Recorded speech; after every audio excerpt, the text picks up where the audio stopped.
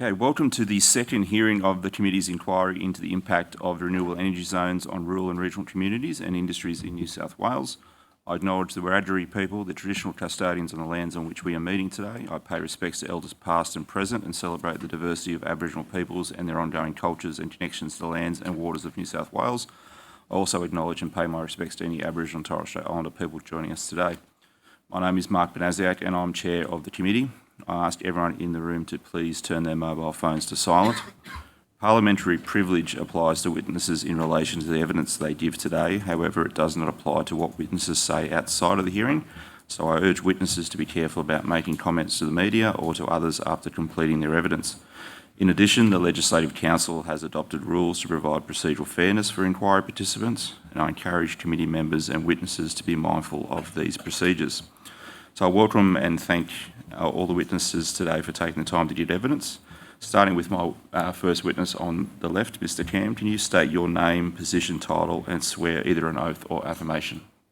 Name is Brad Cam, General Manager, Mid-Western Regional Council. I swear that the evidence now about to be given by me shall be the truth, the whole truth and nothing but the truth, so help me God. Thank you. Mr. Wood? Murray Wood, CEO, Dubbo Regional Council. I solemnly, sincerely and truly declare and affirm that the evidence now about to be given by me shall be the truth, the whole truth and nothing but the truth. Thank you. Stephen Jennings, Director of Development and Environment, Dubbo Regional Council. I solemnly, sincerely and truly declare and affirm that the evidence now about to be given by me shall be the truth, the whole truth and nothing but the truth. Thank you. Lindsay Mason, General Manager, Warrumbungle Shire Council. I swear that the evidence now about to be given by me shall be the truth, the whole truth and nothing but the truth, so help me God. Thank you. Warwick Giblin, Advisor to Warrumbungle Shire Council in relation to REZ matters. I swear that the evidence now about to be given by me shall be the truth, the whole truth and nothing but the truth, so help me God. Thank you. There'll be now time for a short opening statement from witnesses. So I'll start back again with you, Mr. Cam. Thank you. The Central West Arana REZ, where the first in New South Wales, has been marked by an alarming lack of planning, leadership and coordination. Small rural communities and regional towns within the REZ footprint, such as those in the Mid-Western Regional Council area, are paying the price. There is and there was a genuine opportunity for the REZ to become a model for responsible, well-planned energy transition. If Energy Co had embraced the whole of the leadership and the coordination, working with council and the developers, not just a select few, our region could be avoided many of the negative outcomes that have occurred. The challenges that are facing the small communities is the absence of a master plan. The whole of the region's master planning for the REZ has not happened.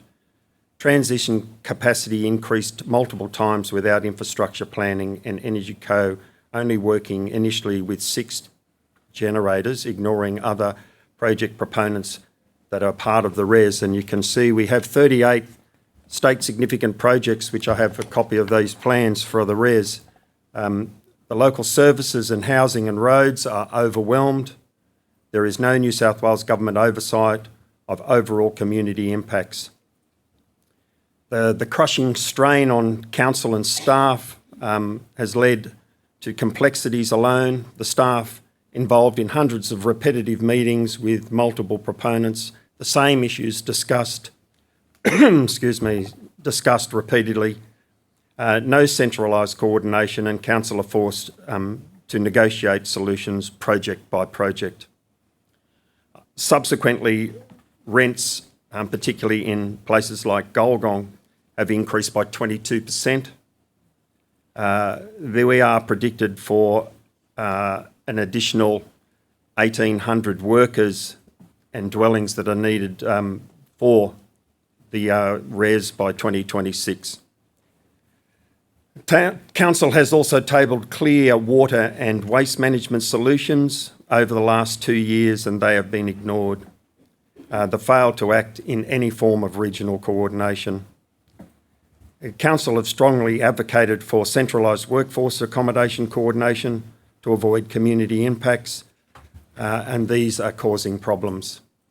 The outcomes of multiple large camps planned side by side, including a 1,200-bed camp at Marothery and a 650-bed camp at Birrua, means that the impacts of a township like Golgong, only 20 k's away, are going to have a population of construction workers bigger than the town itself. The issues around oversized, overmass vehicle movements, severely damaging rural and regional roads, and the impacts of the fact that Regional Development Australia has developed and produced this document for the impacts and the upgrades of the Golden Highway by eminent people has been ignored. It is frustrating and concerning to us, the impacts of the Golden Highway and also our local roads. The community benefits distribution, because of the transmission line and the access fees, is disproportionately being distributed and not affecting or ignoring the impacts of communities within Mid-Western. So in conclusion, the first REZ was meant to be a model for renewable energy transmission. Instead, it has become a case study of what happens when small rural communities are excluded from decision-making and left to manage overwhelming impacts alone. It needs to be coordinated, and someone needs to take a coordinated role to ensuring proper planning, sequencing of projects and integrated infrastructure solutions are dealt with. There needs to be urgent intervention, leadership and investment in partnerships that are essential. Otherwise, the legacy of this renewable will be a disaster, fracturing communities and causing undue concern. Mid-Western Regional Council stands ready as a partner with government and agencies to help deliver the outcomes, but action must happen now. Thank you. Thank you. Mr Wood? I'll say some short words and I'll pass to my colleague, Mr Jennings. Certainly, as a group of councils, Dubbo Regional Council is lucky to have more resources as a larger council than the smaller councils, so some of those impacts on resources is less for a council of our size. We understand that this is happening, the contracts are signed, and I think that's challenging for community to understand, and we often explain to community the REZ projects in our patch are 3 projects, and we have 22 in terms of renewable projects, so there's a difference there, and I'll get Mr Jennings to explain that as well. We are very focused, if this is to happen, how we can shape legacy and lasting legacy. We don't want a construction boom, and we don't want workers to be solar panel polishers. We want lasting legacy, and we're very much focused on that. We understand that as the first REZ, this is the plane that is being built as we're flying it. So to Mr Cam's point, we are seeking collaboration with government and other parties to minimise negative impacts on community and maximise any legacies. We aren't an approval authority, so there is less power for us in that regard. But I'll throw to Mr Jennings if I could.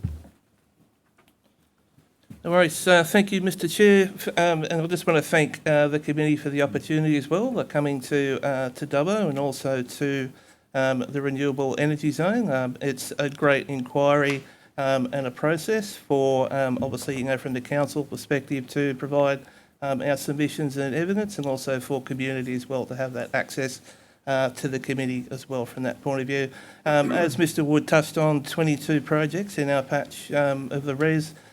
3 candidate foundation generator projects up in the northwestern sort of tip of our local government area. So 1 wind farm, 2 solar farms as well. Another 19 projects ranging from solar to wind, excuse me, large-scale battery energy storage, and a pumped hydro project that's proposed at Burrendong Dam. And a hydrogen project as well that's here in Dubbo, which has gone through the planning system. As Mr Wood touched on, our focus through this process is to make sure that our community can have the access to the information they need to understand, 1, what the Renewable Energy Zone is, 2, what the role of local government is, what the role of state government is in respect of being an approval authority, And then also 3, for council to have the right policy settings in place so we can have those benefits as well flowing in the short, medium and long term from these projects in our local government area as well. We've got 2 very different settlements. So Dubbo, 44,000 people, and then Wellington as well. We've got 2 very different socio-economic groups as well. So we're very focused on making sure that we can capture those benefits for the Wellington community and the villages around as well, and it forms part of our focus. Thank you, Mr. Chair. No worries. Mr Mason? Yeah, thank you, and thanks for the opportunity. I'll say a few words and I'll pass on to Mr Giblin if I can. So our key points are the declaration of the REZ brings with it the prospect of profound change in the Warrumbungle Shire, the likes of which has not been experienced in its 200 years of European settlement. REZ-wide, there are 40+ generation projects planned with a major transmission line. A dozen of these projects are to be located in the Warrumbungle Shire. Grappling with a change of this magnitude poses significant challenges for our small rural council, our rural communities and the rural landscape. Deciphering the environmental, social and economic costs and benefits is a complex task for a small council. Since day one of the REZ declaration, Warrumbungle Shire Council has been advocating for the New South Wales Government, DPHI Energy Co, to address the likely REZ-wide strategic cumulative impacts arising from these 40+ projects and identify the measures to be implemented to mitigate the adverse impacts, and for the assessment to be conducted before the individual projects are assessed and determined. Such a strategic whole-of-government community impact assessment is now underway some 4 years after the REZ was declared. These studies have not been completed. Warrumbungle Shire and its communities wish to know what mitigative actions will be implemented and when. For example, police, doctors, shortages of nurses, hospital beds, etc. Our recommendations would be that strategic whole-of-government cumulative impact assessment, including implementation of mitigative actions, be completed immediately for the REZ, and that the state government defer decisions on individual projects until this vital cumulative impact work is completed. That any project consents protect council's rights as the local roads authority to determine the scope of road upgrades necessary to cope with heavy and oversized traffic, and to also secure road maintenance funds from the developers. And the last one is that the use of planning agreements managed by local government is the best way for REZ developers to make financial contributions to fund community benefits. And I'll just pass on to Mr Giblin if I can. Thank you. Thank you, Mr Mason. Good morning, Chair and panel. Just a couple of points to elaborate on what Mr Mason has said. Firstly, to clarify, cumulative impact assessment has 2 phases or 2 elements of that. One is at the project level. The other is at the strategic whole of government, whole of REZ approach. And what Mr Mason and the council is calling for is that strategic REZ-wide cumulative impact assessment be conducted.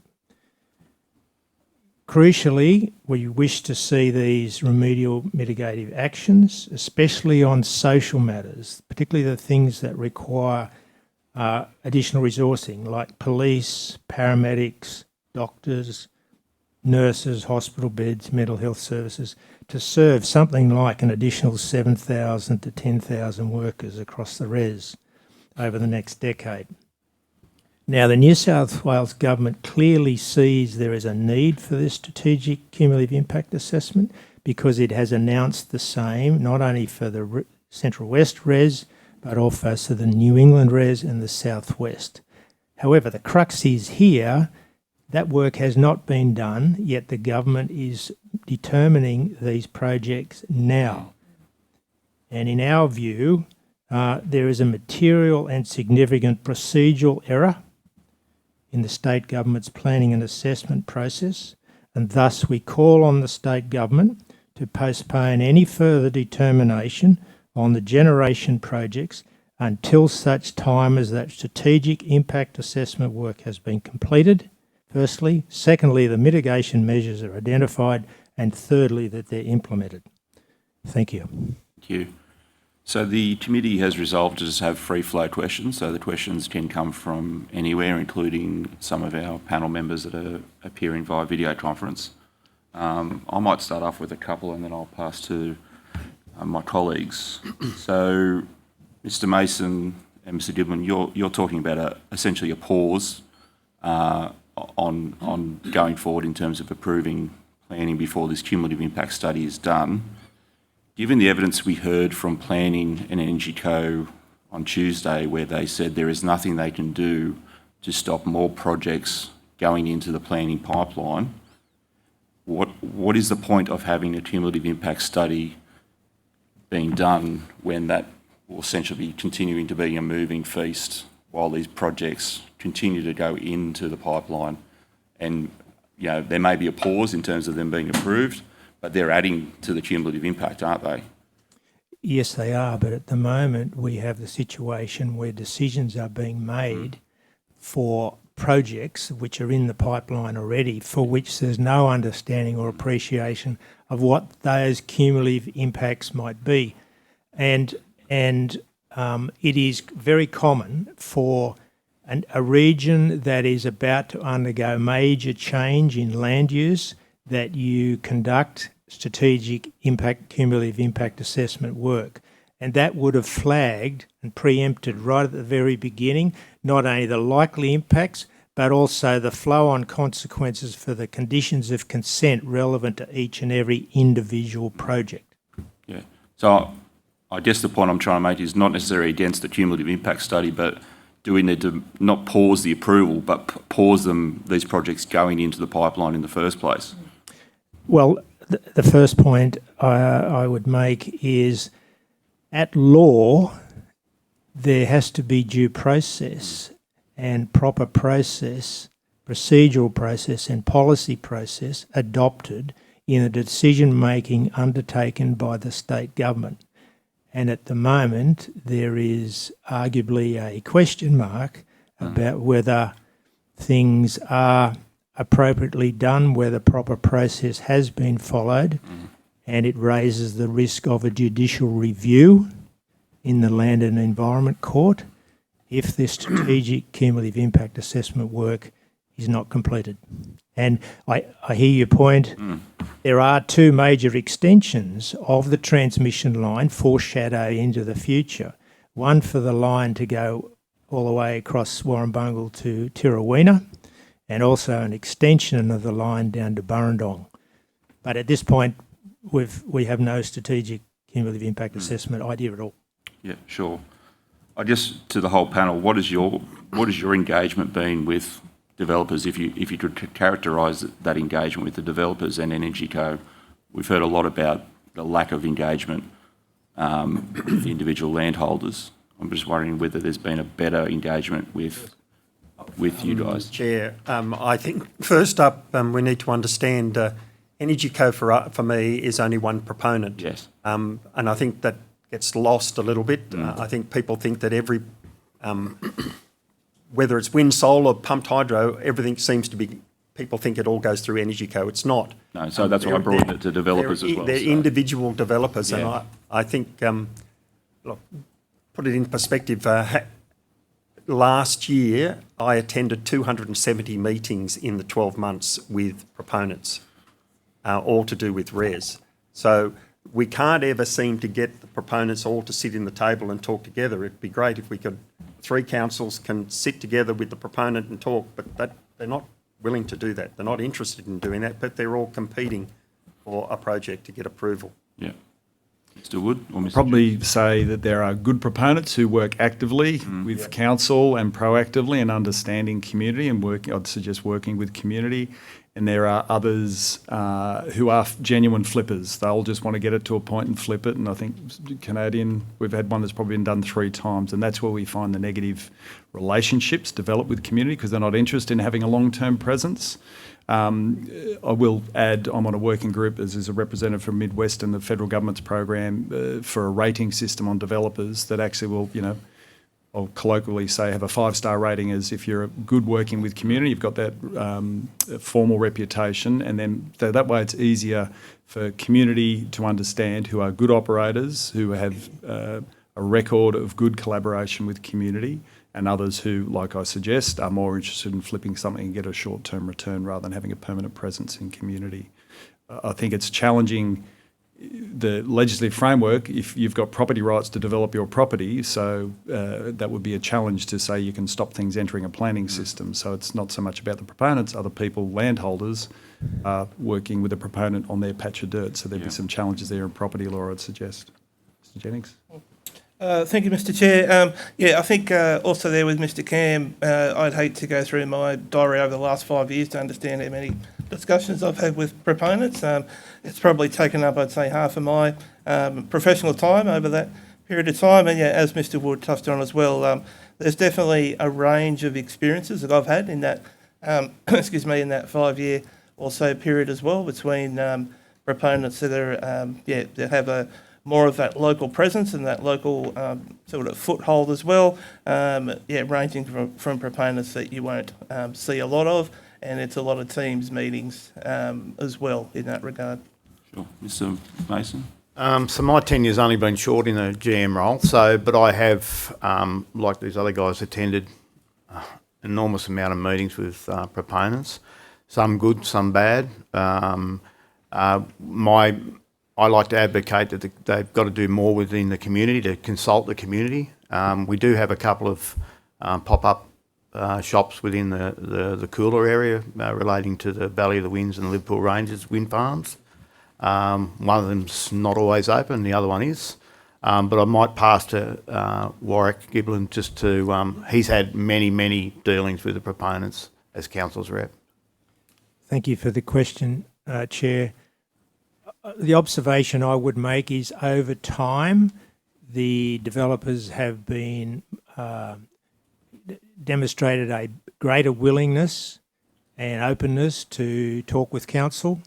I think that's come about primarily because council has made strong representations to DPHI about better engagement and for developers to listen more carefully to councils. And we're seeing, I would suggest, a more productive dialogue now than we did in the early couple of years. Thank you. Final question, and I'll start with Mr Wood. During one of the submissions we received, spoke about one of your councillors doing some of the planning work as part of their business for the REZ. Mr Councillor Ivey, he did some preliminary planning work for an EIS. Given with regional communities, a lot of councillors and people take on multiple roles, not just on council, but volunteer organisations. Has that layer added a complexity in terms of how councils have dealt with their engagement with EnergyCo, where you might see potential conflicts of interest with landowners also being on council or having a role in council or etc.? So I'm not aware of that allegation, but certainly we've just had an election, and one of our strong onboarding processes, and we get them drinking from the fire hose, metaphorically speaking, to understand their obligations. In a regional community, that's always a risk because we are so connected. So it's up to individuals to be aware of their conflict of interest. I guess part of that is managed by the fact that council aren't an approval authority. So we, in terms of providing input, we have technical officers that provide input. If you need a road for your development that is going to bring in oversize over mass, we specify the standards by which you've built, and we've actually had a good outcome there in 12 Mile Road, where it is $30 million investment in a road thereabouts that we would never be able to afford. So there's those technical areas that elected bodies aren't a part of.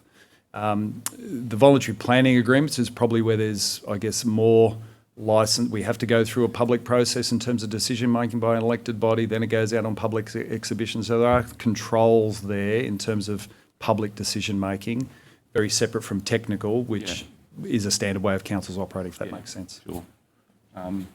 Conscious that I might throw to Ms Mitchell. Thanks, Chair. I'll probably direct this to you, Mr Wood, because it came from the Dubbo submission, but I would be interested in all councils speaking to this if you'd like to. In your submission, you talked a little bit about, and some of you mentioned it in your opening comments too, I guess the role for council, given that you're not the consent authority, you don't have approval authority, yet you are in many ways the closest level of government to the community.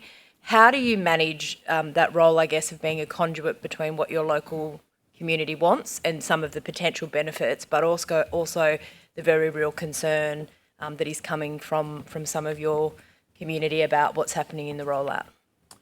Sure, I'll have first go and then I'll pass to my colleague, Mr Jennings, if that's okay, before the other council representatives.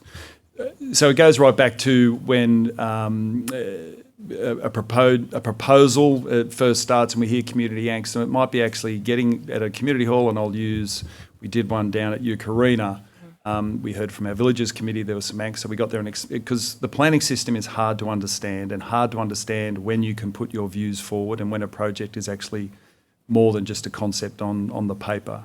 So it's at that fundamental level of explaining how this fits in the New South Wales planning system is one part of, uncertainty is challenging for everyone. So how to help people understand the system and how they can participate in the planning approval process. There's the elements of technical, like I touched on before, and so our ratepayers are concerned about proponents consuming road assets, then their ratepayers' money having to go back in and fix. And I would say that we have had greater support from the planning department, somewhat to what Mr Giblin said, whereas in the past we didn't have as much support. We were on our own and we could be ignored by, for example, solar panels. We had some projects that have had that negative outcome in terms of community assets and infrastructure. So it's about representing that. And given that we aren't the approval authority, yes, we try and capture community sentiment and pass that through the planning system as well. But we have a technical area. If it's going to happen, we need to protect community assets and infrastructure so there's no ongoing cost or liability to community. And then there's that perception and helping neighbours understand the planning process. But I'll throw to Mr Jennings. Thanks, Mr Wood. I'll just probably touch on a couple of things.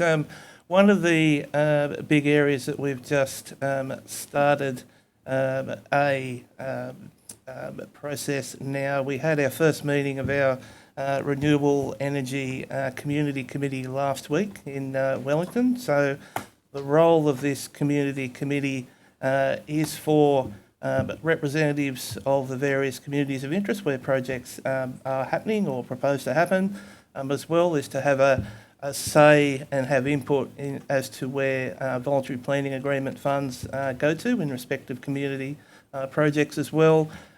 It's also got a role in making sure that it's that conduit, so as council we can understand some of those issues of interest in these areas as well.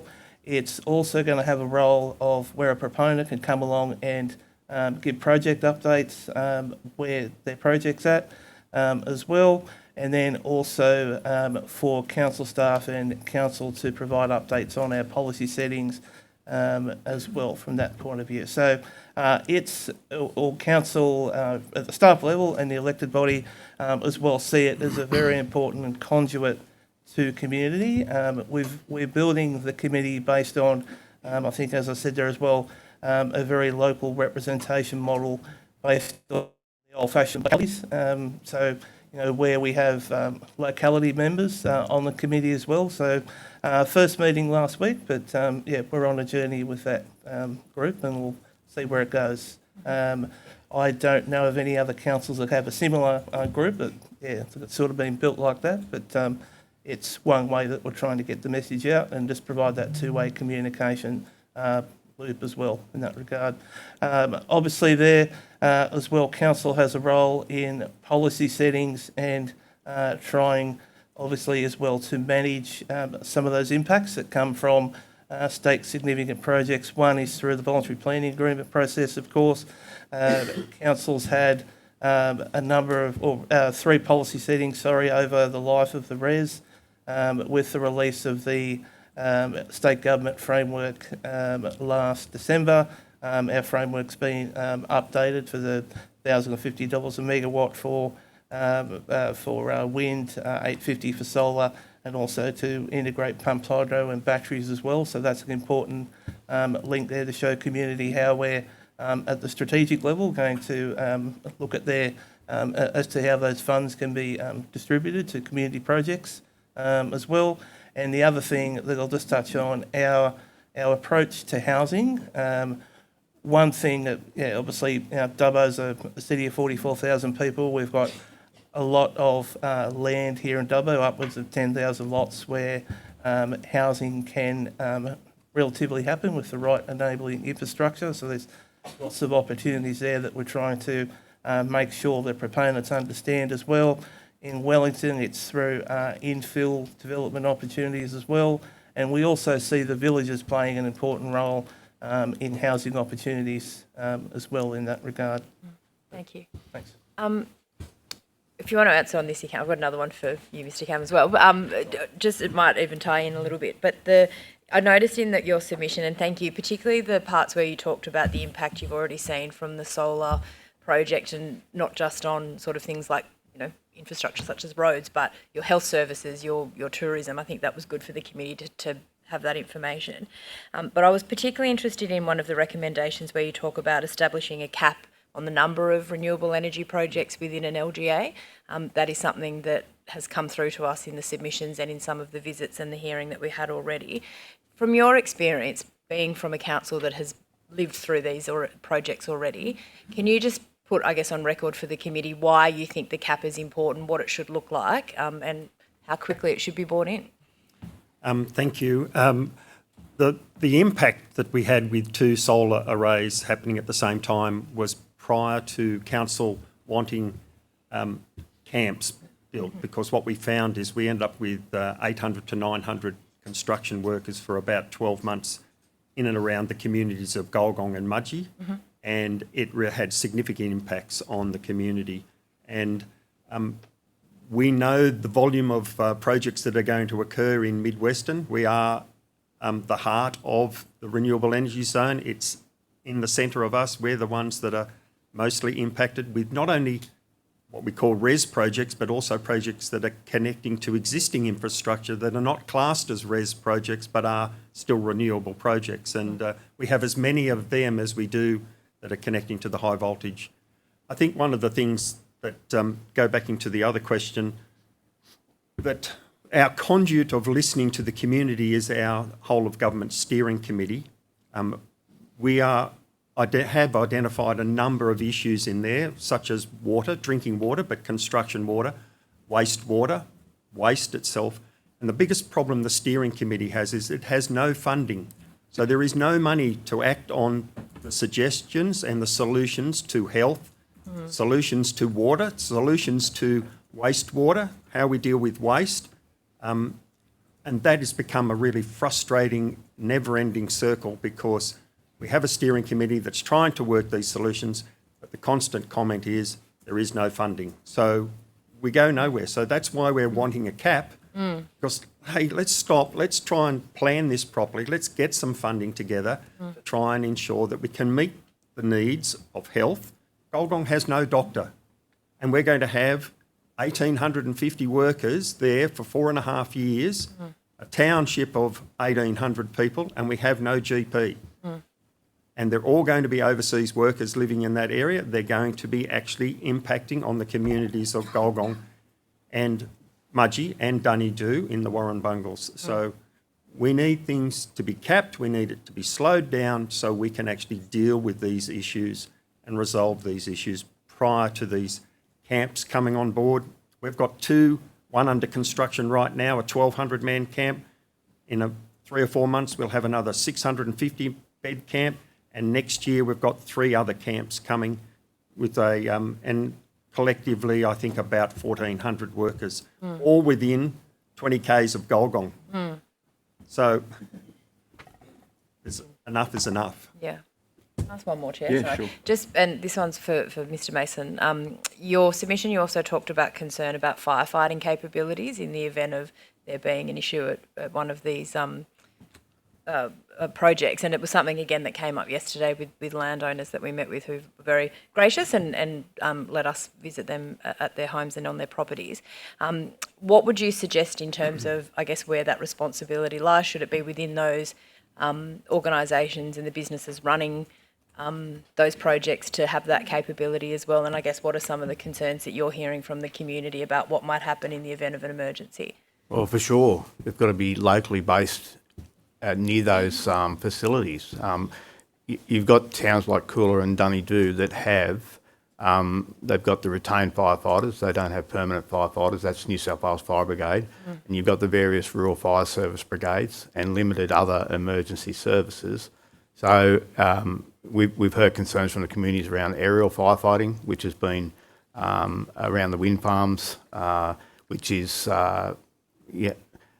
largely being, I guess, ignored by some of the developers. And you've got to understand that these airports and things that we have in local areas are strips on farms. Yeah.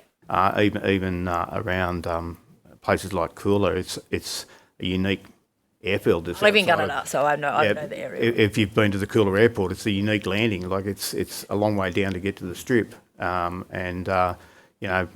it's just a nightmare to think that we could rely on existing services to deal with these things. Yeah. Thank you. Yeah, Ms Mitchell, if I could just add to that, to answer your question, unequivocally, each of these developments should have on site mobile, even if it's trailer-based, firefighting tenders, right, with water and tanks and, so because it's incumbent that they have that resource there immediately and not relying on the local rural fire service to come and put out a fire. Yeah. Thank you. Thanks, Chair. Thanks. Mr Primrose. Thank you, Chair. I've got a specific question to Dubbo Regional Council, then a general question, if there's time. My first question, just to Dubbo, is that on page 4 of your submission, you talk about, and I'll quote, Dubbo Regional Council has proposed the Renewable Energy Awareness and Career Training REACT Centre. I was wondering if you could perhaps just elucidate a bit more on that proposal. Sure. So that was council, a strategic focus, certainly in the last term before the election, for applying for the legacy infrastructure funding through Energy Co. The logic there is that we have low unemployment, 1.7%. But if you actually peel back the layers, particularly in the Wellington end of the local government area, there is significant disadvantage. And whilst everyone is very committed to local developments, so therefore local jobs, we don't want industry knocking off people from other jobs. It's going to hurt other parts of our economy. So how do we get particularly underemployed, particularly people experiencing the justice system as well? We've got 2 large facilities in Wellington.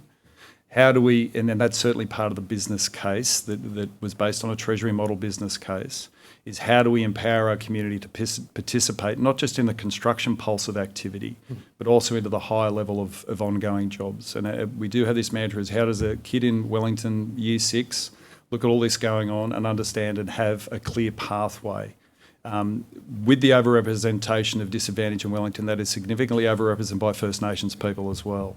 And that is part of the logic of targeting training in community to make it accessible for all. Now, it's not just about underemployed or unemployed people, but it's also about people who want to pivot, whether it's their businesses or their careers, to what is coming at us based on what's already approved and what's happening in this renewable sector. But it's also can relate to skills that are going to be required for the mining sector. There's critical minerals, there's metals mining going on, the same skills, electrical, engineering and what have you.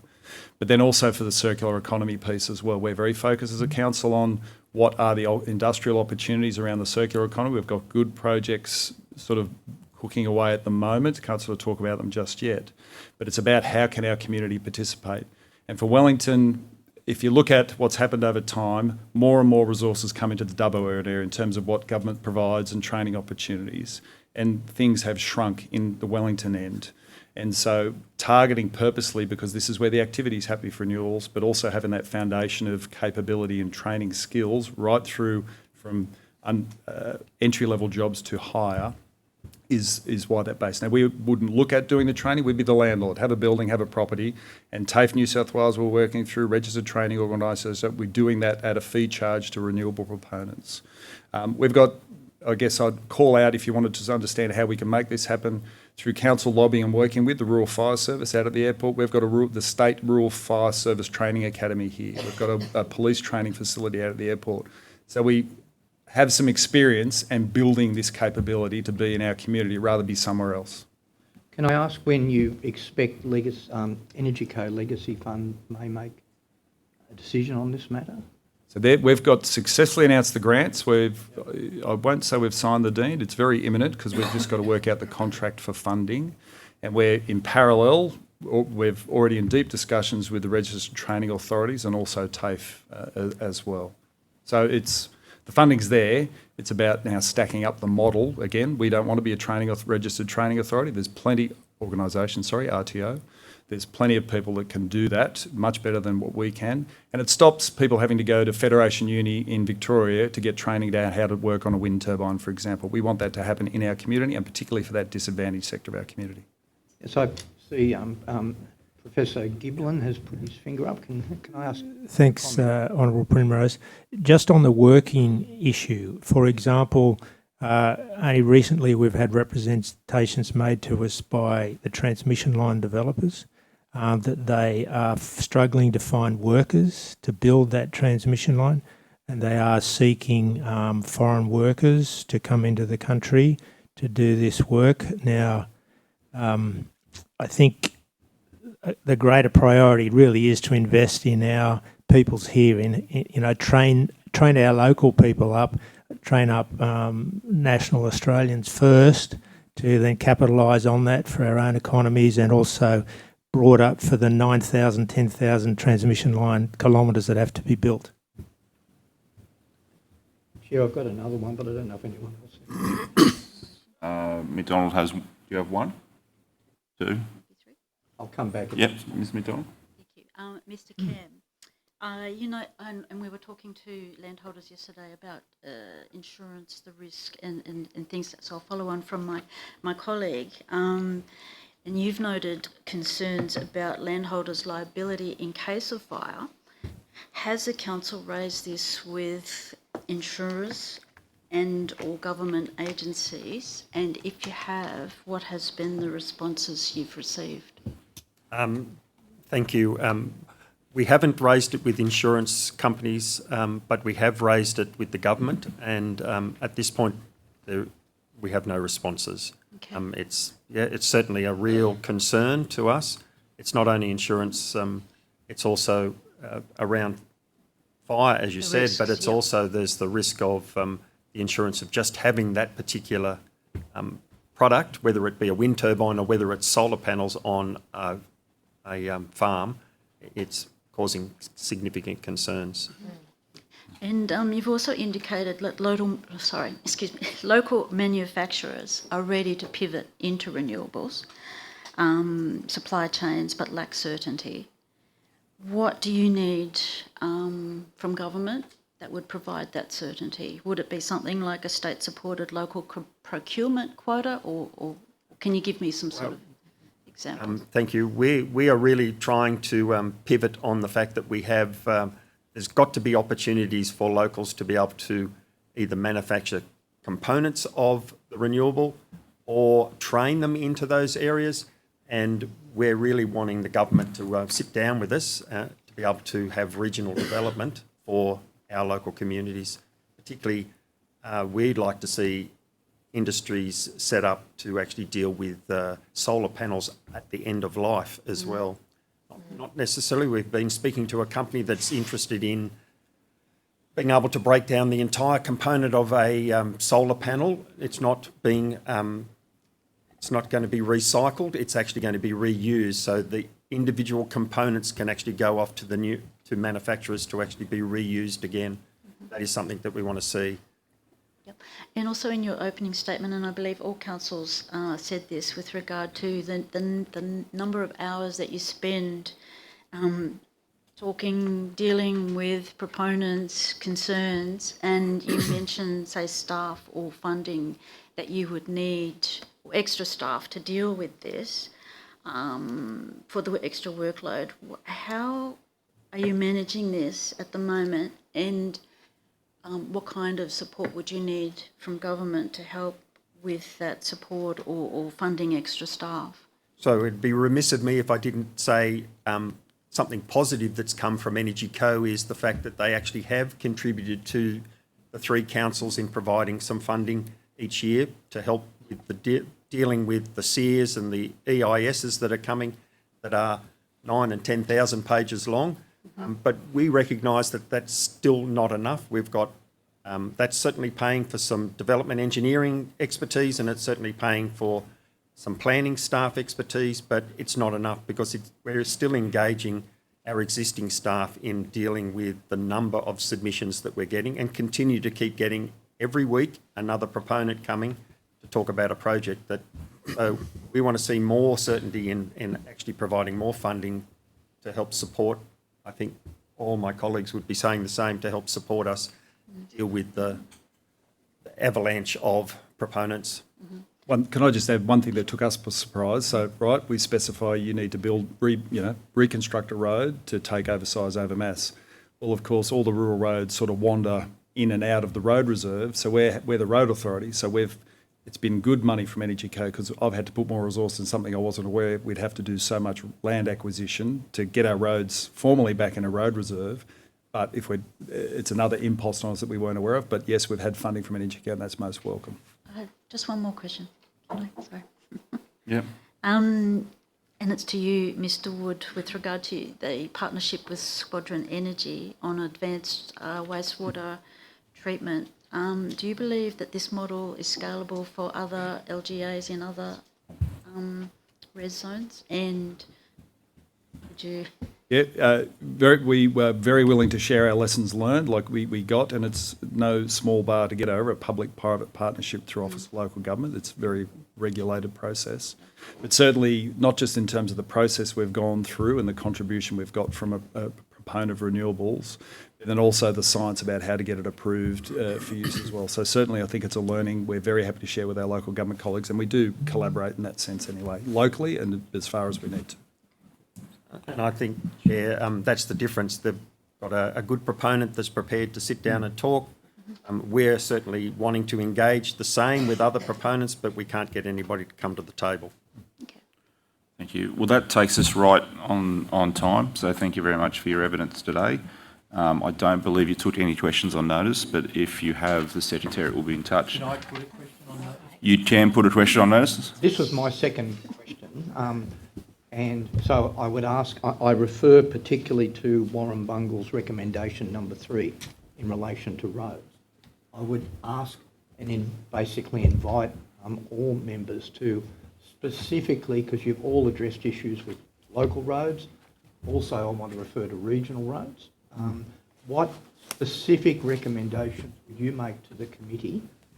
And I know you have already highlighted those in each of your submissions, but which would you specifically highlight to the committee that you would ask us to make recommendations on in relation not only to local roads, to the various alignments and whatever, but also particularly to regional roads? Sure. I just note, Mr Cam, you wish to table those. Yeah, I'll leave them there. There's 10 copies as requested. Yeah, thank you for that. You may receive some supplementary questions from us, but the Secretary will be in touch regarding those in a time frame. But thank you for your time. Thanks for the opportunity. Thank you very much. Sure. We'll now bring forward our next witnesses. I don't know if it likes my moisturiser or my shampoo.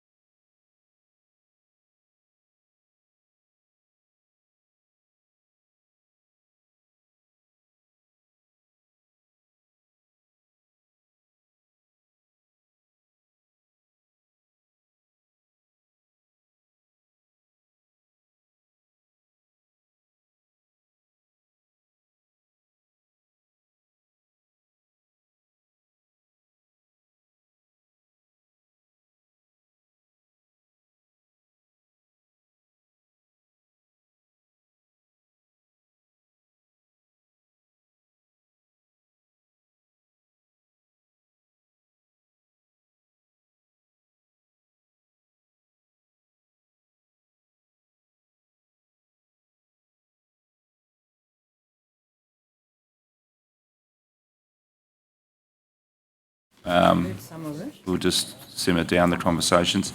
I now welcome our next witnesses. So starting with Mr. Piper on my left, can you state your name, position, title, and swear either an oath or affirmation, please? Yep, Grant Piper. I'm a landowner from near southeast of Coolah. I'm also chair of the Central West Resist Group, URB Lane Alliance, and foundation chair of National Rational Energy Network. Thank you. And I solemnly, sincerely, and truly declare and affirm that the evidence now about to be given by me shall be the truth, the whole truth, and nothing but the truth. Thank you. Annette Piper, I'm the Secretary of the URB Lane Alliance. I solemnly, sincerely and truly declare and affirm that the evidence now about to be given by me shall be the truth, the whole truth and nothing but the truth. Thank you. Mrs. Conn? Margaret Conn, I solemnly, sincerely and truly declare and affirm that the evidence now about to be given by me shall be the truth, the whole truth and nothing but the truth. Thank you. And Mr. Conn? Yes, I'm Terry Conn. I solemnly, sincerely and truly declare and affirm that the evidence I'm about to give by me shall be the truth, the whole truth and nothing but the truth. Sure. Does anyone want to make a short opening statement, starting with you, Mr. Piper? Yes, please.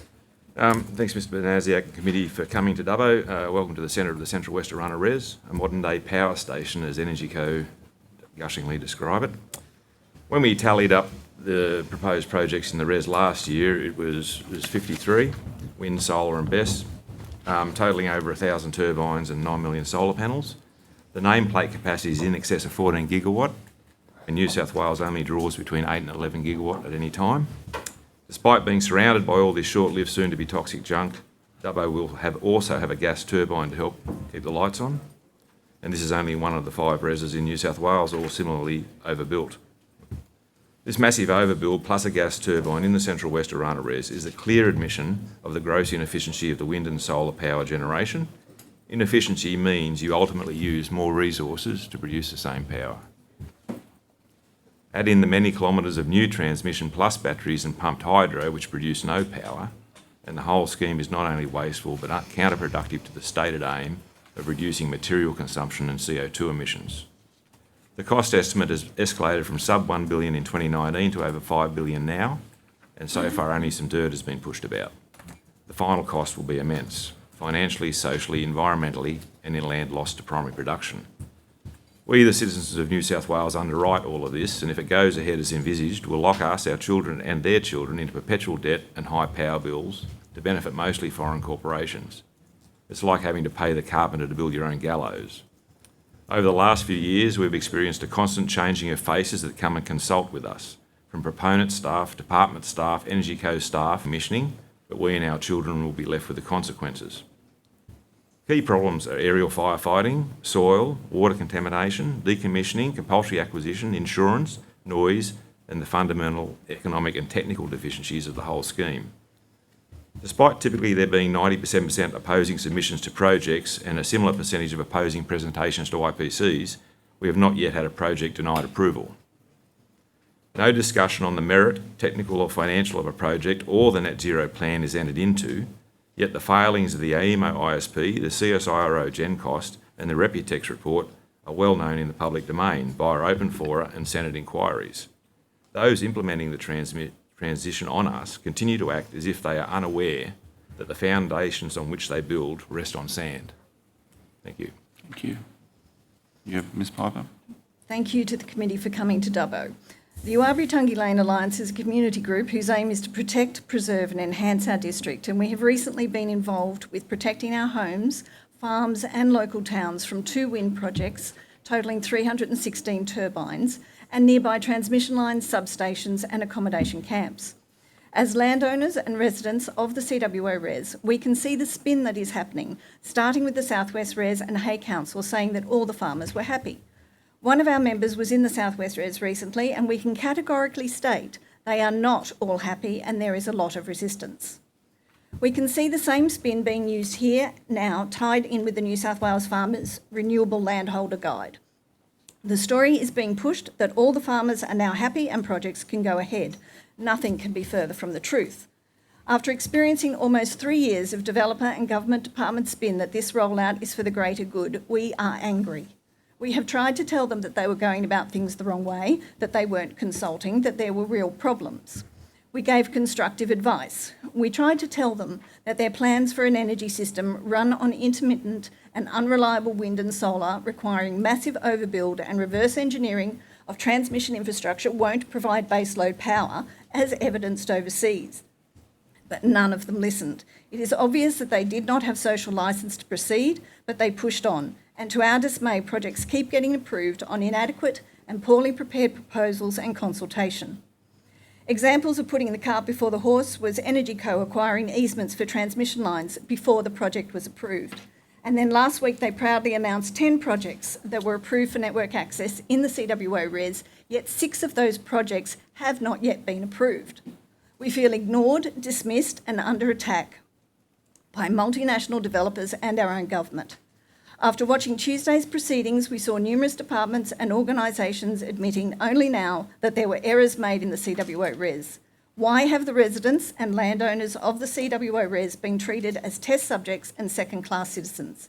The problems brought on by the multiple projects in the CWO REZ are real and deadly, and no amount of spin can make the fundamental problems go away. Thank you. Thank you.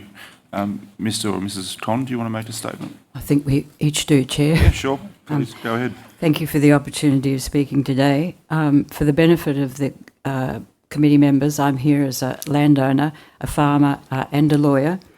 About 40 years ago, my husband and I bought over 900 hectares of farming land within the Midwestern regional area and now within the CWO REZ.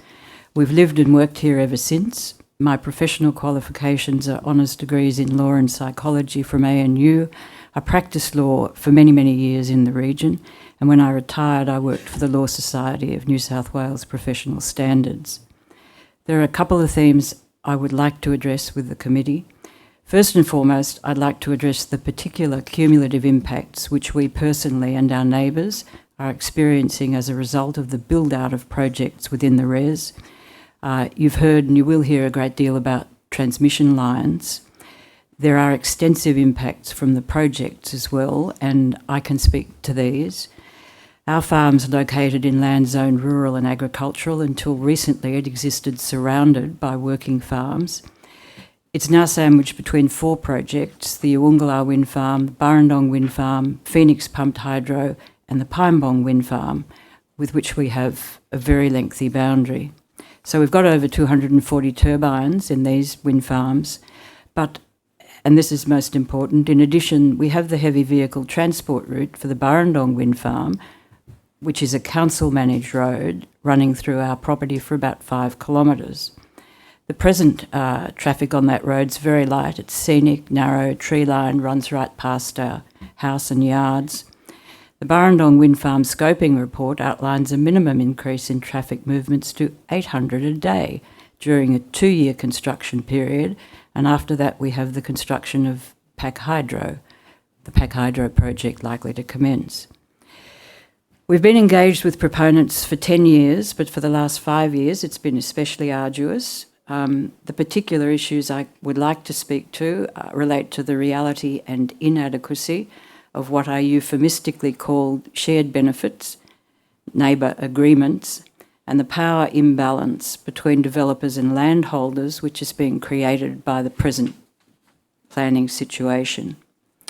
This touches on developer conduct issues, of course, and the absence of any real engagement, consultation or negotiation with project neighbours. If there's time, there are also legal issues raised by the build-out of REZs and the CWO REZ. Historically, of course, we've had the legislature, the executive and the judiciary provided the fallback for the enforcement of laws and for preventing operation outside the law. There are many, many examples of this fundamental balance of powers being destroyed in the haste to press ahead with the energy transformation and build out the REZ. And this ranges from the lowest level to the highest levels.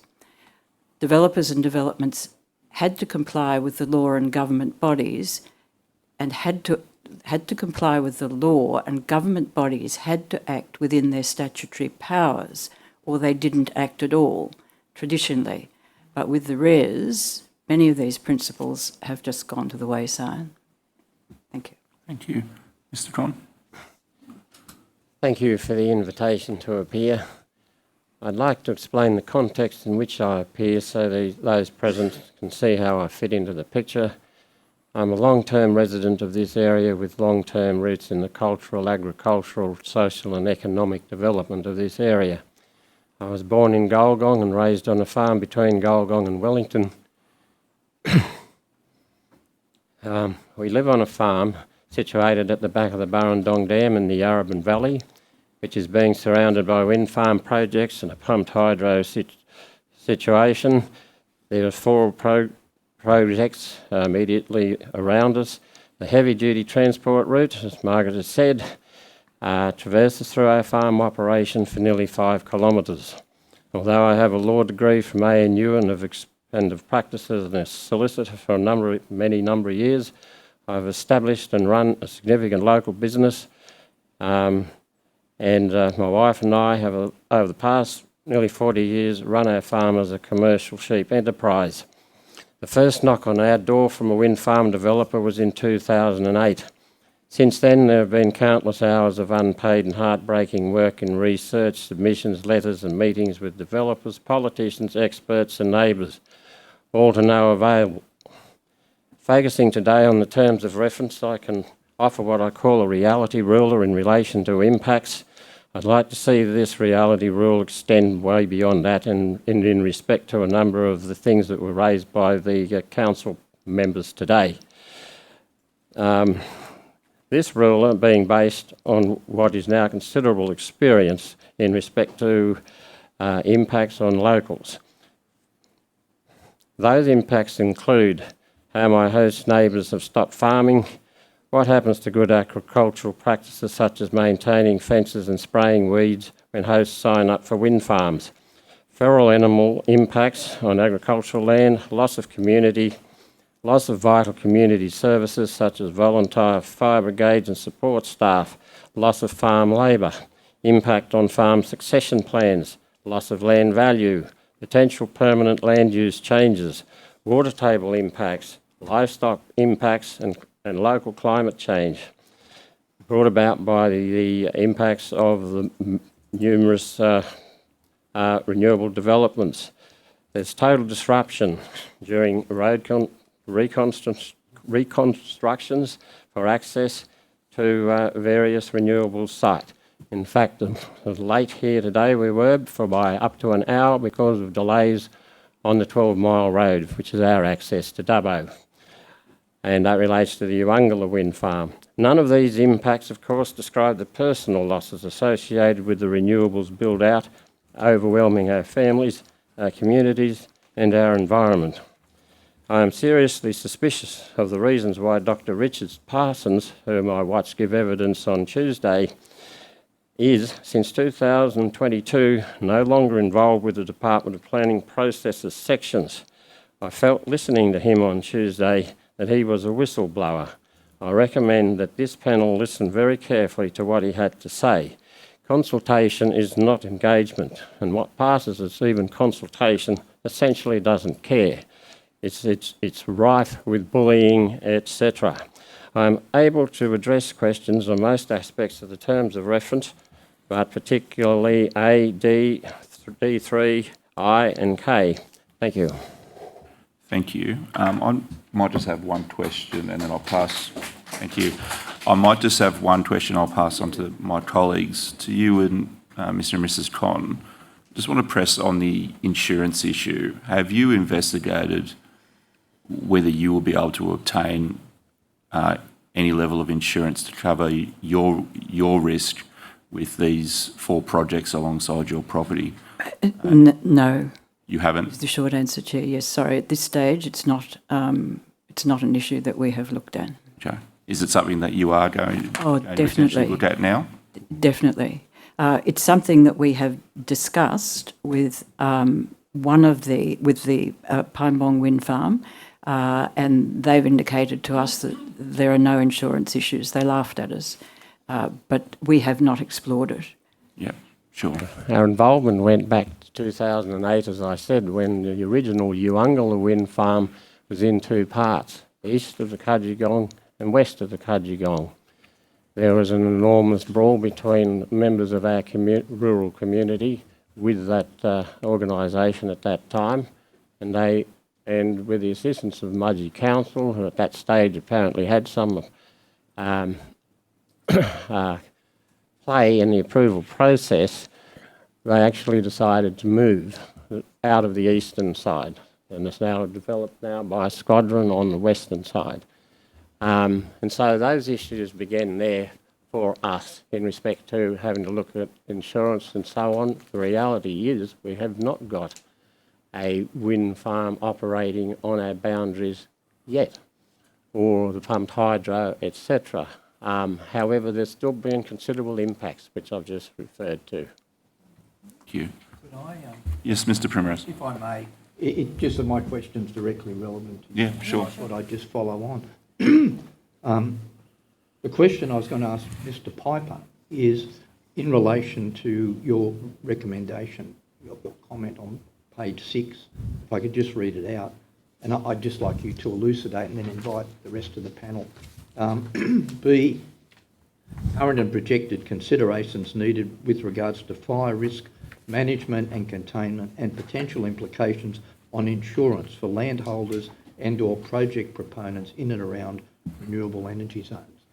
I was wondering if you could just elucidate a bit on what's in your submission, and then particularly in relation to the insurance issue, and then invite other members of the panel to comment, please. Yeah, we haven't investigated insurance at this time because, again, nothing's been built, but as that gets closer, we will. The turbines themselves are another ignition source, and so that's another source of fire potentially, and then there's the problem with fighting those fires. The insurance problem, as I perceive it, is if we've got $1 billion projects on our doorstep and a fire accidentally starts on our property and we're deemed liable, well, our insurance will need to cover the losses. And at the moment, with the 20 million farm liability insurance, that won't be adequate. Conroy's down Meadow Creek towards Victoria have done a lot of extensive research on this, and they've investigated insurance at high levels, and basically it becomes unaffordable after about 50 million for a normal landowner. Yes, we've heard similar evidence yesterday. Yeah. I was wondering if any other panel members would like to just comment on the insurance issue. I know you already have. Can I just pick up on that? Just obviously, if it becomes uninsured, unviable in terms of not being able to afford it, you're effectively sterilising your land as well as the land that would have the panels or the turbines on it, aren't you? Well, what do you do as a landowner if you don't have public liability insurance? I mean, what do you do? You're uninsured, so if something happens, I mean, I guess you have to then manage that risk yourself somehow and hope that nothing happens. I would note that the Law Society submission into this inquiry also mentions the problem with insurance.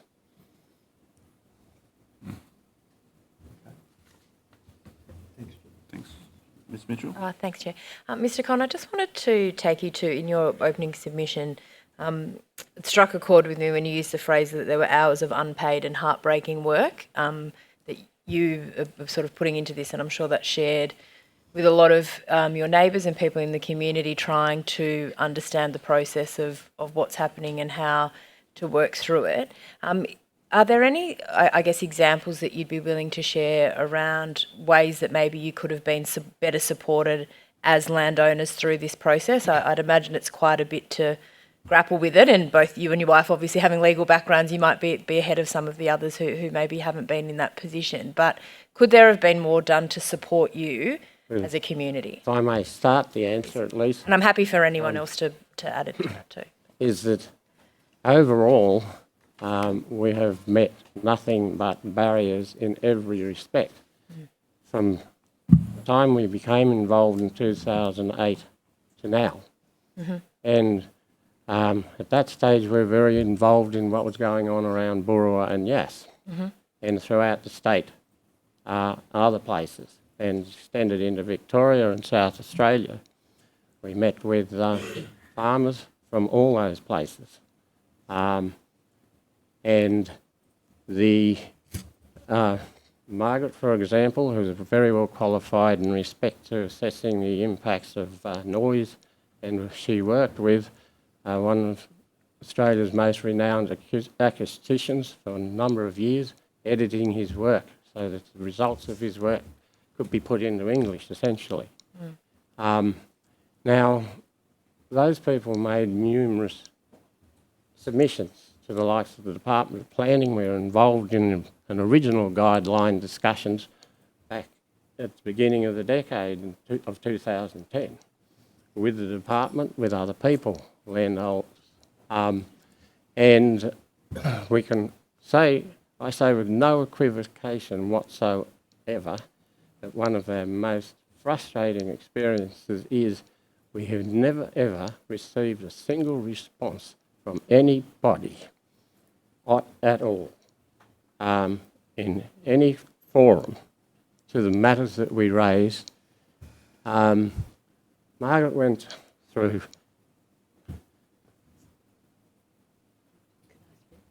Yeah, take it. Can I speak? Please. Sure. I think with all support for Mr. Conn, we need more than responses to submissions.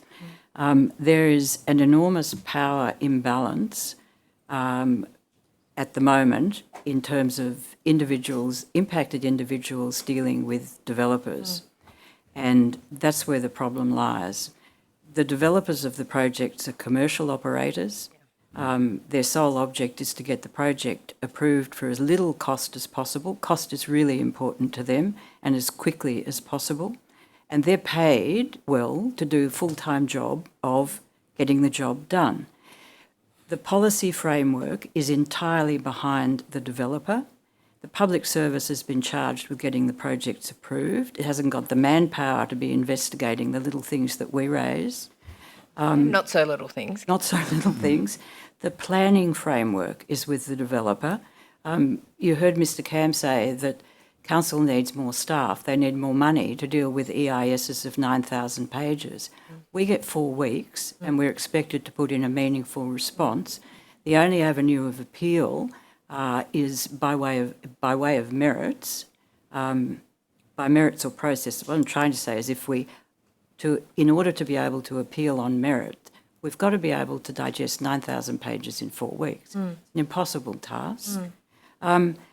The project framework is with the developer because the developers know, wind farm developers in particular, that they may be developing on paper 120 turbine wind farm, but really they're going to be reducing that to 100.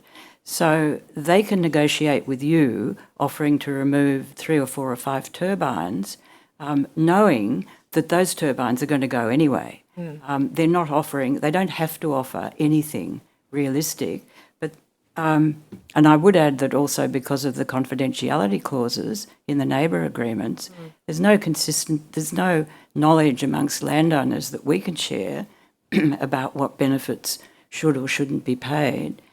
The only way that the power imbalance can be redressed is if somehow or other there is a government recognition that having got behind the renewable energies push and got behind it financially in a big way, there is some responsibility to get behind the impacted landholders by making some form of, and I'll call it compensation because it's not a benefit sharing agreement. We don't get any benefits particularly.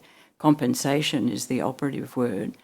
If compensation were mandatory, if that was enforceable, then perhaps there would be some rebalance. But if compensation is not only mandatory, there would have to be time limits on the negotiation of neighbour agreements. If we had a situation where, for example, developers were required to have in place neighbour agreements with all impacted landowners prior to filing an EIS or prior to consent to the development, then there would be something to give the landowners to fight with in relation to their situation. I think I've taken up too much time answering that. Could I just make one last comment about it? in respect to, I mean, we see that the powers are aligned against us big time, and I think as the Department of Climate Change, DECWA or whatever, has made a submission into this inquiry, and set out right there that multiple governments, multiple political parties, we're all behind this. Everybody's behind it. Back in the early days of the Badangra wind farm, I wrote the opening address in respect to the PAC hearing. In there I made the comment, and we saw it in action in other places. The department at that time had on its website, the Department of Planning supports the development of wind farms. And what on earth did they have to do with making that statement? They're supposed to be there considering planning issues. I made that complaint, and since then I noticed that they do not say that on their website anymore. But that extended right through the government processes, even where they're saying they're objective, they're not. They're agenda-based. And that agenda does not have any place for these rural communities.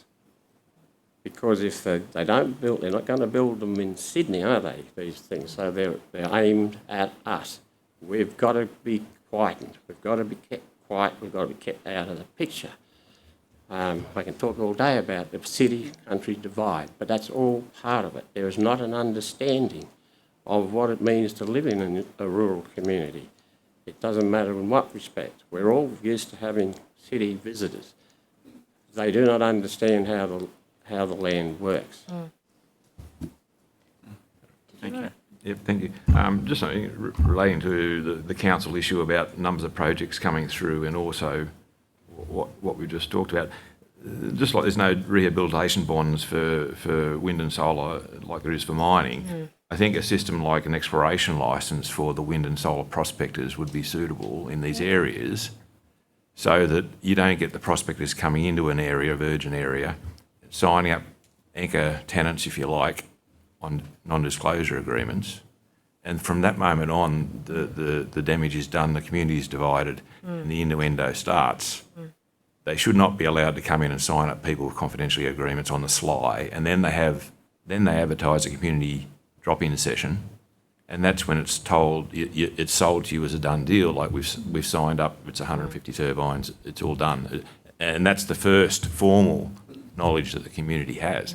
I mean, if an area is open, and I guess you could almost argue that the REZ has been declared a REZ, so therefore the whole area is open. But if they're going to extend it to Rowena and start signing up landowners now, which they're doing with confidentiality agreements, that area should be said, well, that's open for exploration licence. It's published in the paper, everyone knows. And there's no non-disclosures in the contracts. I mean, that should not be allowed.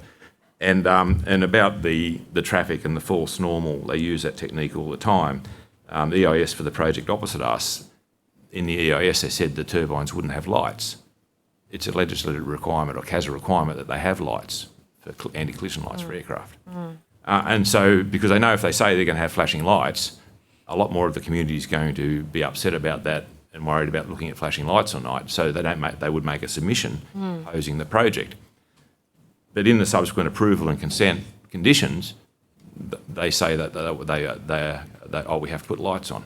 But it removes that resistance at the initial EIS stage, because they've said we're not going to have lights. And we've seen this now for 2 or 3 wind projects. So they're underhanded and they're not upfront. They're manipulative in the way they structure the whole. They game the process. They know the process. They're experts. We're just doing this for the first umpteenth time, sort of thing. But the exploration licence idea, I think, would solve what projects are coming, or at least may lead into knowing what projects are coming and who's doing what when. Could I elaborate on something that Grant said there? He was talking about when they come in, they sign up landowners on pieces of paper that are biased completely towards the proponent. One of the things that we could really do with are better pro forma contractual documents. We've begun to see some pro forma documents now appearing. They are still far from perfect. In recent discussions that we had with proprietors of one of the wind farm, they had the solicitor acting for the wind farm was from Ebsworth, and she was scathing about the pro forma document in the state guidelines.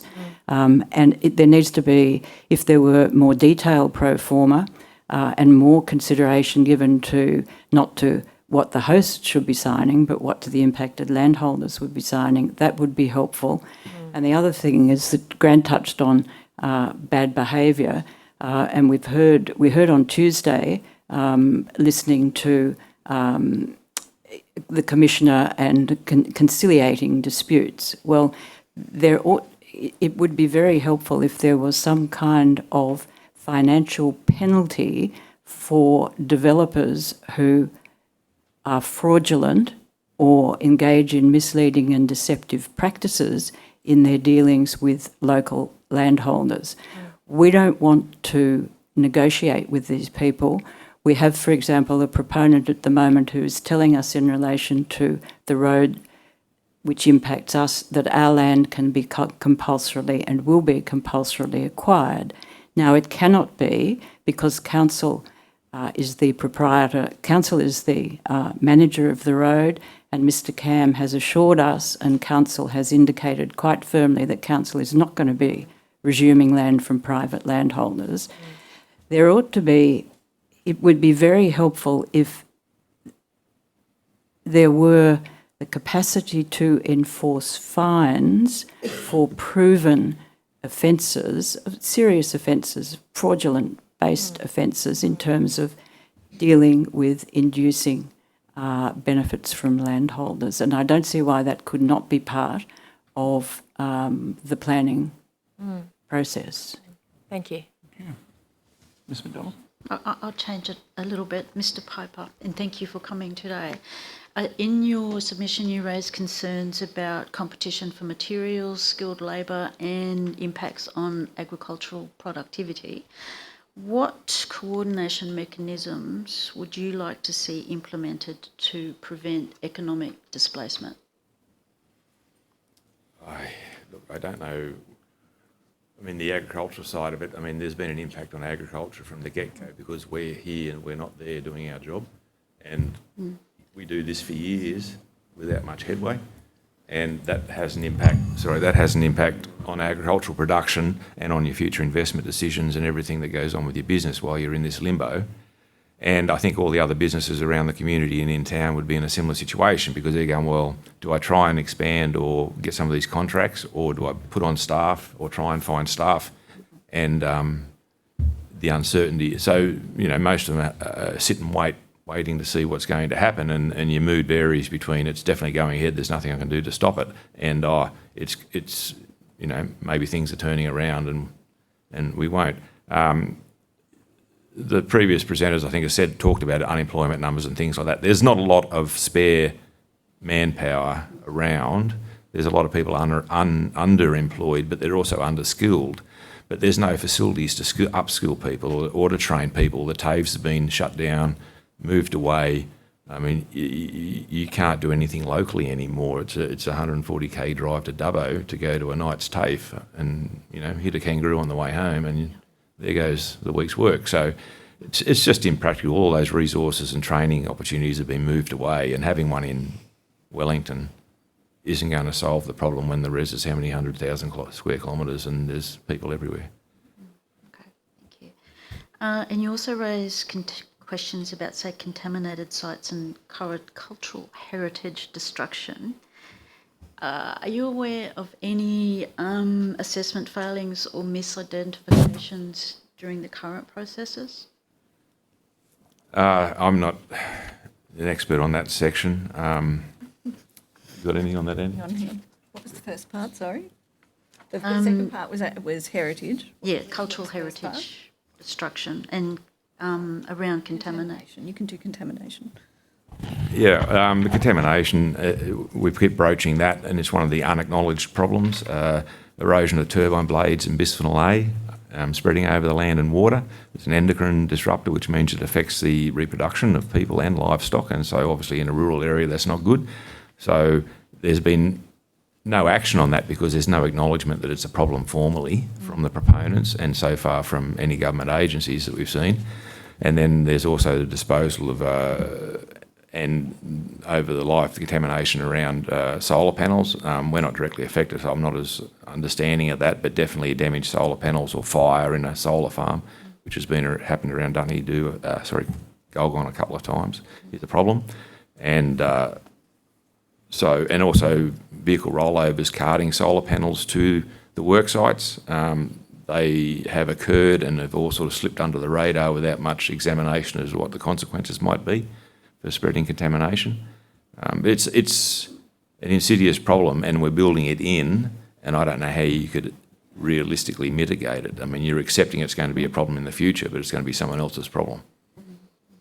With regard to the heritage, with the Aboriginal sites, the Energy Co environmental impact study stated that their project in combination with relevant future projects would result in a potential cumulative loss of between 5 and 16% of Aboriginal sites that were identified. This is obviously all spread around multiple developers, so finding, one little thing here and one little thing there, but they have done an assessment there that says that's a huge loss. And as far as local cultural interest items or local heritage items, we were in contact with a professional historian who basically looked at a couple of the environmental impact studies and said that they weren't suggesting sufficient protection for the historical sites, and more work needed to be done to actually address it. Mm-hmm. Just following on from the contamination, you also suggest, like with wind turbines, the proximity could compromise access to markets and grain and livestock producers due to BPA concerns. Have you had any guidance provided from DPI or any other agencies about this concern? Ignore it. No, it doesn't exist. It's not acknowledged. It doesn't exist. It's in our minds. Currently, Meat and Livestock Australia, when you have to go through your every 3 years livestock production assurance reaccreditation, the question has appeared now on are your stock grazing near or renewable energy projects? So that's turned up just recently. So obviously within that system they're aware of potential problems down the road. And we're not a big crop grower, but the croppers are also saying that in their accreditation scheme, they've got to certify that it's clean and hasn't been contaminated. So that will be affected down the track as well. I mean, you can't stat dec it if you're not sure or you don't know or you suspect something's wrong. Yeah. Yeah, the LPA accreditation. Well, in respect to that, we can give an example of somebody who's at Padangra, got a big station there, 2 herds of cattle, one near the wind turbines, one away. 30% reduction in calving rate observed, in loss of ability to do well, gets the vet out, can't see anything clinically wrong, etc. So he says, no evidence, no problem, is what everybody says. That extended right through to human health and the early days of arguments related to and involved with the NHMRC. And one of the issues was that the people claiming, seeing, feeling and observing these things right throughout the country were given the onus of proof, scientific proof. But when it comes to the principle in relation to the Hippocratic Oath, is that the major thing is that you do no harm. There is absolutely no obligation whatsoever on any renewable developer or anybody connected with this industry to prove with any scientific or take the obligation of a scientific exploration into that, and they refuse to do so, and for very good reasons. Could I say one more thing in relation to the question to Grant concerning contamination? it raises this problem of cumulative impacts of all of these developments. And I know on Tuesday, the Chair asked a question, I think it may have been of Liam Ryan, about the cumulative impacts and have any studies been done? Where are the results of the cumulative impact surveys? Committee may be unaware that recently the Valley of the Winds IPC public meeting took place, and the issue of cumulative impacts was prominent there.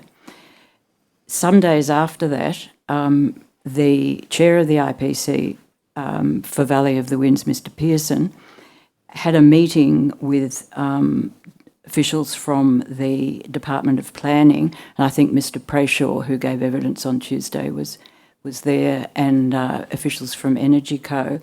And that meeting dealt at some length of the issue of where is the study of the cumulative impacts for the REZ. Where is it up to? How is it taking shape? What are you doing? There are pages and pages of it. I have a single transcript of that meeting, but it would inform the committee's answer to the question of where's the study in relation to cumulative impacts. You happy to table that? Yes, can I table it now? Yeah, yeah, sure. That will take us up to 11 o'clock. So thank you. While you're doing that, thank you very much for your time today. I don't believe you took anything on notice, but you can expect probably some supplementary questions from the committee. So thank you very much for the time you've taken today, but also the time you've taken to respond to, the upteenth proposals that you're facing on your doorstep too. Thank you. Yep. We will now take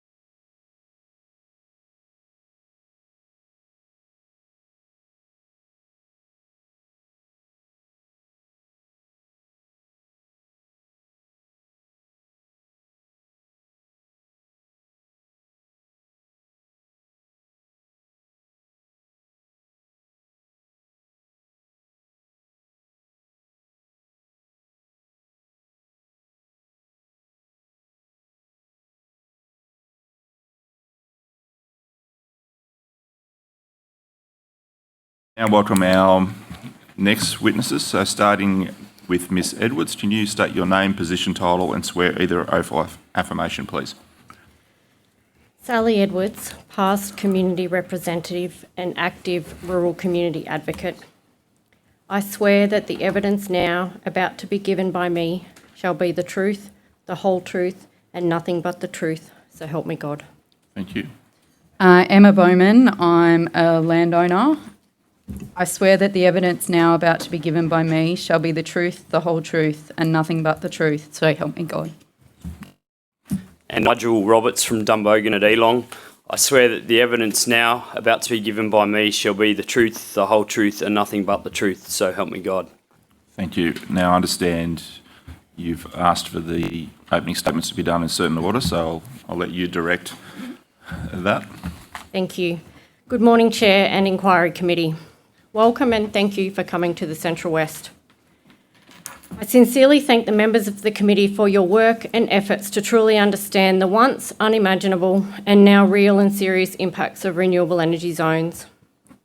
I fear this statement and my submission can't adequately summarise my volunteer experiences from over 3 years of piecing together many projects, including Energy Co's transmission project, to try and understand the Central West Arana REZ delivery in its entirety and the many impacts it presents. The REZ model was never wholly presented to the New South Wales public, and we could say will never be. The risk that presents alone should be of grave concern. At the time our communities learned they were in Australia's first REZ, they had together weathered an unimaginably tough 4 years.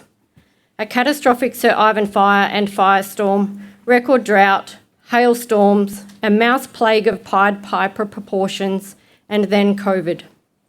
I am deeply concerned that the threads being pulled on what was once a tightly knitted community fabric will soon unravel and that our century-old social fabrics cannot be repaired. The planning and delivery of renewable energy zones either outgrew the skill and resource capacity of the New South Wales Government, or that capacity for this type of development was never there in the first place. If the CWO REZ was a private business venture, the company responsible would have already gone bust. A planning failure of such magnitude will go down in history books, and I hope this inquiry illuminates the risks of proceeding with the current inadequate and irresponsible process and governance for the sole purpose of meeting a legislated target. What good is the target if the delivery is unsuccessful? The consultation with communities has been far from adequate for the development of a REZ. The complex, multi-layered, project-stacking nature of the first Australian REZ and a development of national importance should have demanded strict, extensive and measured consultation with both local government authorities and local communities from the outset. When the very nature of not just your local community, but the whole region is being entirely transformed from rural to industrial, and in the words of the Minister, to a renewable energy power plant of the future, shouldn't every resident be rightfully informed? A project of such magnitude, where temporary workforces outnumber permanent residents, one would expect many avenues to be taken to reach the people, and none less than a public notice sent directly to ratepayers. At the start, there was zero consultation of local community views before the REZ was declared, and glaringly insufficient early REZ-wide and collaborative planning with both local government and local communities. Still missing today are REZ-wide and statewide cumulative impact studies and findings to guide potential mitigation and planning decisions. There has been no demonstrated accountability and transparency around the use and cost of consultants and contractors. Continued voicing on delivering local jobs and opportunities, when in actuality this will mean a loss of employees for local small business, agriculture, local government and tourism, and a significant loss of available local contractors. Energy Co have never professionally collaborated with communities or local government to allow them to have agency or influence over REZ decisions that directly affect them. There is a failure to consider the constraints already faced by local communities and council of human and industry resources to even complete Energy Co-funded projects on time and successfully. When the local builders and tradies accept contracts to work at the energy hubs, who is going to do the routine work or the project work in the local community? Who is measuring, monitoring and addressing these trade-offs and costs? The Community Reference Group is a considerable cost of time and money. Questions were routinely not answered and risks of cumulative impacts remain unaddressed. The newly released New South Wales Government Regional Communities Consultation Guide lists a CRG as an adequate process for collaborating with community in decision-making. The CWO REZ CRG terms of reference clearly state the CRG provides an advisory function and is not a decision-making authority for the project. In March 2024, I contacted the New South Wales Ombudsman to make a formal complaint against Energy Co. They couldn't accept my complaint as I hadn't lodged a complaint direct with Energy Co. Energy Co did not even have a formal complaints process at that time. How can such an important authority get everything so wrong? Energy Co have consistently failed to act with transparency, integrity and an acceptable level of due diligence. Their actions frequently inept and at times utterly despicable. And while the faces have come and routinely gone, none more visible and unbelievable than an entire change of community engagement contractors during the public exhibition period of the transmission project's EIS, and others may have been replaced, the New South Wales Government cannot possibly begin to rebuild trust and work towards a successful transition without first accepting the many faults made and holding the authority responsible accountable. So much is at stake for every Australian and profoundly for rural communities in a REZ. We feel the weight of that so acutely right now. At what point do we farewell life and entire landscapes as we know them, when in our mind this could mostly be avoided by slowing down and delivering a transition that is well scrutinised, planned, governed and executed? I urge the committee to consider the 14 recommendations outlined in my submission. Thank you. Good morning, committee members. Thank you for the opportunity to appear before you today. We're here as concerned, frustrated and devastated community members, business owners, farmers and volunteers. The Central West Orana REZ and the rapid transition to renewable energy has decimated our once cohesive and prosperous region, transforming genuine, trusting, practical, common sense individuals into heartbroken, suspicious, exasperated, irritable, exhausted fragments of their former selves. It might sound dramatic, but the impacts cannot be understated any longer. The official narrative from government authorities and ministers bears little to no resemblance to the reality on the ground. There have been countless attempts to protect rural and regional land, businesses, industries, environment, water and communities from what has been a masterclass in project delivery failure. Disastrously conceived, deceptively presented and incompetently executed to date. Community members and landowners have been raising concerns about the potential negative impacts due to the installation of infrastructure in the CWO REZ for years, predominantly without acknowledgement or satisfactory response. We have endured an endless parade of bureaucratic drivel from Energy Co and now ACE REZ and other government authorities advising the transition. We have raised concerns regarding the potential impacts to agriculture, for instance, taking valuable land out of production. Calculations show more than 11,000 hectares of solar panels and nearly 1,000 wind turbines operating, under construction and in planning for the CWO REZ. That doesn't include projects at the pre-SEARS stage mentioned by DeFi on Tuesday. Possible soil and water contamination issues and the impacts to the health and ultimate productivity of livestock. Unnecessary environmental vandalism for road upgrades and general infrastructure.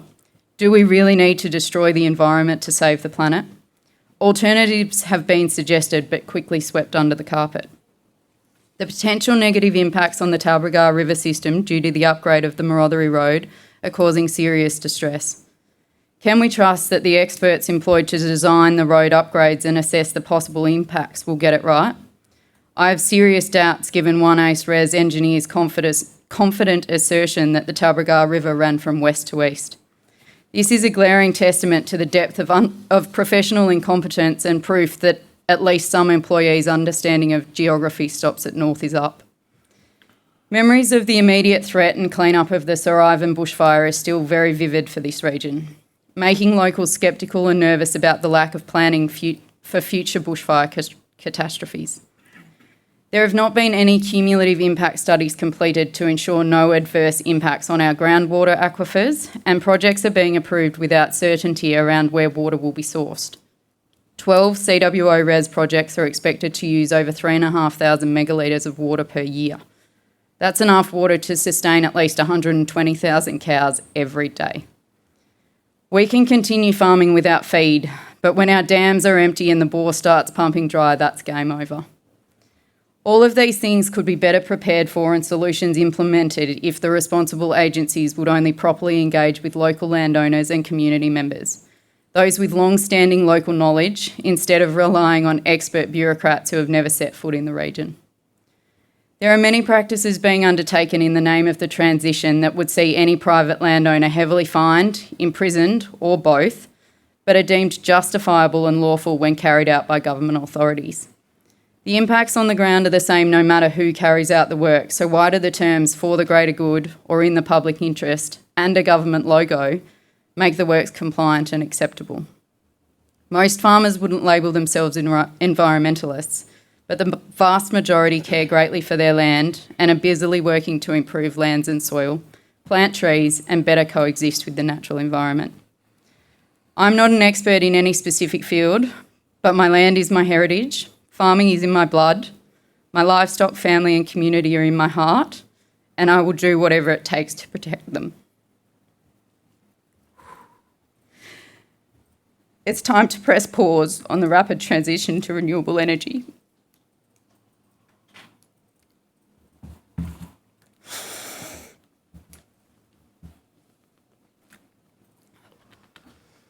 We need to quantify cumulative impacts on the rural areas being forced to host large-scale infrastructure and come up with suitable community-agreed mitigation measures to address any issues that will arise. Australia's future depends on it. Thank you.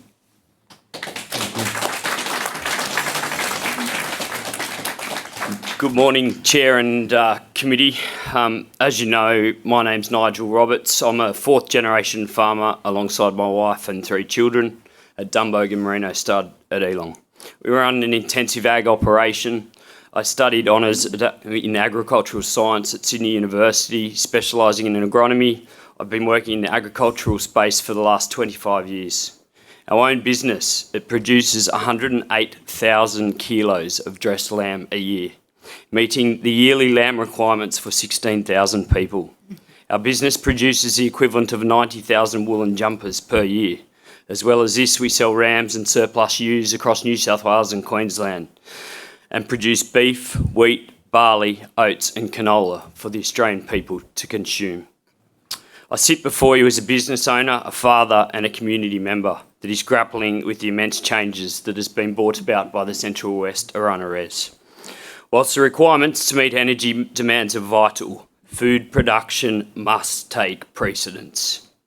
We need to remember we do have the option to develop many of these projects on areas that do not produce any food. According to the FAO, we need to produce 70% more food by 2050. As you all witnessed yesterday as you drove around our family property, these solar projects are intended to be developed on highly productive agricultural areas. Why is this? And who is allowing this to happen?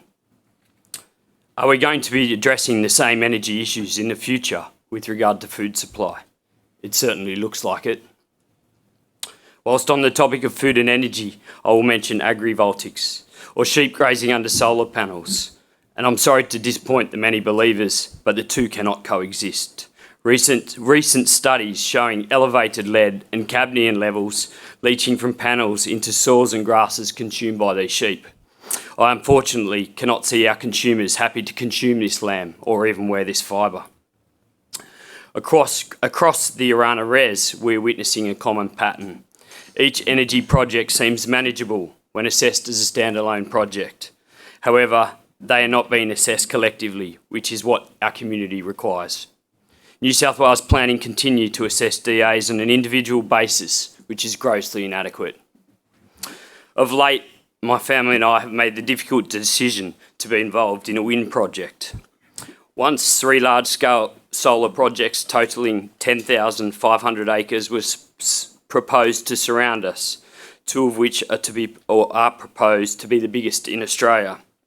This seemed like our only financial out. This would enable our family to leave this monstrosity. Was this the intention of the REZ? Families are leaving. Families have left. It's time to wake up.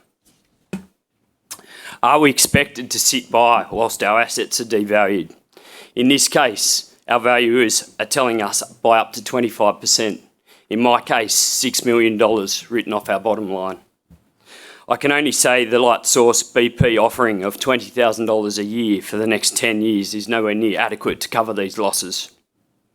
On the 28th of November 2022, nearly 3 years ago, I asked EnergyCo and Lightsource BP the basic question of public liability for the proposed Sandy Creek solar factory.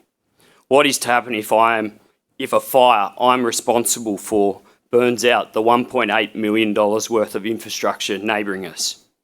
I'm still yet to receive an adequate answer on what is happening in this scenario. I guess I could have attended the table outside the Dunedin News Agency where the majority of these consultation boxes were ticked off. My final point is with regard to the independent EIS that these developers have to partake in as part of their development assessments. This is far from independent, given they at times cost up to $2 million and are paid for by the developer.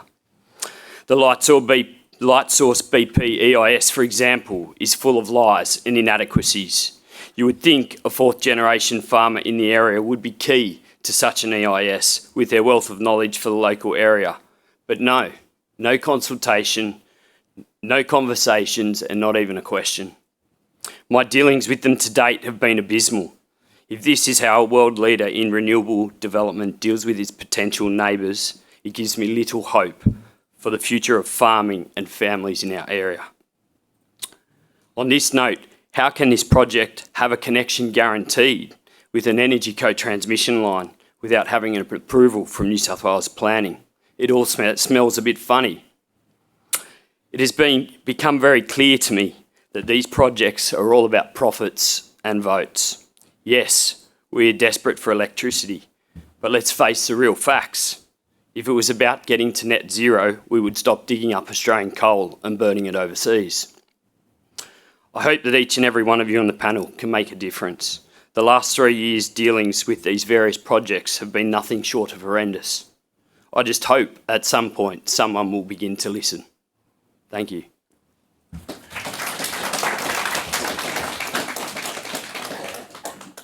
Well, thank you all for your testimony, but also thank you, Mr. Roberts and Ms. Bowman, for your generosity in letting us on your land yesterday and listening to your stories and seeing your beautiful properties. Can I just start off with a couple of questions before I pass to my colleagues? You heard the evidence by the government on Tuesday. Would it be a fair characterisation to say that they're detached from reality in terms of what's actually happening on the ground? Absolutely. No doubt.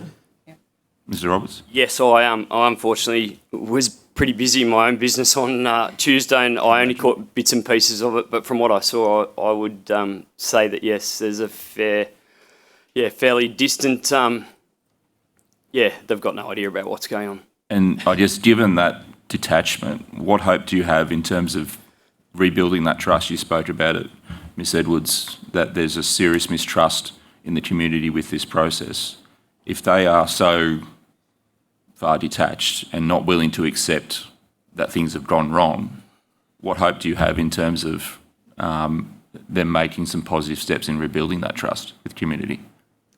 So if they don't have the willingness to address that what has happened previously is wrong and accept that accountability, then I would hope that there is power within the government by those that represent us to hold them to account.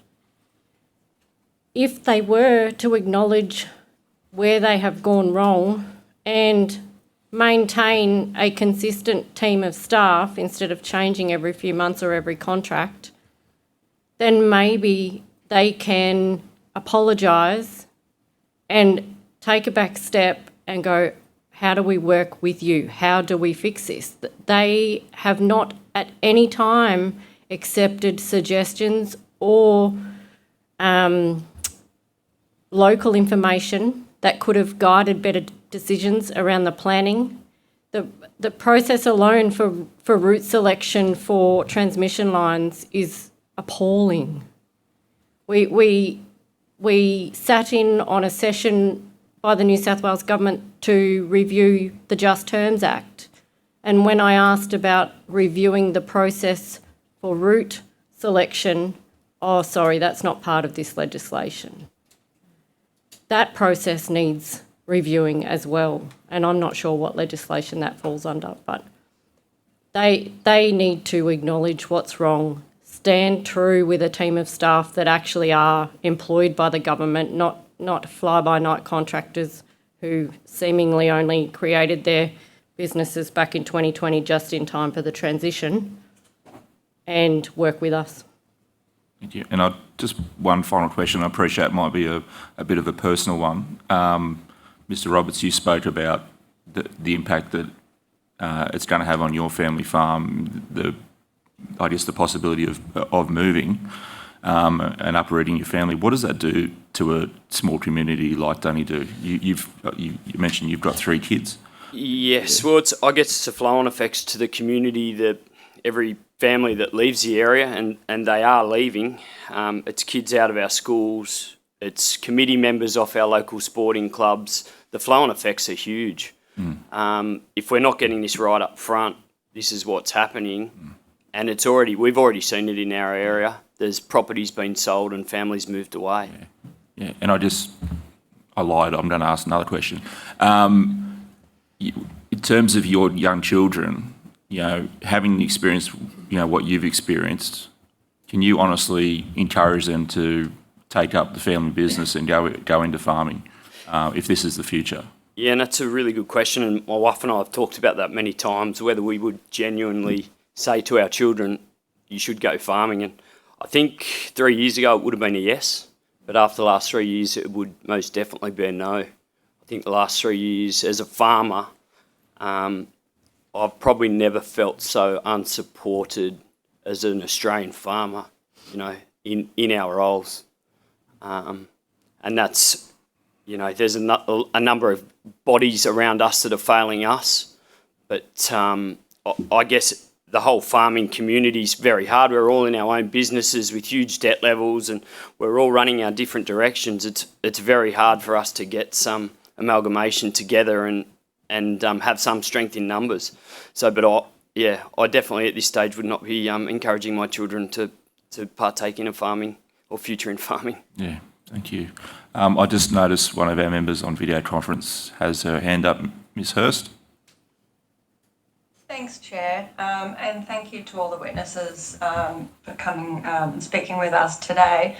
I've just got a couple of questions for Ms. Sally Edwards, and thank you for your submission. One of your recommendations in the submission is that the New South Wales Government investigate and formulate a minimum level of consultation requirements to be legislated, and I appreciate that you gave the committee a really thorough understanding of your experiences around the lack of consultation and how that really felt for yourself and the community. But can you also, for my benefit, also outline what you think these minimum consultation requirements should really look like in practice? Thank you for the question, Ms. Hurst. I believe there is no simple answer, but it has to be formula-based.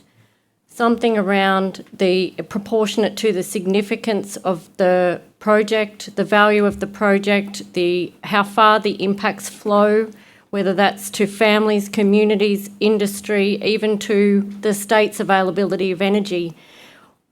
I am still gobsmacked today that a nationally significant energy project such as Australia's first renewable energy zone can have less than 0% population consultation achieved at the time the transmission project went to the planning department to be assessed. We must note that the REZ was never taken as a whole to be assessed. So our first opportunity in regards to the REZ was to the transmission project.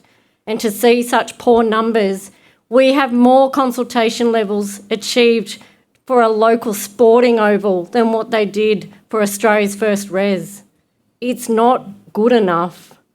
So that formula-based, I haven't actually seen that utilised somewhere. I think it's an opportunity for Australia to lead and actually demand that the projects we put forward with state money or with Australian taxpayer money, that we demand a minimum level of consultation and effective engagement. Now, that's another conversation on the interpretation of what consultation and engagement actually is.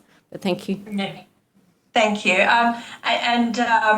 You mentioned as well in your answer to the chair in regards to your concern, and I know you mentioned in your submission as well about the extensive use of consultants by Energy Co and their lack of disclosure around that.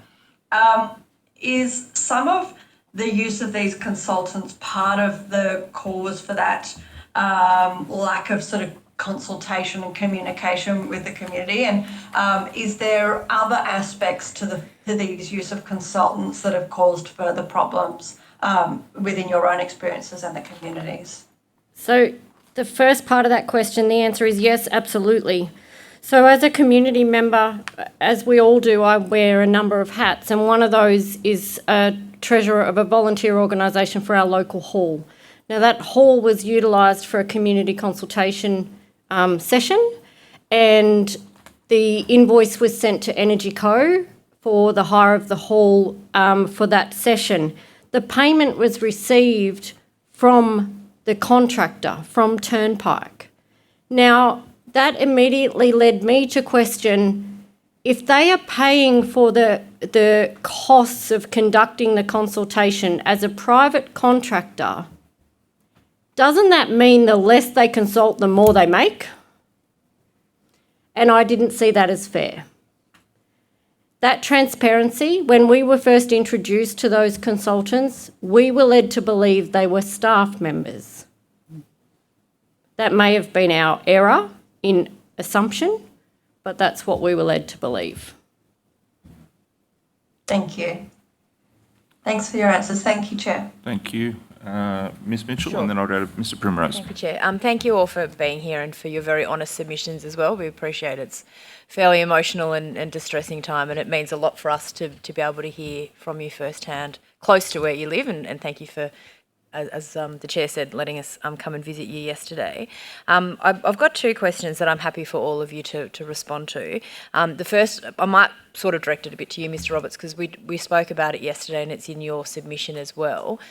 Some of the impacts of these projects around things really across the district on salinity, soil quality, floodplains, pest and weed management, and what that will look like going forward. Can you just elaborate a bit more on that for the committee in terms of your concerns long term about what some of those impacts might be? Yeah, for sure.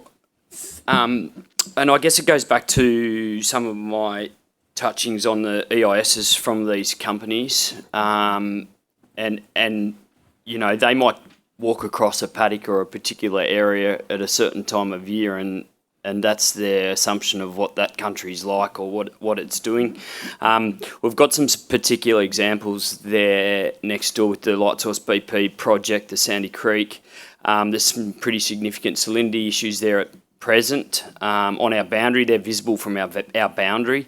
And where they're reading an EIS, I think they're stating they're going to be clearing 20 to 30 hectares of native vegetation off that. So, I mean, the long-term ramifications of that, who sort of knows how long's a piece of string as to what that will do. There's already significant weed issues there in those project areas. Our property is lucky enough to be upstream of these projects, so we will not cop the weeds, but I feel sorry for our neighbours downstream of them who will have the effects of those weeds. The other big one is the feral animal population I've touched on.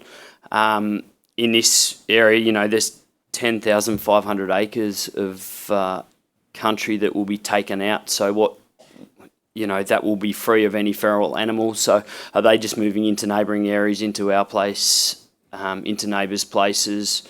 And the ramifications of that, I guess nobody really knows the answers to that. But I expect that we'll have a significant influx short term of feral animals from those areas. Did either of you ladies want to add to that? I think probably the thing that I would like to raise is the Tabragar River floodplain with the Marothery Road upgrades, as we discussed yesterday. I think there's been a definite, well, it's the same theory, the same thing, isn't it? It's a lack of consultation and a lack of transparency that we aren't being shown a lot of the time what they're actually planning until suddenly, ta-da, it's all planned and it's done and here's the details, there you go, if we're lucky. So I think one of the biggest problems is we're not being engaged early enough to give local knowledge, and local knowledge isn't valued enough by people that have got letters behind their names. I think my biggest fear about the Marothery Road upgrades is changing the course of the water, the flow of the water, the whole river system.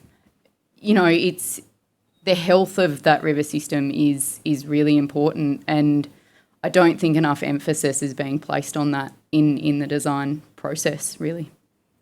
You don't have to, but if you had. Just one thing, and it's more on process. So Nigel and Emma have just raised a couple of good points, and that feedback I know has been provided to proponents and to Energy Co over a number of years.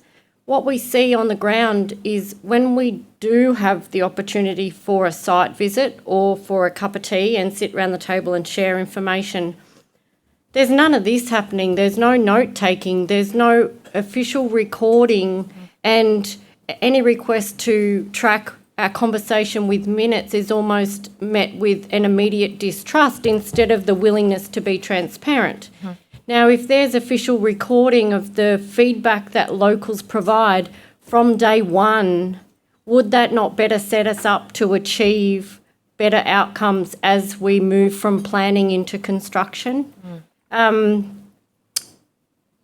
The other point is around the difference between hearing and active listening, and I almost feel a bit like a kindergarten teacher, but there's a big difference in just lip service and someone hearing but doing something else versus actively listening to see where the opportunities are for change, and then having a established structure on how that can be implemented. So a lot of the processes that we've endured as consultation actually fails to allow that consultation to connect with implementation. Just like the CRG, it's not a decision-making process, it's an information connector. But where is the step to turn that information into an effective decision that could have even prevented us all being here today? Sorry, Ms Mitchell, I was just going to add, I think that also comes from the level of staff that we are allowed to engage with a lot of the time. You have to become a real pain in the arse to get to the top and to the people that can actually make any decisions, and even then it's pretty tough. So you're basically dealing with community engagement staff all the time who can't really do anything, and I often even wonder if the things we've spoken about go any further or they just stop there. Well, just on that, that was going to be my second question. In your opening statement, you talked about alternatives that are suggested then end up being, I think you said, swept under the carpet, or they don't really go anywhere. Is part of that problem the level of engagement, do you think, and where your information as the local landowners, where it actually ends up in terms of the hierarchy with some of these companies? I think it's definitely part of the problem, but and I will give you an example. A group of local landowners around Marothery camp where you were yesterday, we got together and had a look at the roads there and thought that maybe we could save the trees along the Marothery Road and Birrawal bus route south from being destroyed for the road upgrades.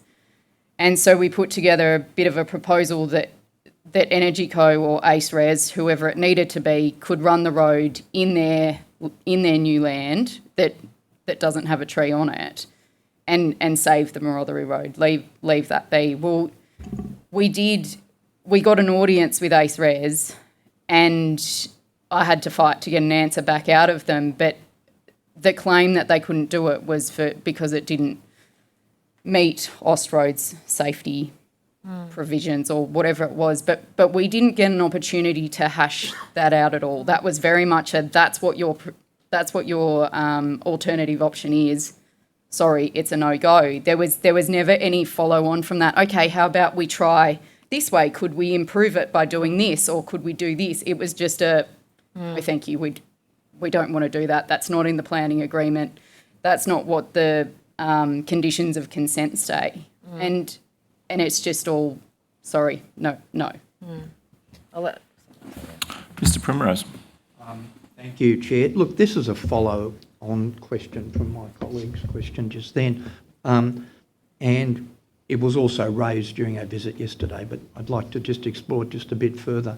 Now, in Ms Edwards' submission, your recommendation number 14 says, amongst other things, requesting immediate and adequate research be commenced and undertaken to be reported to the New South Wales Government and the public on the potential long-term risks on both livestock health and fertility and meat contamination and safety for human consumption. And then I would obviously include, crop health and water, I presume, in there. I was wondering two things. Can you just talk about that a bit more so it's on the record here for us? But secondly, which agency or body would you believe should undertake that, if that's possible? That would you feel comfortable with if they were actually to do that work? If I could start, a supplementary document to my submission was the only study I could find and was dated back in 2012 from the Technical University of Lisbon, the Faculty of Veterinary Medicine study on acquired flexural deformation of the distal interphalangeal joint in foals, and I apologise if I pronounced that wrong. I am astounded that we can begin to plan and construct an energy transition in Australia with no R&D beforehand. The timing, it doesn't make any sense even on a small project to be talking about what R&D can we do mid-planning and construction. But here we are. So what authority or agency would I trust? I can't name one, but I would suggest that it not be done by one and that it be done openly and transparently so that whatever organisation was contracted to perform that it could be trusted by those that need that information. And it needs to be done urgently. Our kids, the reason we are sitting here is for our kids' future and their kids' future. And if it's not our health that we are trying to protect, why are we here? So it must be of utmost importance.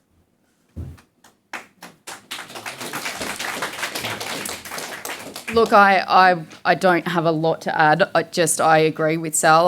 I don't think my faith in government authorities to carry out this sort of work is there yet. So I think it needs to be done very transparently. And I completely agree. It needed to be done 15 years ago, like before we even got to this point.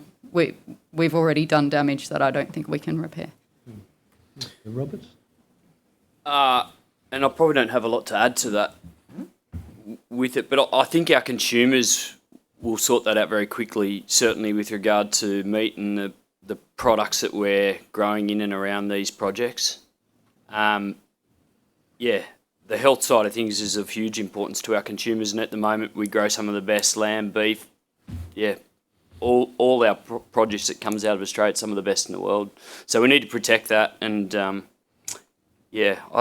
think my big point that I keep trying to get across is we don't need to be combining the two of them. We can put these projects somewhere where we're not producing any food, so we don't have these issues. There are other options there to put them there. Okay, thank you. McDonald? Thank you. I have two questions. Excuse me. So you propose that the REZ process has eroded social cohesion in the communities.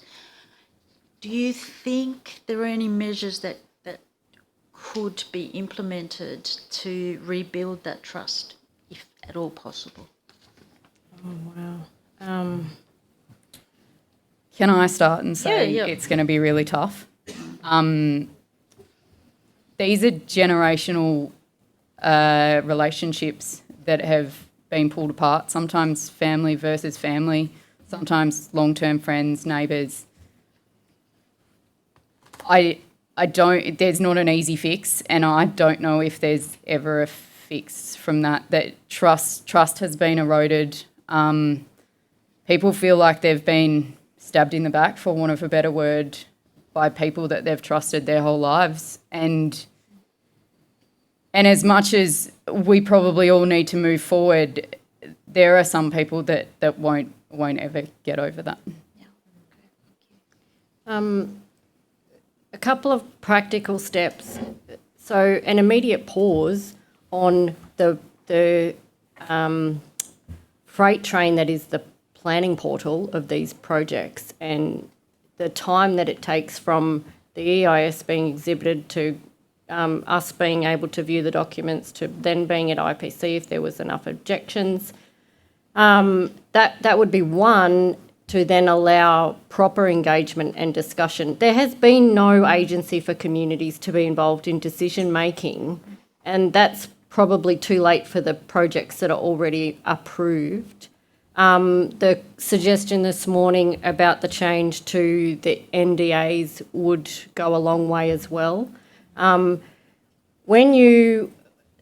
rural communities work together with everything, whether it's the PNC or, taking the kids to the bus or the canteen on Saturday mornings or A disaster. an accident on the road or fighting fires together. Everything we do together. And if someone's in trouble, we help them. We may not even know them, but there's no homeless in small rural communities because we don't allow it. We work together. And if we are not given that agency to be involved in the decision-making process, then there will be no repairing the damage that has been done. And there are communities across Australia from other developments that have gone boom and bust, and they are ghost towns, or they're a fraction of what they were 50 years ago. We don't want that. Thank you. Yeah, and that's, I think, following on from Sal, just in that farming perspective, we're so reliant on our neighbours. We need them. Like, I need to borrow your dog. I need to borrow your truck. If I don't have good neighbours around me, I usually won't have a good business. So, and not only that, I probably don't have any good mates around me. So I don't have anyone there I can have a beer with or a coffee with or bounce ideas off. Yeah. Can I just ask a follow-on? Just with the NDA comment, it's probably good to have it on the record, but would you all be in agreement that that's part of the problem, the privacy around that? Or we had someone, I think, on Tuesday said they found out about it literally having a beer at the pub on a Friday night, that someone had decided to sign up to a project on their property. Do you think the removal of that, more openness, everyone in the community knowing what's going on at the same time, would be a good thing? Totally. Yeah. Sarah, in my experience, I'm happy to share, my next door neighbour, I first sort of heard about this and his words were to me, and we were quite good mates. Yeah. I've signed a contract with a solar company to lease our property. I can't tell you who it is. See you later. Yeah. And from then, ties cut. Yeah. He's lost all trust. Okay. And can I say too that also goes against both the landowners for their future in the ability to communicate what they perceive as risks or benefits in these contracts, they don't get to discuss that. And there's no protection for either of them. Well, in very simple terms, one could be taking half the amount of money as the other. One could have caveat over their property and the other one mightn't. But they can't discuss it over a cup of tea and go, how do we make this work for ourselves and what do you see as risks? They've each got to pay for their own legal team and, you get what you pay for. Yeah. I just have one more question, sorry. Squeeze it in. So we have mixed views on how renewable energy affects land values. So in your experience, what's the relationship between hosting renewable energy and land values?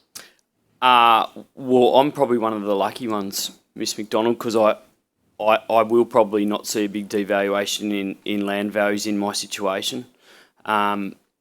The case would be very different if I didn't have an income stream coming from a wind farm, though, and I was stuck next to a solar farm. And then we get into the depths of it all. Our valuers are telling this, but they won't put it on paper because they're there doing all this work for the likes of Energy Co. And I've seen the bills, they're making a lot of money out of it. So why would they shoot themselves in the foot to make less of a fee out of it? It's getting a really hard one. I think we saw it at the Cooler IPC hearing there the other day where one of the ladies got up and they had a contract fall over with the sale of their property once the to-be owner found out about the wind farm that was about to happen. Thank you. Well, that takes us to time, but thank you very much once again for your evidence. It was excellent, and once again, thank you for the privilege of being on your properties yesterday and seeing the work that you do there. I don't believe you took any questions on notice, but I highly suspect we'll have some supplementary questions for you, so be prepared for that. But thank you for your time once again. Thank you. Thank you very much. We'll now bring forward our next witnesses.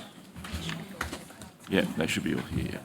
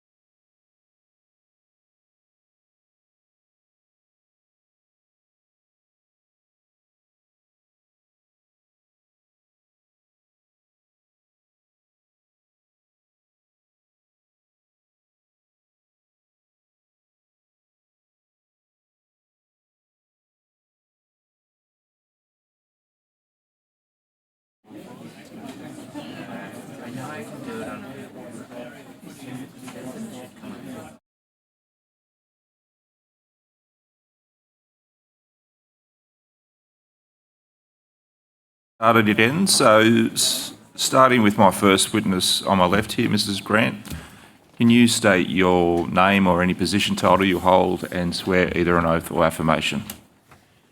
My name is Linda Gant, and I'm currently an active member of the Cassilis District Development Group and on a Community Consultation Committee for a wind farm proponent within the Central West Arana REZ. I solemnly, sincerely and truly declare and affirm that the evidence now about to be given by me shall be the truth, the whole truth and nothing but the truth. Thank you. Mr. Armstrong. I'm James Armstrong. I appear here as a landholder.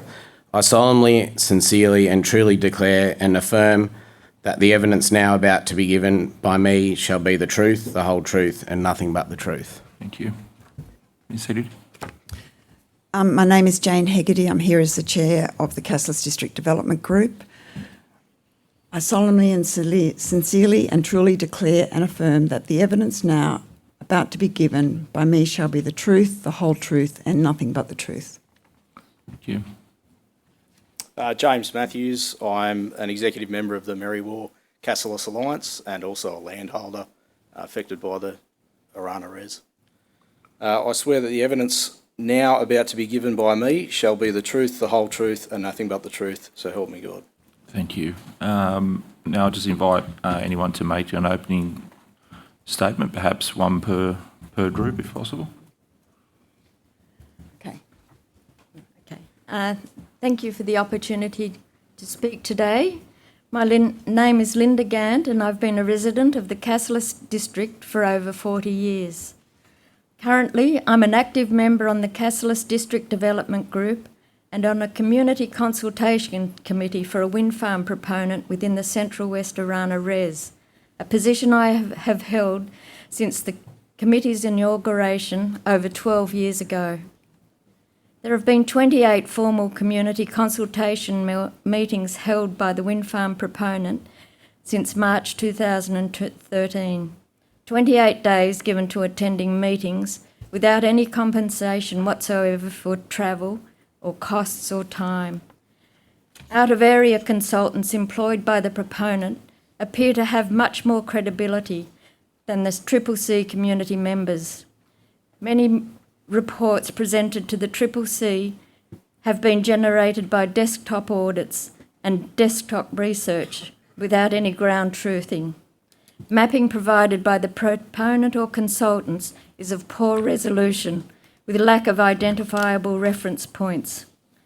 Inaccurate reporting by the consultants is hard to change. Items like the voluntary planning agreement and associated community funding agreements get taken off the CC table and are discussed behind closed doors between councils and the proponent. Lack of transparency and disregard for the community input through the CCC leaves the community members with a feeling that we only are there to allow the proponents to tick a box. As a community, we feel the important change to renewable energy should be done a whole lot better. A once-in-a-lifetime project is being rolled out using outdated technology with a willful disregard for the cumulative impacts on the environment, agriculture and our communities. A project with international developers, operators, regulators, consultants, etc., all clawing to gain profit, which in turn will make the electricity very expensive. On behalf of the communities impacted by the rollout of the renewables, I beg you to listen carefully to what we've got to say. We are fatigued, disempowered, and we really need help. Please try and help us advocate for better environmental and social outcomes. Thank you. Thank you. Ms. Hegarty, did you want to add a few words at all? Sorry, I didn't want to No, that's discourage you. we'll just do it in order that we're sitting. Okay. Mr. Armstrong. Thanks once again for the opportunity to speak today. My name is James Armstrong and I represent a third generation farming family from Cassilis. We're directly impacted by the CWA REZ energy zone with a 9-kilometre high voltage transmission line proposed through our property, connecting a wind project to the regional hub. I share our story today not just to highlight our personal experiences, but because it reflects a broader systemic issue with EnergyCo's conduct and existing compensation framework. What we've faced is not unique. These problems are affecting landholders right across the zones. We are not opposed to modernising the energy sector, but the way this rollout is being managed on the ground is deeply flawed and in some cases indefensible. EnergyCo has shown a consistent lack of transparency, empathy and procedural fairness. Our dealings began in August 2022 and resulted in a proposed acquisition notice in December 23 for the 9-kilometre easement that cuts our farm into 4 separate sections.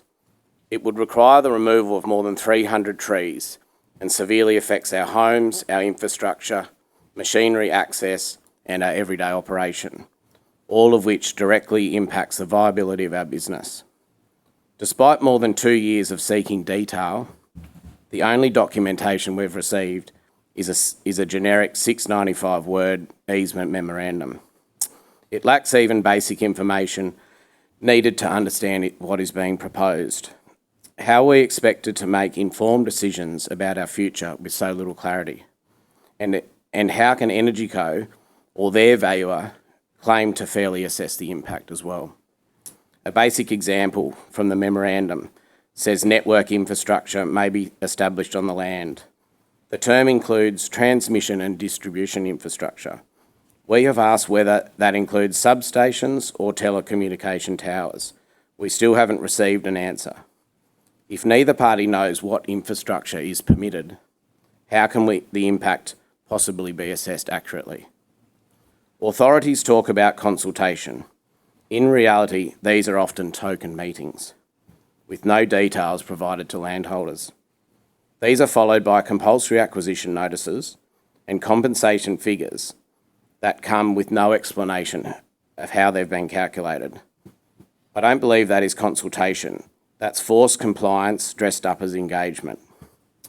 When we submitted our detailed report outlining how the project would disrupt our operation, the response we received was that many of these impacts may not be compensable under the Just Terms Act, not because they don't matter, but because the law was not equipped to recognise them.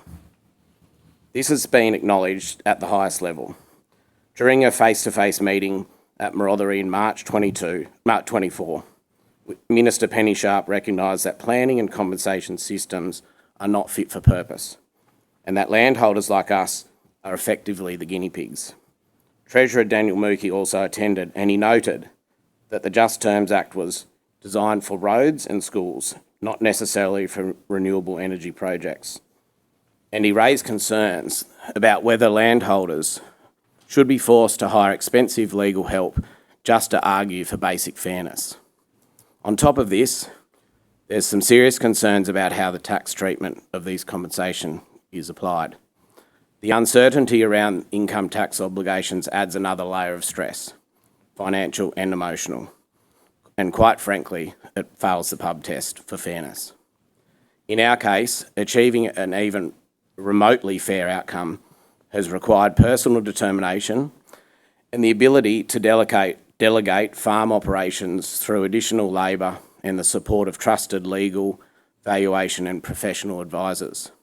Without those resources, we would not have reached a result that was even close to satisfactory. And this is the situation many landholders face. They don't understand the process, they don't have access to expert advice, and they are often pressured into accepting unfair outcomes. In our experience, the final result was many times greater than the authority's original offer. I only highlight this to show that how flawed and inadequate the initial process really was. That such an effort and cost are needed just to reach an outcome that is close to fair is unacceptable. If this is how we treat the people being asked to host the infrastructure that powers the clean energy transition, then the transition is already off track. We need urgent reform, not only to the legislation, but to the culture and conduct of the agencies like EnergyCo. Because without that trust, fairness and genuine engagement, this rollout will continue to divide the community and will erode the goodwill of the very regions expected to carry the burden. Thank you for your time, and I look forward to your questions. Thank you. Mrs. Hegarty. Thank you for the opportunity to speak. My name is Jane Hegarty, Chair of the Cassis District Development Group. I'm here to express the serious concerns and frustrations of our community regarding the rollout of renewable energy projects in the Central West Orana Energy Zone. Our first concern is in the complete lack of meaningful cumulative data on the agricultural, social, environmental, economic and cultural impacts of these developments. Key questions remain unanswered. How much agricultural land is actually being utilised by renewable energy? How much agricultural land is being purchased as offset and consequently production being reduced as well? What are the impacts on wildlife corridors, ecosystems, local employment, services and housing? What are the long-term consequences for bushfire management and operating viable businesses in what is fast becoming an industrialised landscape? Each project assesses its individual impact, but no one appears to be measuring the overall combined effect across the REZ. With 10 projects already approved for access rights, as per Energy Co's May 25 media release, and more on the way, the lack of a coordinated approach is deeply concerning. Communities like ours need this data and deserve to have it communicated clearly. Our second major concern is the complete absence of long-term planning for traffic and transport routes. The Golden Highway, the Vinegaroy Road and the Yulin Road are already vital commuter routes for us, providing access to schools, healthcare, work and services. These are now designated as haulage routes for heavy vehicles, oversized mass convoys and light vehicle contractors. For over 2 years, we've asked NGCO and Transport New South Wales how many OSOM vehicles will pass through our region each day and at what time intervals. They still can't tell us. Their current plan routes these vehicles through Cassels, up a steep residential street and directly past the Cassels Public School, which has had no pedestrian crossing or footpaths available. Children and parents walk on the road to access the school, and now we're told to expect a truck or a vehicle every 2 minutes without even noise monitoring being done. Despite raising these concerns repeatedly, including with NGCO staff, despite raising these concerns repeatedly, including NGCO staff admitting that the route did look a little inappropriate, we've had no concrete response, only vague assurances that they're still looking into it. This process has left our community feeling ignored and undervalued. There's little evidence of our safety, well-being or livelihoods have been genuinely considered. We are not opposed to renewable energy, but the way it is being implemented shows a disregard for communities expected to carry its burden. We urgently need better planning, honest engagement and a process that puts regional communities at the centre, not at the margins. Thank you. Thank you. Mr Matthews. I suppose one of the problems with being later in the day is everything's already probably been spoken about. But thank you for the opportunity to express my concerns regarding the impact of renewable energy zones on rural and regional communities. With my experience relating to the Central West Orana REZ, the planning and development of these energy zones are causing significant distress and disruption to local communities, farmers and businesses. One of the consequences of the REZ development is the division it has created within regional communities. These zones are pitting neighbours against each other, with some landowners being pressured into either selling their land or entering agreements with developers, while others face the threat of compulsory land acquisition. The tension has strained relationships and created an environment where communities are suffering for the sake of infrastructure projects that do not adequately consider local needs and perspectives.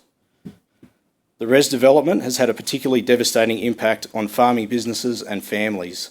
The multiple developments being proposed in these REZ zones mean that landholders are no longer able to plan for the future with any level of certainty, resulting in reduced investment in on-farm infrastructure or long-term business plans. This is impacting the ability to maintain profitability, plan for droughts or invest in environmental projects. The stress imposed on the entire communities is profound. Families in these REZ zones are experiencing a deep sense of uncertainty about the future, with the majority of people I've spoken to feeling as though their voices are not being heard in the decision-making process, or that decisions are made before consultation has even begun. The concerns surrounding the potential compulsory acquisition of land or the impact on land values because of these projects is creating resentment towards the government and having a significant impact on the mental health of landowners. The situation is causing real harm to the mental and emotional well-being of residents around the REZ. Critical issue with the REZ process is the massive imbalance of power between Energy Co and private landowners. The introduction of state significant infrastructure legislation, combined with the threat of compulsory land acquisition, has left landowners with little recourse or bargaining power.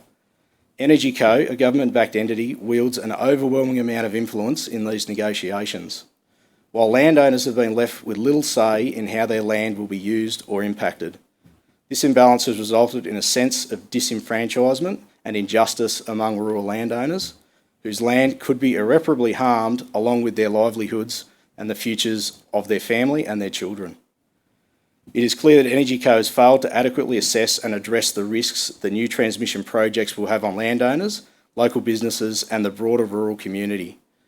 EnergyCo's approach seems to be focused on meeting renewable energy targets without fully understanding the consequences for the people who live and work in these regions, to the point where the MCA had to raise over $30,000 to commission an actual independent report into the impacts of the REZ.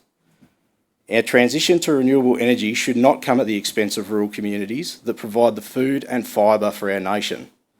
The approach taken by the New South Wales Government must be reassessed, and more meaningful consultation with affected landowners and local communities is essential, with a focus on ensuring that landowners have a stronger voice in decisions that will affect their land, businesses and way of life. The number of projects in an area needs to be capped to manage the impact on communities and their local resources.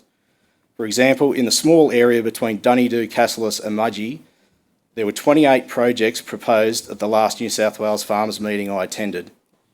This is too many for an area this size, already struggling to provide resources such as doctors and childcare to existing residents, not to mention the immediate impact on amenity and property values. The current approach to the renewable energy zones is putting rural communities, farmers and businesses at significant risk. The lack of meaningful consultation and the overwhelming power imbalance between landowners, EnergyCo and development companies is leaving us feeling powerless and vulnerable. It is vital that the New South Wales Government reassesses its strategy to ensure that the concerns of local communities are genuinely considered and that the negative impacts on their way of life are mitigated. A more balanced and transparent process is needed where local voices are heard and where the sustainability of both our energy future and rural communities can be achieved. I feel the New South Wales Government has lost sight of the fact that these renewable energy companies are not here to save the environment, they're here to make as much money as possible. Thank you. I'll now hand over to other members for questions. Sure, I'm happy to start. Thank you. Thank you all for being here and for your submissions and your testimony today. I want to actually just start with you, Mr. Matthews, and I appreciate what you said about when you're later in the day it feels like it's been said, but it's important to get it, and obviously from different communities that we're hearing from today, so we do really appreciate it.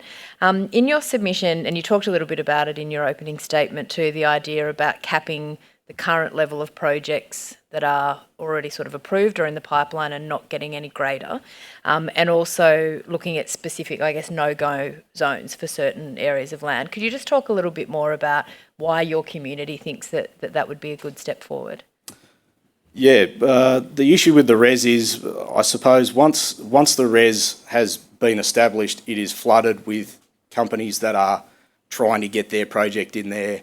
Probably not all of them are the most viable projects, but from what I've seen, there's a company that comes in that does the EIS, gets it approved, then sells that on to another company. That company may do some of the initial design work, etc. Nothing's done on the ground. They then sell it on to another company, and so it rolls on until someone eventually builds it, and then someone eventually runs it.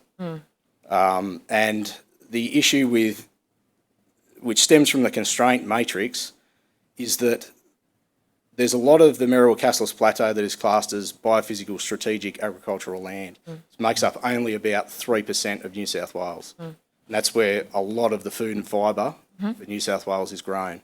Now, that was given the lowest value on EnergyCo's constraint matrix, when really it should have been somewhere up around the highest.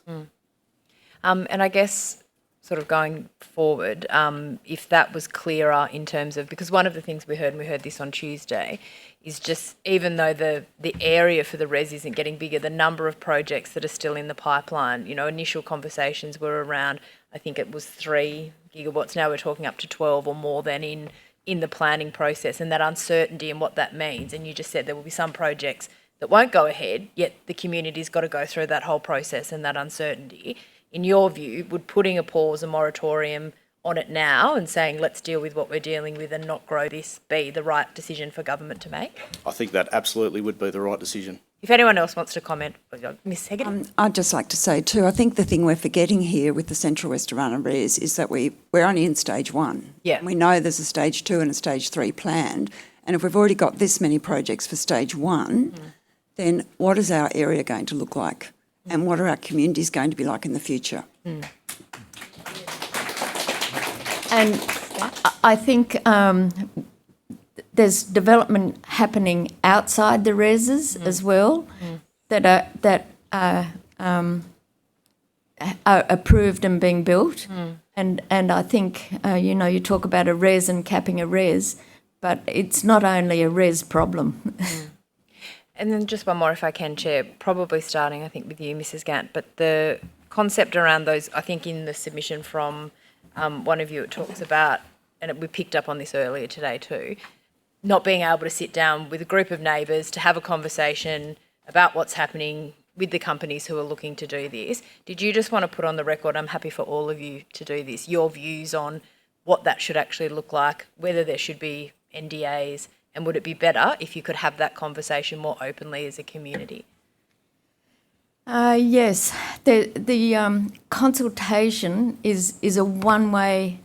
It's not consultation; it's presentation by a company about what they've got in mind. There's no real room for them to consider the community thoughts or inputs. I've been on this CCC committee for a long, long time, and I'm really in the dark about what's a lot of stuff that's going on.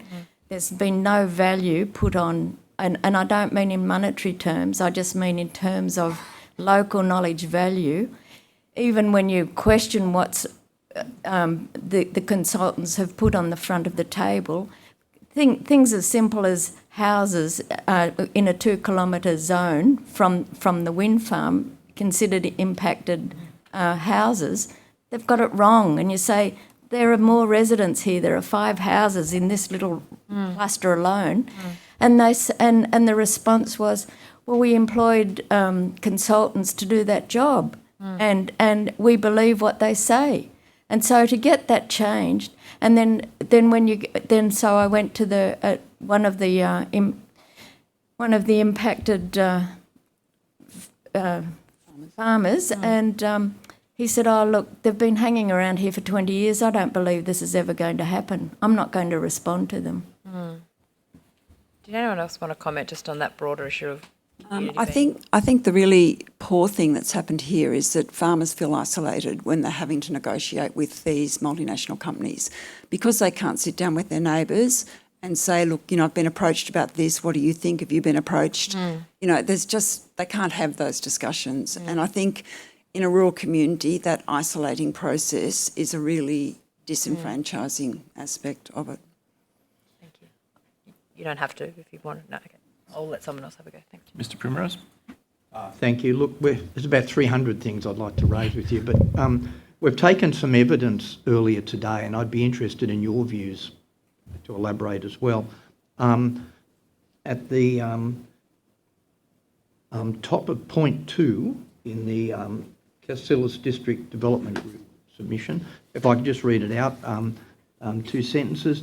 Insurance in this area is a real problem, and there does not seem to be a will in government to address the inability of farmers to access insurance that would protect them financially if they impact a renewable development by fire. Are renewable proponents able to take out fire insurance for their developments to relieve this burden on rural landowners in the event of a natural disaster? I was wondering if I could ask all of you to maybe elaborate and comment on that issue of fire and insurance more generally. I personally haven't looked at it, but that issue has been raised a number of times in our local community meetings about the lack of insurance options for farmers, neighbouring developments, and it's also been raised at the New South Wales Task Force into Renewable Energy. So it is a real concern around farmers because if they can only access 20 million of liability insurance, there is no way that is going to cover the damage incurred in a bushfire in our region if it burns a renewable energy development. Now, I think if the renewable energy company is going to put that development on agricultural land, they should insure it themselves, irrespective of how that fire is started. Anyone else? I'd just like to add one thing there, if that's possible. With the insurance side of things, that we've looked into it personally with our business, and it's very hard to get some clear answers until the projects are actually built. So it's really hard to get some clarity around that, whether it's we're liable or if the problem occurs on our property or from the project itself. So I don't know how to create a solution for that, but it's really hard to get some clear numbers on it until the projects are built and you're actually got something tangible to look at. So maybe there's a framework that can be created that can allow some actual proper discussion about it prior to those things happening. Thank you. Thank you. Ms McDonald? Mrs. Hegarty, thank you for coming. I note in your submission, your last paragraph says, I realise that the CWO REZ has been a learning space for all levels of government. However, that does not mean that we cannot do better and initiate changes in all processes so that communities can have faith in decisions being a win-win for all parties. I was just wondering, what kind of changes do you believe would provide communities that faith and make it possible for that win-win scenario that you talk about? All right. Thank you. I really believe that in the development phase of these projects, before the EIS is developed and written for approval, that they need to actually include local landowners and local community residents in that development phase so that there is local knowledge in there.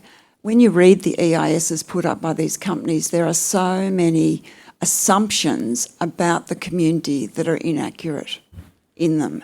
And you're not going to get that change when you're doing it on a desk in Sydney. You need to get some local people on those committees and actually allow them to be involved in that decision-making process. So can I just follow on, and this is to everybody, so as a result of, say, today's hearing and what we've heard on Tuesday and the submissions, what would you like to happen as a result? So, like, what recommendation would you suggest? And that's to Well, I'll jump in there. A suggestion from our perspective would be, in terms of transmission line and the early framework of how these projects are rolled out, there was clearly no consultation, meaningful, prior to the scoping reports or the very early plans that were put forward. And if there was some community involvement and it would have actually benefited EnergyCo and the whole process by being engaged with the community, and there would have been solutions brought forward without having to object. Like, it would actually be a partnership. These things were presented as though they were a done deal, and then that already set the relationship off to a bad note. So in terms of the win-win, early engagement, I think that was mentioned earlier, but early engagement prior to the planning process starting.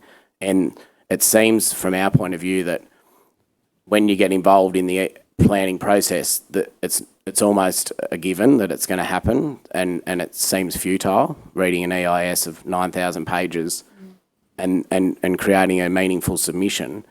It's nearly pointless. There's got to be some genuine engagement before that happens, and there'd be solutions. We're not objecting we're not objecting for the sake of objecting. We're objecting because there's also some solutions. I also think that, the companies have hired contractors to do a lot of the groundwork on the ground, but they don't have any skin in the game in the area that they're dealing with. So they don't understand rural communities. And it was really sad to read a lot of the EISs where rural communities and agricultural land is rated as of less value than anything that is publicly owned, like forests, national parks, they're all no-go areas, and agricultural land is at the bottom of everything. And, for Australia, I think that's sad because the agricultural industry provides a lot of income for our country, and yet reading those EISs, we're not valued at all. Just further to that too, previously disturbed mining land is classed as of higher value than agricultural land in their constraints matrices.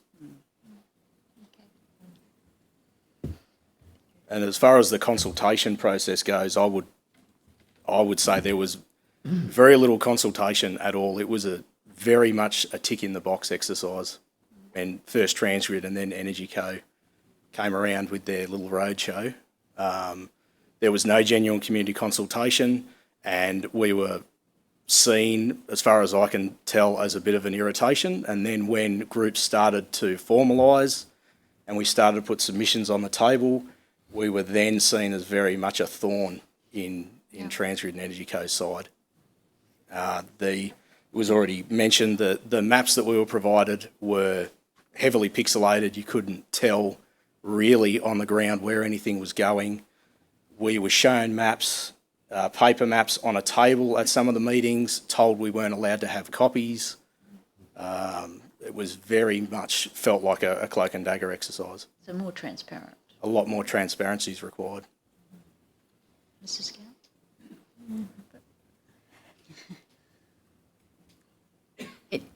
I think there's never any value put on local knowledge as well, and we're always called in as an advisory capacity, but not with any power to change anything. We're only asked because they need to tick a box, and that's very apparent with the way they deal with us.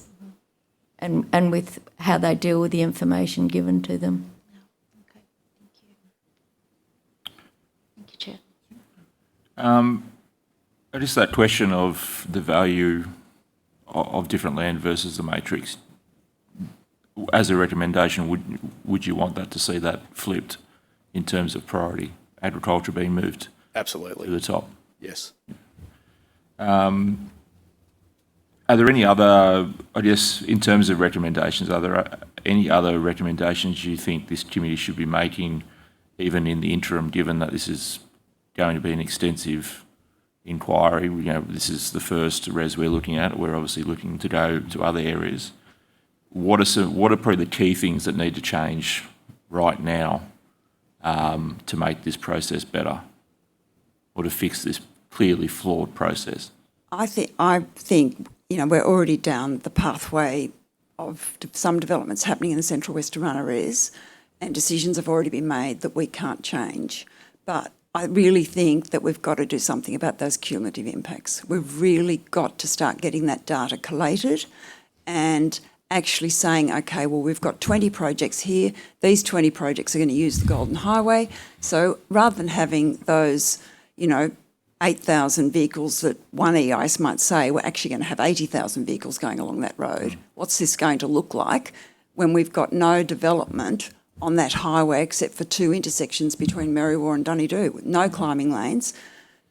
We've got multiple intersections on that highway of roads with no turning lanes.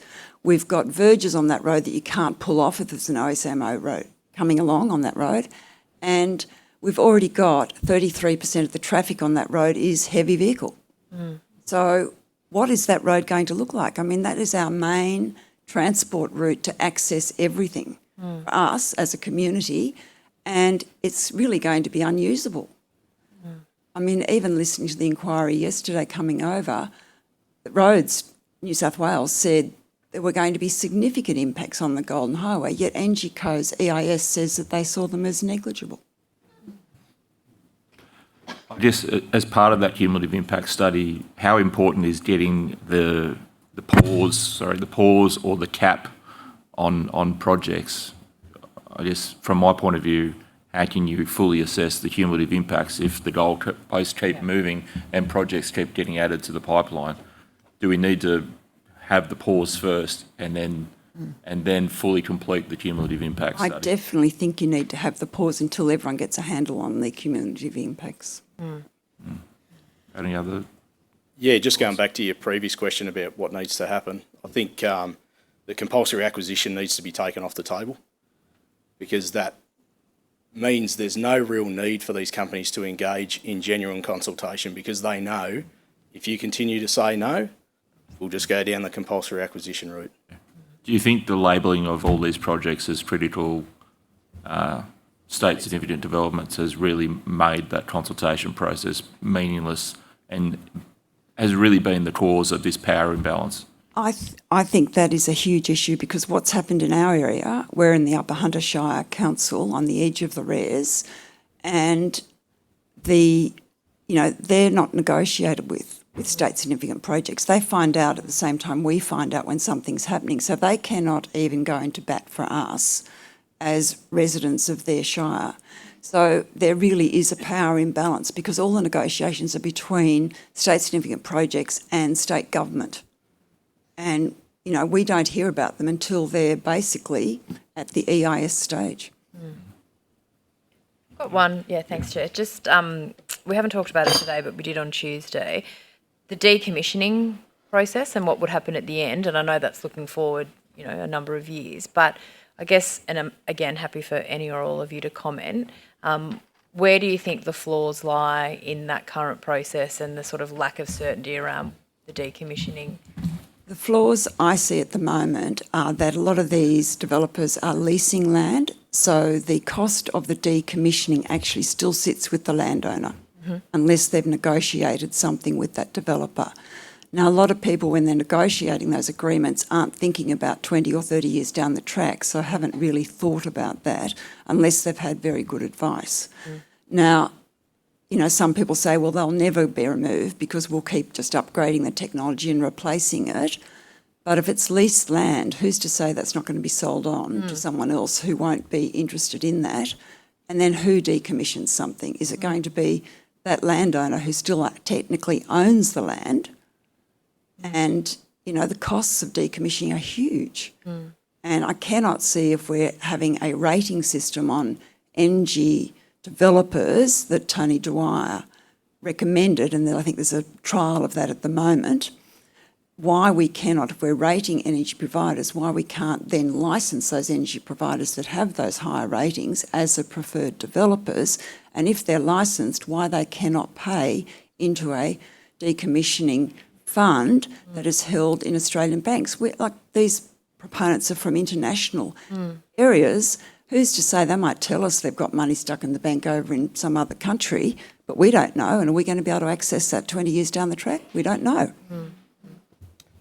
Just further that, we don't let mining companies start operations in this country without a plan for what they're going to do when they've completed their mining and the money set aside to enable the regeneration of the land to happen. And renewable energy companies should be held to the same standard. Yep. Thank you. Just one more. I think the other really important point here is that those long-term consequences of solar developments and wind energy developments, we don't know what they're going to be. We don't know, because we haven't done the studies, the research and development as to whether our soils are going to be contaminated. So it may not just be about decommissioning the infrastructure and removing it. There may be lots of other issues there that we will have to deal with. Thank you. Would I be able to just sure. butt in there, please? Just back to the original question about the some solutions, because I think it comes back to the planning stage, and putting a pause on the rollout of projects now might sound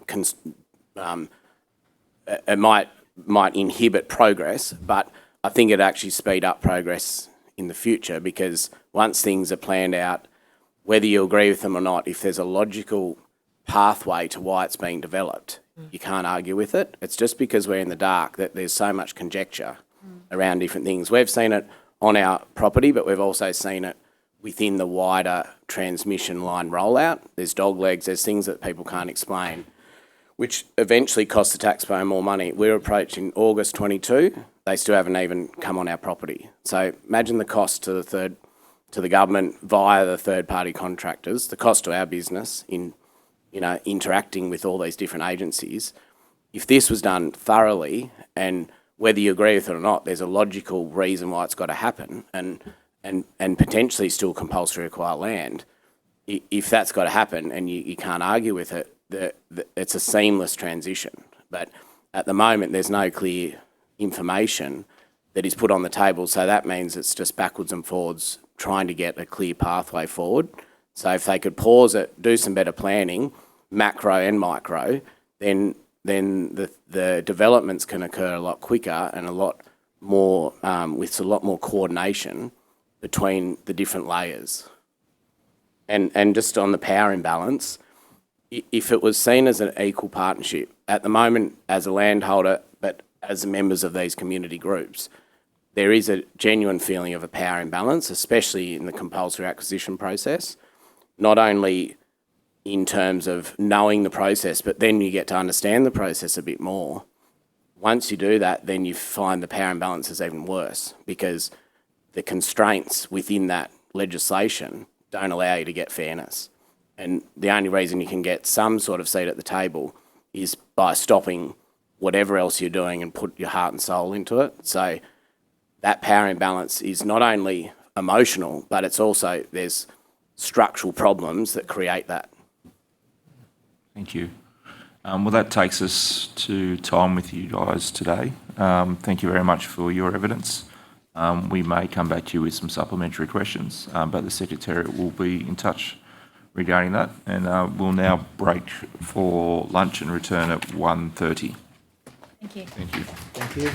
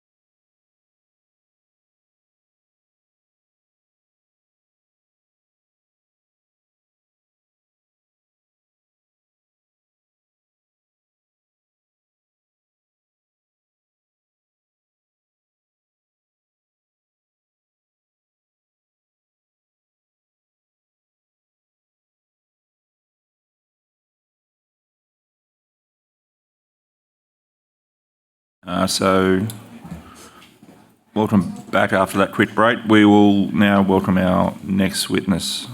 Will you state your name, position, title and swear either an oath or affirmation, Mr Rothwell?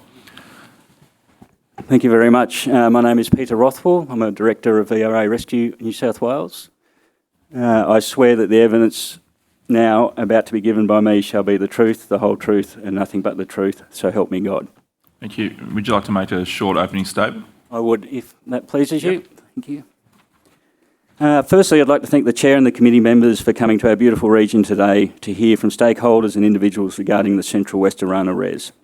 VRA Rescue is the primary agency responsible for rescue in 6 locations throughout the REZ. These locations include Dubbo, Narromine, Mudgee, Golgong, Mendoran and Coolah. There are 2 other centres for rescue which are carried out by the SES and Fire and Rescue New South Wales. We also have several squads that closely neighbour the REZ, with some of their territory falling inside the bounds of the REZ. These include Coonabarabran, Merriwa and Rylstone. The men and women of these squads are the primary people responsible for rescue response in these locations, 24 hours a day, 7 days a week, 365 days a year. When 000 is called and rescue is required, whether it be road crash, industrial rescue, land SAR or general search and rescue, these volunteers respond. The men and women of the VRA are truly incredible. Being in this space means that you are 100% guaranteed to deal with severe trauma and death. They do this to care for their communities and rarely get the acknowledgement they deserve. VRA Rescue is a non-government organisation. As such, we do not receive funding through normal channels, such as the Emergency Services Levy. We rely on grants from the state government and generous contributions from local residents and organisations. As an organisation, we have a budget of around $6 million. We have to make this money stretch to enable our incredible volunteers, numbering around 1,400, to be there for their communities in their time of need. To break that down further, that equates to around $4,000 per member per year. For a further perspective, a single set of gear for a volunteer costs around $2,000. Everyone in the organisation sacrifices due to these budget constraints. We have 10 full-time staff who are paid less than their peers in other agencies and look after far more volunteers. We have roughly 1 staff member per every 140 volunteers, compared to other agencies who have a ratio close to 1 staff member per 30 volunteers. Our Commissioner, Brenton Charlton, gave up his company vehicle so it could be used elsewhere in the organisation. He instead uses his own private vehicle. They all do this because they believe in serving the community, and every dollar we save means a better outcome for our volunteers and thus the community. The transmission project alone is set to increase daily traffic by some 2,000 vehicle movements per day. Individual renewable projects appear to have up to an extra 200 vehicle movements per day each. To put that in perspective, the Golden Highway west of Merriwa has some 1,600 vehicle movements per day. This is where cumulative impacts must be considered. If there are some 50 projects, each with an average of 150 extra movements per day, we're quickly approaching an extra 10,000 vehicle movements per day.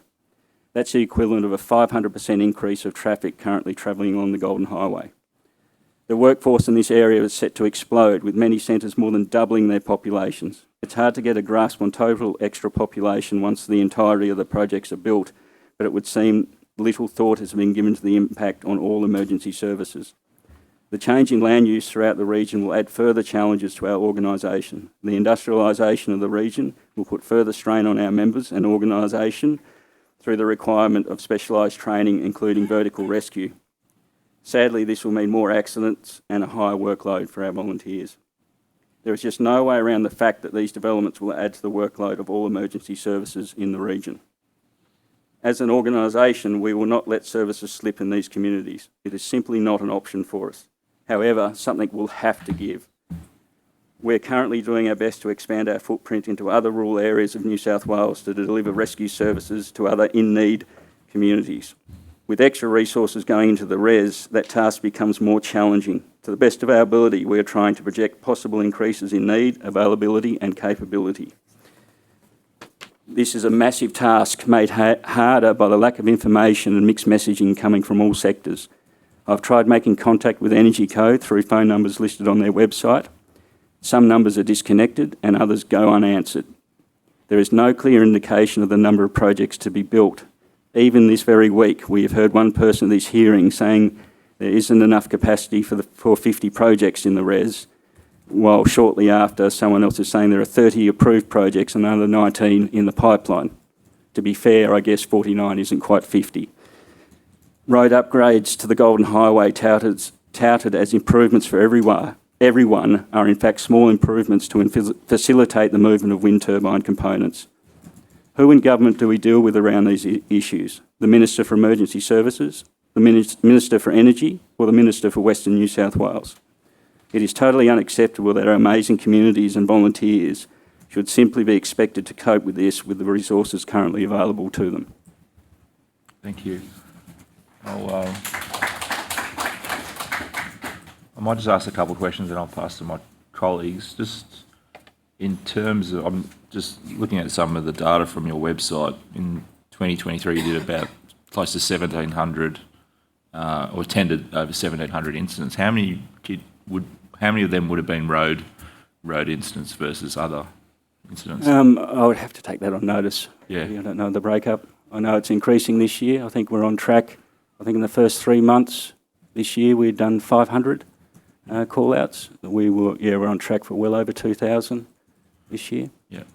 So obviously, if we get that 500% increase in road, vehicle movements, along the Golden Highway, that's going to significantly, potentially blow that number out of the water, isn't it? Sadly, yes. Yeah.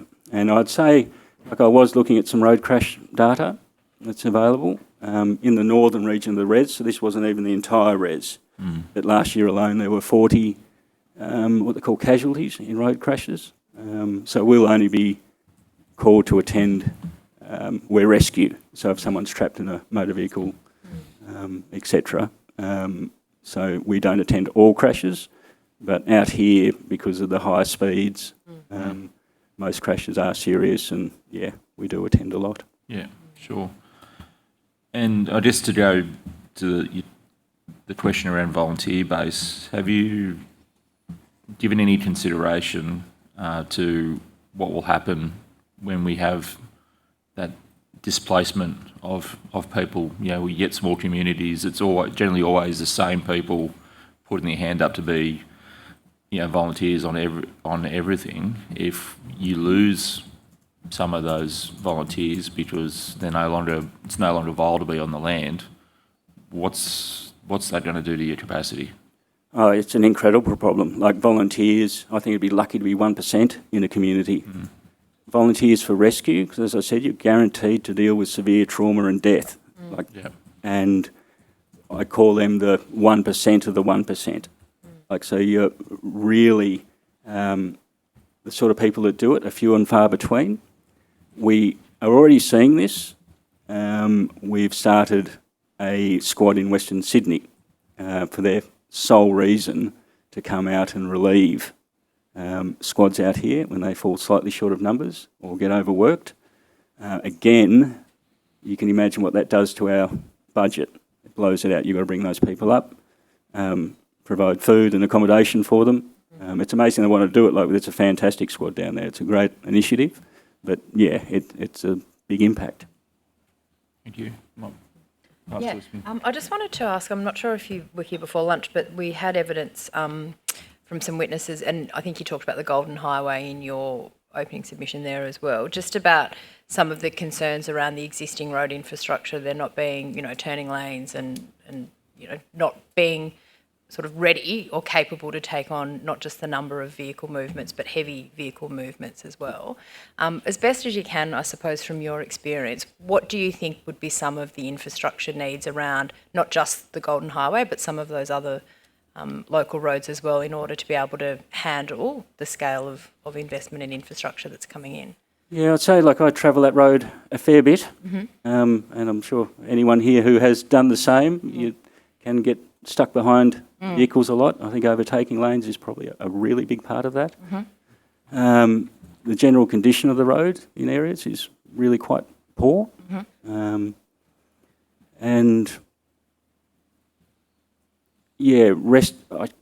not that many rest areas. Heavy vehicles, I think that's because that's the main thoroughfare for so much produce and stuff from the Central West and stuff going to port the other way.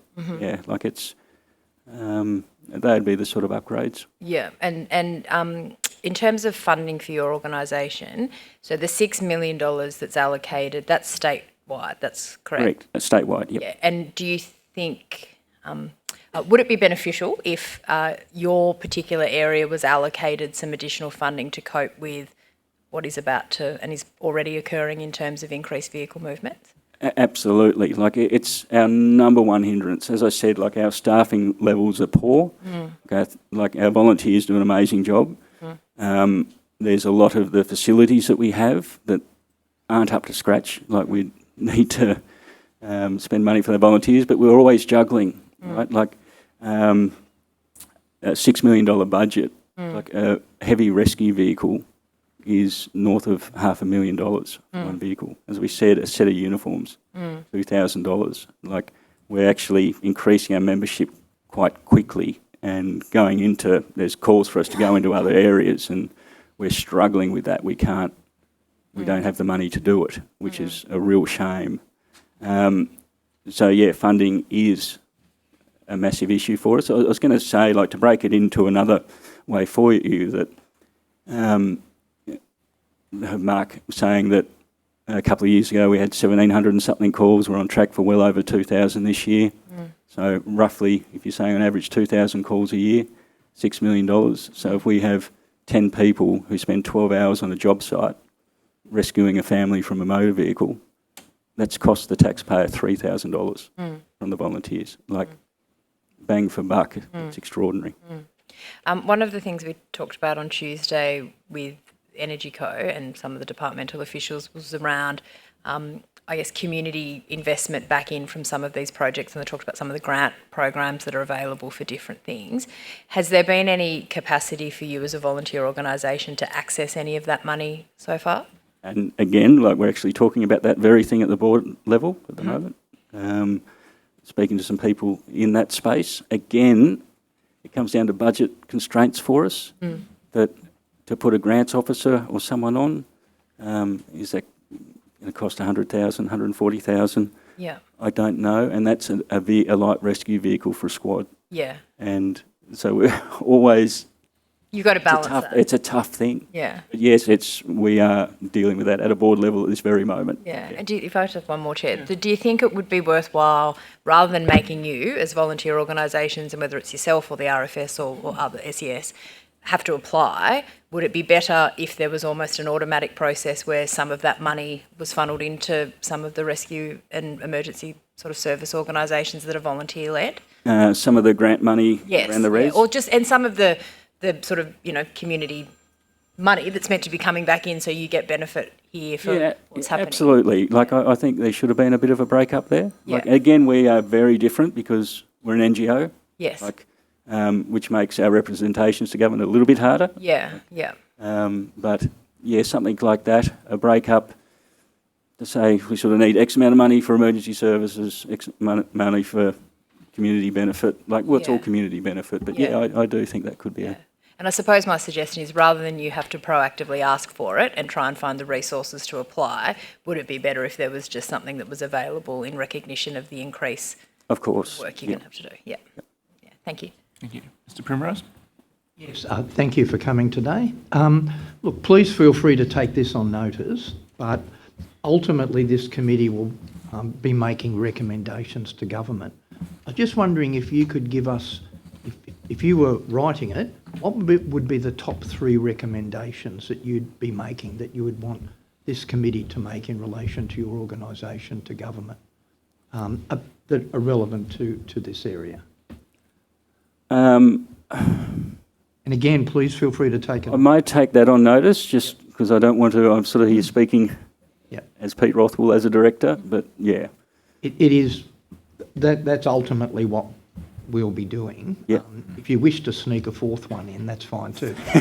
What I'm looking for is that it's important that we know precisely what you want and precisely the message that you want us to give to government. So please take it on notice and come back to us, and the committee secretariat will be in touch with the details. So that's good. Thank you, Chair. Thank you very much.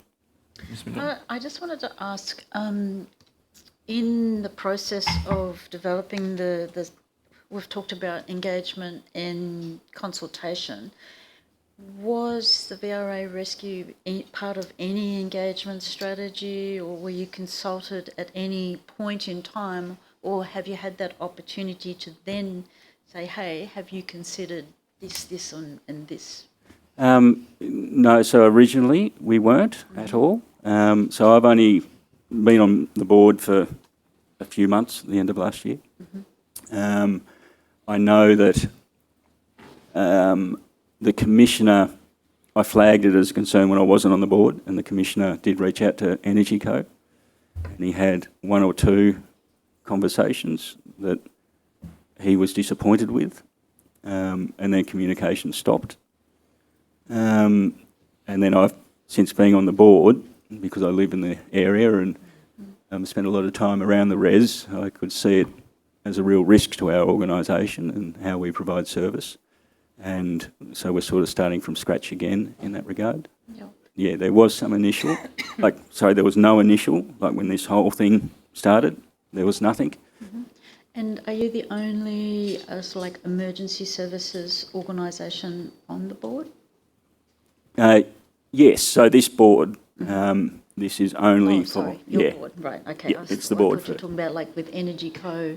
Do you know if the Rural Fire Service or other organisations have been consulted, or? I don't know. No, okay, yeah. And it's probably out of your remit, but what are your views on fire risks at the renewable energy projects? Again, not my area of expertise. I can take the VRA cap off and put my farmer hat on, if you like. I've got a farm inside the REZ. And it has to increase the risk. I can't see any other way around it. As soon as you industrialise any sort of landscape, you're going to an increased fire risk. Firefighting capabilities would have to, in turn, be affected. I see ag pilots, we have ag pilots at home, and I think they're incredibly skillful and a little bit mad, but to think that they're going to have the same level of access that they currently do now in open country with these structures, I'd say, yeah, I would doubt it. Yeah. Thank you, Chair. Thank you. Is it anticipated that you might have to provide some service to some of these camps that are being set up in the event of an emergency situation with their construction, where a worker's injured on site? Would you be one of the first people called? We would be. We haven't been involved in that process, so I'm not sure what staff they have on site. It is a concern for us. And that's why I sort of mentioned vertical rescue there, the training that's going to be involved around wind turbines and stuff. The simple fact is that if a call goes through to 000 and rescue is required, we're the ones that are tasked in those areas. Yeah. And I'll ask one more, then I'll throw to Ms Mitchell.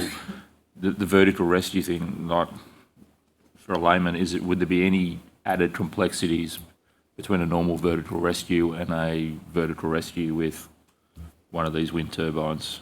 I'm not a vertical rescue expert. Yeah. There's always complications in everything you do. It would be, another set of training, without a doubt. Which is another set of costs. Correct. Yeah. Well, that was follows on from actually what I was going to ask in terms of, I guess, local capacity, and noting that you are a volunteer organisation. I mean, is there sort of sufficient skill set locally to be able to deal with an emergency of that magnitude at this point? No, and it depends what you call local. Yeah, okay. So we're aware of this. We've got sort of specialised teams, like Dubbo, for example, and Narromine. We've got some very good vertical rescue crews there. Some of our smaller locations, like Golgong, for example, I don't believe we do. I'm not operational, but I'm pretty sure we don't there. And you wouldn't expect that capability to be in every unit that you've got. Correct. And we have flagged it again as a thing. Are we training more specialised squads for this? Yeah. We don't know the answers to that. As I said, we're trying to find our way, through it all. But definitely, yeah, not severely local, but pretty local. Yep.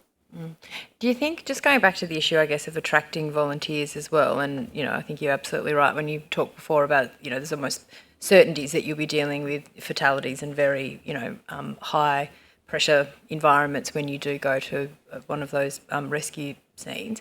Do you think it will impact your ability to get volunteers in more generally, knowing that you might actually end up with many, many call-outs sort of going forward, or does that worry you? It does. Like we've talked about this, that the men and women that we have, like, they're so incredible, and some of them have been doing it for such a long time. Like, I tend to think there is a lifespan in this sort of role. To start with, they are built differently, but it's one of our great worries as an organisation that we provide really good peer support and support people. And you never know what's going to be the thing that stops someone from doing it. It might be something that's too close to home, or like, you've got to remember that these volunteers live in these communities, and sometimes you can be called to an accident where it's someone you know, and in some cases it's been family members. Yeah.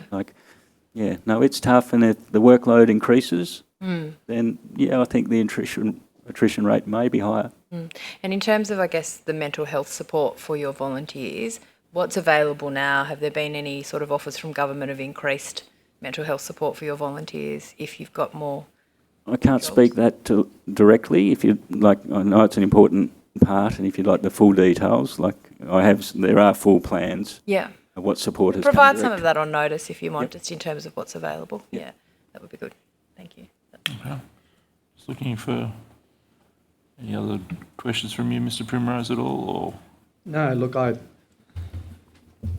think all of these questions that we're asking are simply trying to get an understanding of what you're doing, but also what recommendations could we make in relation to the REZ. So that's where. So if there are any other matters, and I know I can't, that you want to raise with us, please do so. Even with your farmer hat on, if you want to talk about anything from that perspective, rather than the VRA. Well, just before you put your farmer hat on, is there has your organisation identified any other specific training or upgrades that you will need to do to deal with incidents of the REZ in terms of hazardous materials, etc.? Like, is there anything in that space? Yeah, if I can I take that on notice? Yeah. Yep. I'm now a pen pusher in the organisation. I used to be operational on the coalface, but so I'll speak to the operational team and get back to you on that one. Okay. Well, put your farmer hat on. Is there any?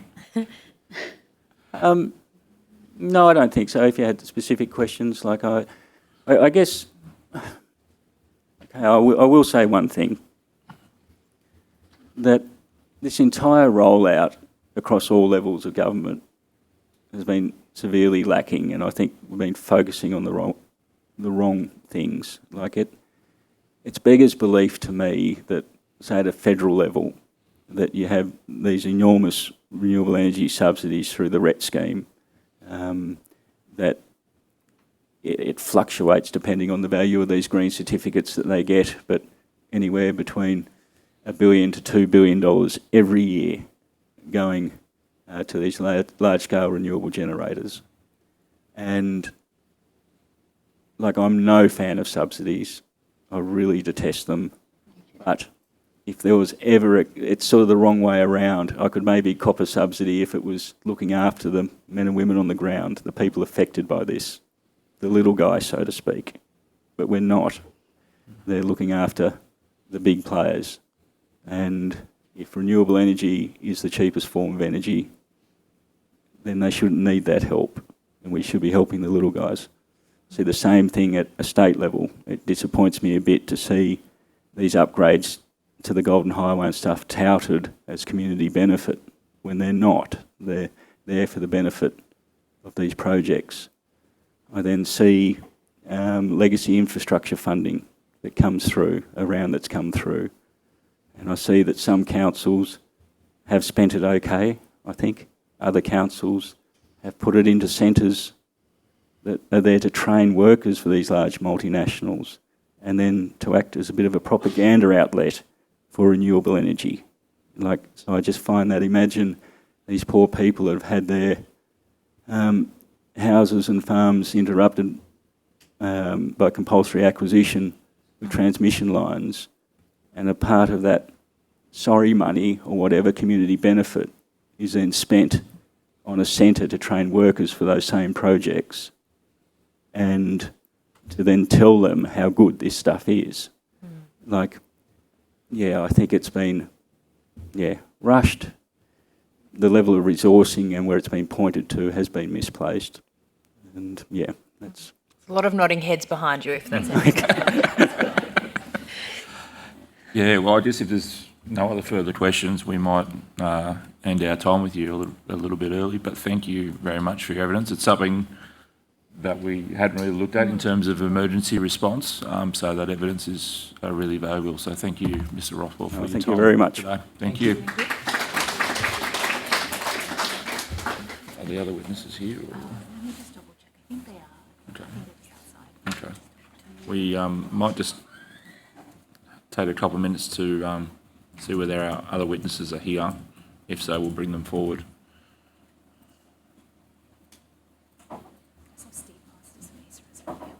It's only 15 minutes earlier. Yeah.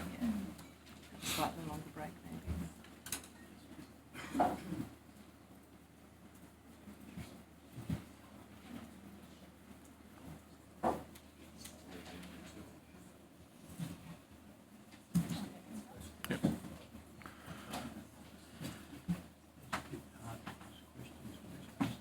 It is. Yeah. It's always hard. That's for the afternoon now, really. That does make it a little bit. Yeah, but it's also very niche what he was talking.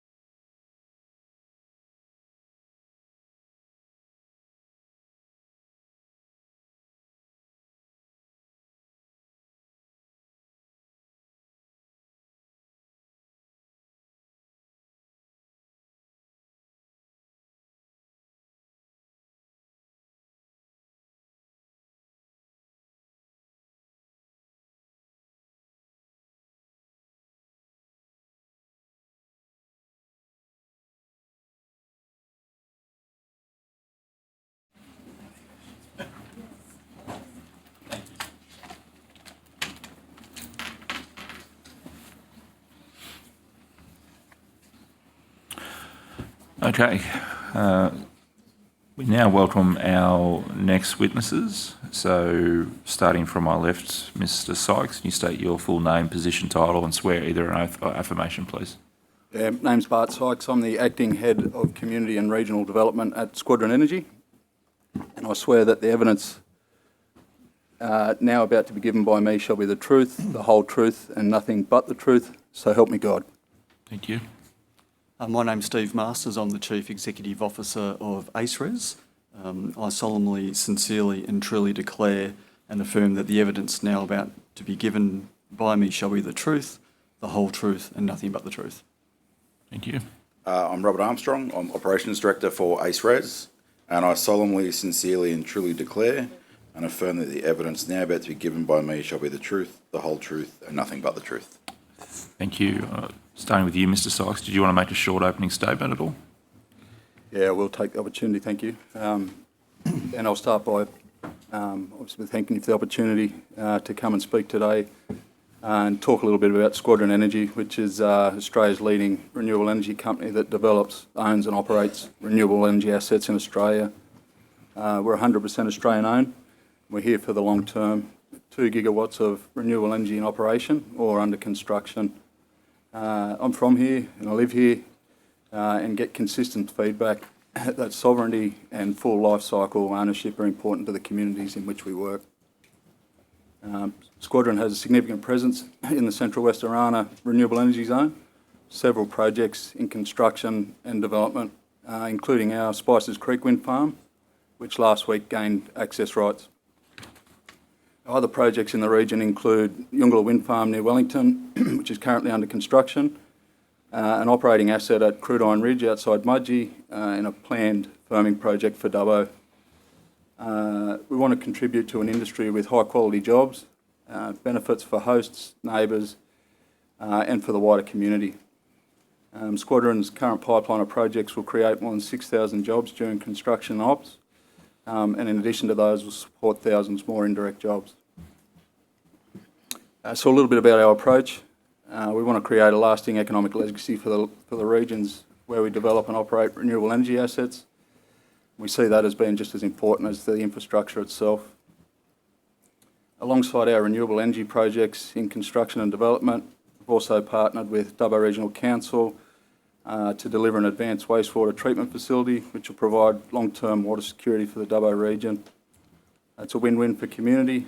Not only does it secure water for construction use on renewable energy projects, it also provides long-term infrastructure and water security for the region.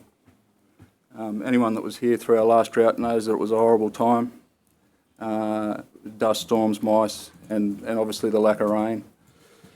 The advanced wastewater treatment facility had the capacity to treat 700 megalitres of water per annum. We've engaged early in Dubbo. We've also partnered on an accommodation solution for our workforces. We've entered into an agreement to lease 10 hectares of land from council for a workforce village. It's on the urban fringe. We did that to ensure full economic benefit is realised by the broader community. The REM plan data that council provided regarding that village and moving it into town indicates that it'll add $250 million worth of economic activity to the local economy each year. We're paid to rezone that land, align it with council's future subdivision plans, pay lease fees, enter into a VPA, and then leave legacy infrastructure behind, which will expedite their longer term vision for the site. We're deeply committed to the CWO and collaborating with landowners, community members and all levels of government to ensure our projects deliver long-term economic value for the region. Our approach to engagement is threefold and quite simple. We partner early. We've had officers in town here now for 2 years for a project that's just started construction. And those projects I mentioned, both with wastewater and accommodation, have been circa about 18 months to get those happening. So we understand the need to partner early. We want to think laterally and solve problems, and we think we've done that, and we've provided a couple of examples, and we want to leave the region stronger. Happy to take questions from the committee as they rise. Thank you. Mr Masters or Mr Armstrong, do you want to make an opening statement? Yes, thank you, Chair. First of all, I'd just like to start by thanking the committee for hosting this important inquiry. I'd also like to thank everyone who has taken the time to make submissions or appear in person. I look forward to taking questions, and that's why I'll keep my opening statement short. As you're likely aware, REZ and Energy Co recently achieved financial close, appointing us as network operator for the Central West Orana Renewable Energy Zone. I've been in this role for about 6 weeks, and I'm excited to be leading the team that will enable one of the most significant renewable energy projects in the nation, both for what it promises in delivering safe, reliable and clean energy to households and businesses in New South Wales, and for the opportunity to create a legacy of economic prosperity, more jobs and better community infrastructure in the region. Whilst electricity transmission represents a cog in the energy wheel, it is a critical piece of infrastructure that is essential to keep the lights on. And before we get into questions, it's helpful to consider this project through a wide lens. It is the first project of its kind in the nation and in many ways. But that comes with the challenges and opportunities in undertaking something that has not been done before. Annual generation in the REZ will power more than 2 million New South Wales households. The project will deliver at least 4.5 gigawatts of new network capacity by 2028 to connect 7.7 gigawatts of wind, solar and battery storage projects. And this month, 10 renewable energy projects successfully secured access rights to connect into our transmission network. I want to thank the New South Wales Government and Energy Co for creating a concession model that facilitates private investment, protects consumers, and ensures the modern electricity infrastructure our society needs can be built. But for all the project's value and significance, we know we need to work hand in glove with communities in which we are investing, and to do that for the long haul. We are committed to working with the Central West Orana community for the next 35 years. As long life investors in the region and wanting to be a good neighbour, we're determined to listen, stay engaged, and ensure our legacy is a positive one. That's why, in my short time in this role, I've prioritised meeting and listening to as many people as possible. That includes introductions to the Central West Orana First Nations Working Group, landholders, council mayors and general managers, and others, and I'll continue to do so. It'll ensure REZ is well positioned to deliver the benefits beyond its contribution to the decarbonisation of our electricity network, safe and reliable energy, and jobs and investment across the region. Thank you again, and I look forward to taking your questions. Thank you. And I guess at this point, I'd actually like to acknowledge that you are the only two players on, I guess, the other side of the discussion here that have actually come forward and agreed to engage with the committee. So I think that has to be noted. It doesn't bode well for the others, but it at least probably paints you guys in a potentially better light. Can I just, and also thank you, Mr. Masters, Mr. Armstrong, for allowing us out on site yesterday to see what you're doing with the camp out there and get an understanding of what that is. I might ask a few questions and I'll pass to others. You talked about obviously working hand in glove with the community and that. Given that 369 out of the 398 public submissions opposed the REZ during that environmental impact statement phase, how are you, REZ, going to address what is clearly evident community dissatisfaction and a lack of trust? Yeah, look, thank you for the question. I think it's fair to say that I certainly acknowledge the feedback that I've certainly had the opportunity to read and listen to various stakeholders, not just as part of this inquiry, but certainly my visits in the past couple of weeks. I think the opportunity that we have is to do a hell of a better job based on the feedback that's been received. And what that looks like, I'm certainly happy to work with the communities to ascertain that. One thing I think is important to acknowledge, and that probably speaks to generators as well, is that obviously financial close was only reached for this project only a few weeks ago, and access rights for each of the generators not only a week or so ago as well. So I think there's hopefully the opportunity to turn a fresh leaf for certainly the community, and I'm certainly giving my personal commitment to wanting to engage in a way that certainly is meeting the satisfaction of all stakeholders. In terms of those 10 projects that have achieved access rights, do you think that the fact that only maybe 3 or 4 of them are actually fully gone through the planning approval stage, do you think that helps your cause in terms of gaining trust with the community, that these projects aren't even approved, haven't gone through the proper process, and they're already been granted access rights?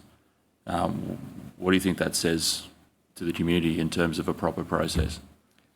Look, I think, again, Chair, based on the feedback that I've heard today and certainly over the last couple of weeks, there is a lot of work for industry to do in terms of that engagement going forward, and there's certainly been many suggestions that have been offered during the inquiry, which I look forward to the committee's feedback on in due course.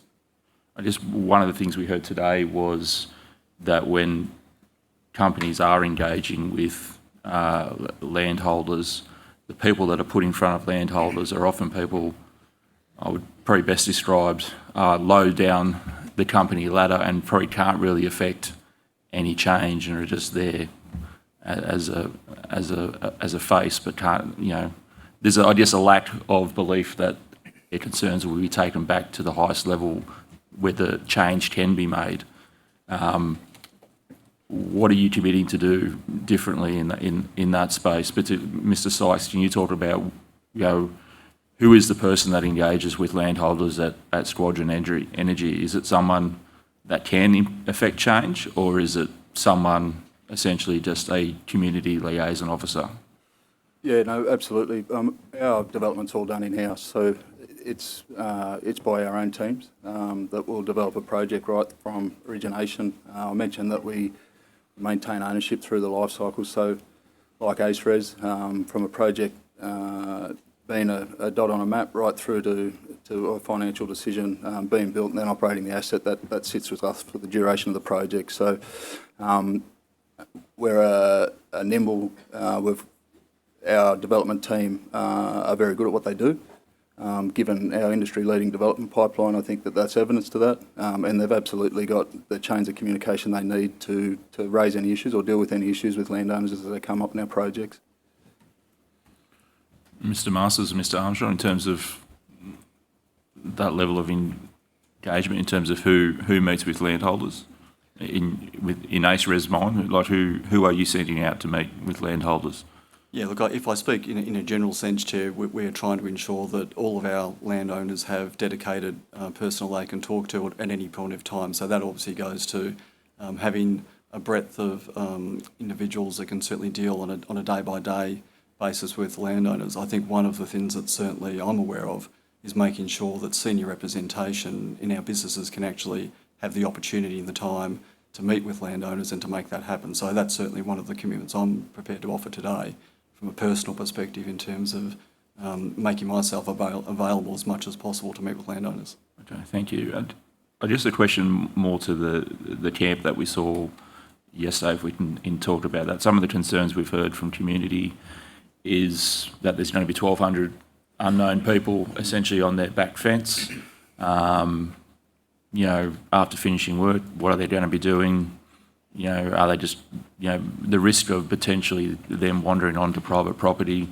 Can you talk us through what things you are putting in place to ensure that people's privacy and private property rights are protected from workers that are at these camps? Yeah, thank you. Look, the design of the camp, it's certainly a large camp. The 1,200 bed accommodation has been noted. It will be built in phases, so there won't be a 1,200 person bed from day one as the project develops and winds down as well. So that's a reflection of the peak capacity at the camp. I think we have certainly tried to design the accommodation there in relation to being very sensitive to the local communities and particularly sensitive to the neighbours in proximity of the camp. A lot of the protocols that we will be having in place around security, code of conduct, the way that we've designed the camp is certainly trying to minimise the impact to our neighbours and to be very clear with our employees and contractors that come onto site as to the expectations that we want of them as good neighbours. And a lot of the design pieces around the camp itself are there, anything from the footprint, which is taken into account feedback from the RFS, right through to engagement with key experts around mental health and the like, to have a camp that we believe will be attractive for the workers, but also minimise the impact of the local community. I'm not sure whether Rob might have anything to add on that. Yeah, I think just on the last point, Steve, that we're working really hard on the pull factors to have staff happy on the camp and not want to go elsewhere. So I think we're working hard. We've got gymnasium on site, we've got a mess, there's exercise facilities, chances for people to interact and build a community on site to hopefully keep them there as much as possible. People will go out in the community, absolutely. But like Steve says, there's a code of conduct. We're expecting really high levels of behaviour from our staff in their engagements with the community. Will there be curfews or anything that permits or limits, I guess, late hour access? The accommodation side itself will be fully fenced. It will have a security gate to man 24 hours a day. All movements in and out of the camp will be monitored. So again, there should be very transparent and clear records of all personnel in and outside of the camp. Thank you. I might pass to Ms. Sure. Mitchell. I'll just one on the camp, and then I've got some others on different issues. But I guess in terms of any, engaging local businesses for some of the supplies to the camp, have those conversations started yet, and what might that look like? Look, we're certainly intending to have the opportunity for local businesses to supply as much of their local services and goods as possible. And that's anything from cleaning services right through to the provision of food for the camp. So we are certainly encouraging that. And we would certainly hope that that provides, again, an economic benefit and opportunity for the broader community to contribute to the project. And then we also have heard, I think it was even just this morning from Mid-Western Council, but about some of the constraints or impacts on health services when you've got a large number of people. And I appreciate what you've said, Mr Masters, that it won't be sort of 1,200 people from day one. But I think Mr Cam, the General Manager, talked about how Goulgong doesn't have a GP at the moment and what might happen if people need to access those services. Is there anything that you're looking at as an organisation around that healthcare provision or support for your people on site should they need it? Yeah, and again, it comes back to, thank you for the question, it comes back to the way that we've tried to design the accommodation so that it does minimise the impact, but provides opportunities for the community. We will have a nurse and that kind of first aid respondent piece on site, and that also goes to things like firefighting equipment and training for those that will be within the accommodation blocks themselves. So again, we've tried to minimise what I think would be an influx of new people into the town or the community with the way that the accommodation has been designed to minimise those impacts. I just want to turn now, I guess, to some of the more kind of technical parts of your arrangement with government. So my understanding is that your role as ACEREZ is to build the transmission network and operate it for a period of 35 years. That's correct. At the end of that time, I've noted in some of the documentation it says that there'll be an expiry payment from the government at the end of that concession, and I appreciate there might be commercial in confidence matters here, but are you able to confirm for the committee, has there been sort of a final agreement on what that payment back from government will look like back to ACEREZ at this point? Well, I think you've touched on to some extent that the terms at this point are confidential. What I'd also say too is that we've been required to submit a revised revenue proposal to the Australian Energy Regulator, which again then comes back with the total costs that will be endorsed by the AER in the coming months. So that information I would expect would be available in due course. But what I would say about the structure, it's a fairly typical public-private partnership type model, which again, as you've alluded to, does have a payment at the back end back to us prior to the asset being effectively transferred to... Returned back to government, basically, yeah. Is there, and again, I appreciate these things will probably be made more public in the fullness of time, but can that sort of final payment figure change throughout the course of that 35 years, and what might make that be negotiated along the way? Appreciating that's a little hypothetical, but... Yes, again, I'd probably just offer the same feedback as earlier in terms of that's commercial in confidence at this point, but I'd like to think that in due course that could be made available. Okay, thank you. I just have a couple more, Chair, if I can. This one's probably to both of you, and I just want to echo the Chair's comments. Thank you both for coming, and I think it would have been good if some of the other potential operators and companies in the region were here too. But I wanted to raise the issue about the NDAs and I guess some of the concern that's come from witnesses this morning about neighbours not being able to talk to each other about maybe offers that are being made, not having that kind of whole of community discussion. I guess from a commercial perspective, what are some of the reasons that you put the NDAs in place, and is it possible to be in a position where they could be lifted so you could have a better whole of community discussion, or even neighbours being able to talk to each other a little more freely? Is there anything you can kind of offer the committee in relation to that? And I'm happy for either or, yeah. Yeah, no worries. Thanks for the question. In terms of confidentiality agreements, that our neighbour agreements are fairly industry standard is what I'd call them. They don't limit a landowner from raising concerns about breaches of approvals. However, they do contain clauses that limit their ability to object to a project in terms of the impacts that they've already agreed to accept when they've entered into an agreement with us. And they do include personal and commercially sensitive info for both parties, so that's why the clauses are included. We understand that every landowner, neighbour and property is really different, and our approach to recognise each unique situation is to work with those individuals to create a solution for that unique situation. To the end, we encourage landowners and neighbours to engage their own independent legal advice before signing any agreement with us, and that's at our expense, the legal advice, so that there's probably a point of difference there. The last point that I just had jotted down in the notes was that across our projects we have close to 500 landowner agreements in place, so it is common practice and it is something that we're quite experienced with and has worked well for us with projects. Mm-hmm. You want to add? You don't. Oh, look, the only thing I'd probably offer, I think, in terms of the specific question is that I think the documents you're referring to from an ACE-REZ perspective, we're not party to, so a lot of those would have been put in place by EnergyCo. Yeah. I'll just have a couple more for you, Mr. Sykes, if I can. One thing that we've talked a bit about both today and on Tuesday is sort of the community benefit from having these projects. Could you talk us through a little bit more, I guess, how your community investment sort of strategy works? Do you think community actually sees the benefit or recognises that some of that, I guess, funding for those projects are coming from you? Could that be done better? What does that look like from your perspective?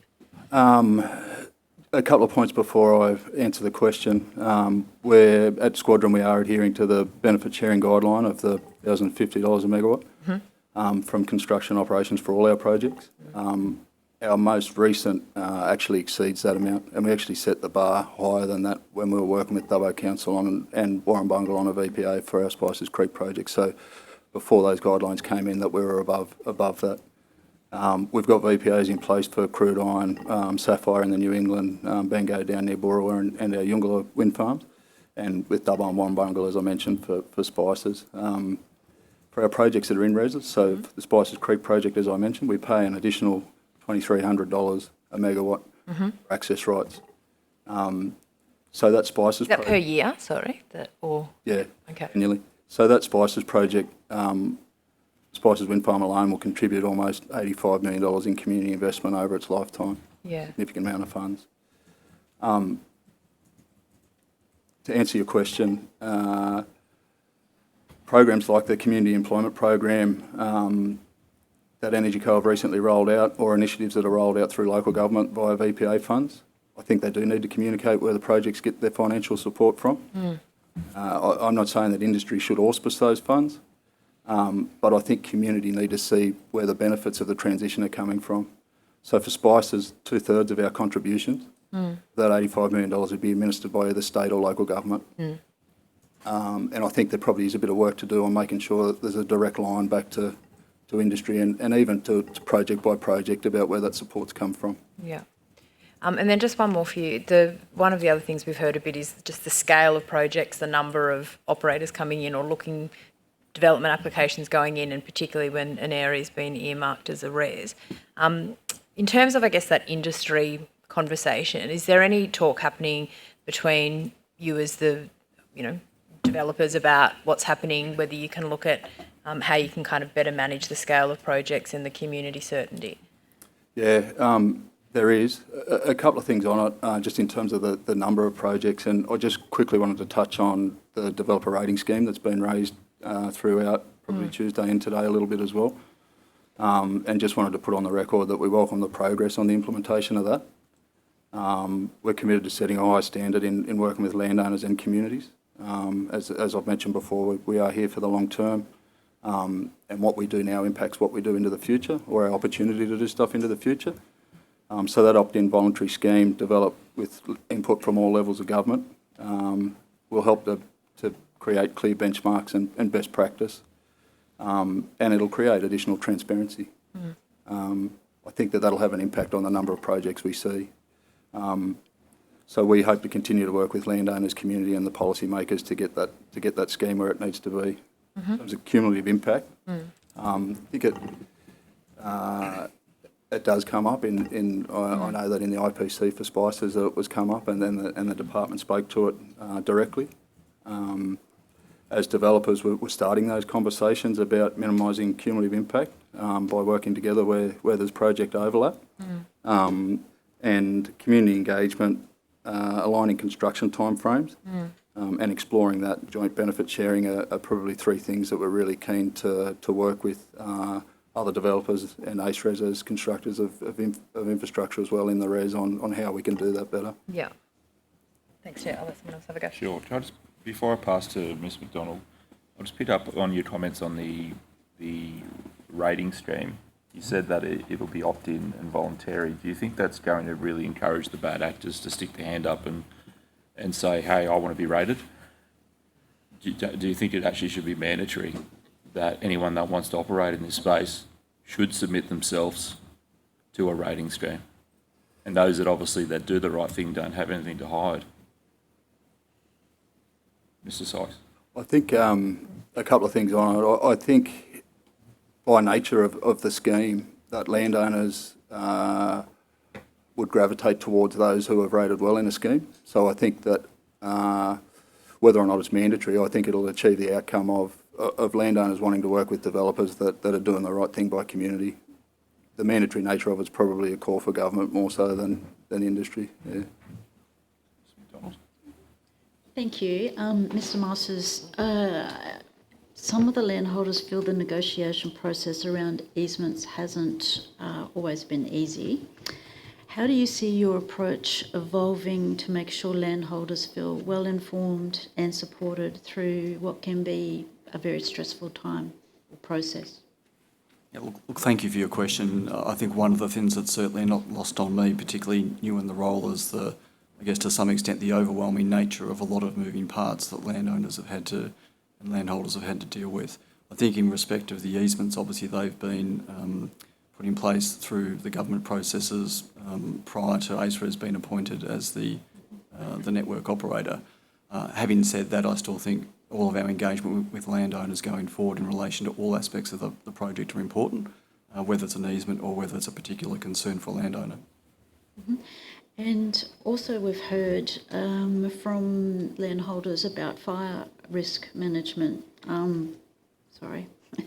safety concerns. Can you talk us through or walk us through what your risk management plans are and how you've worked with, say, RFS and local brigades to make sure that firefighting efforts can continue alongside your infrastructure? Yes, look, thank you. And I might also ask Rob to make some comments. If I break the question down perhaps into two parts, I think one a good example would have been the site you visited yesterday. So again, that is the design of the accommodation at Marotheri has gone through extensive planning that's taken particular account in terms of fire risk in relation to that either starting from the facility or any other fire that might be in the area. So the RFS is a great example of a lot of consultation that's gone place there.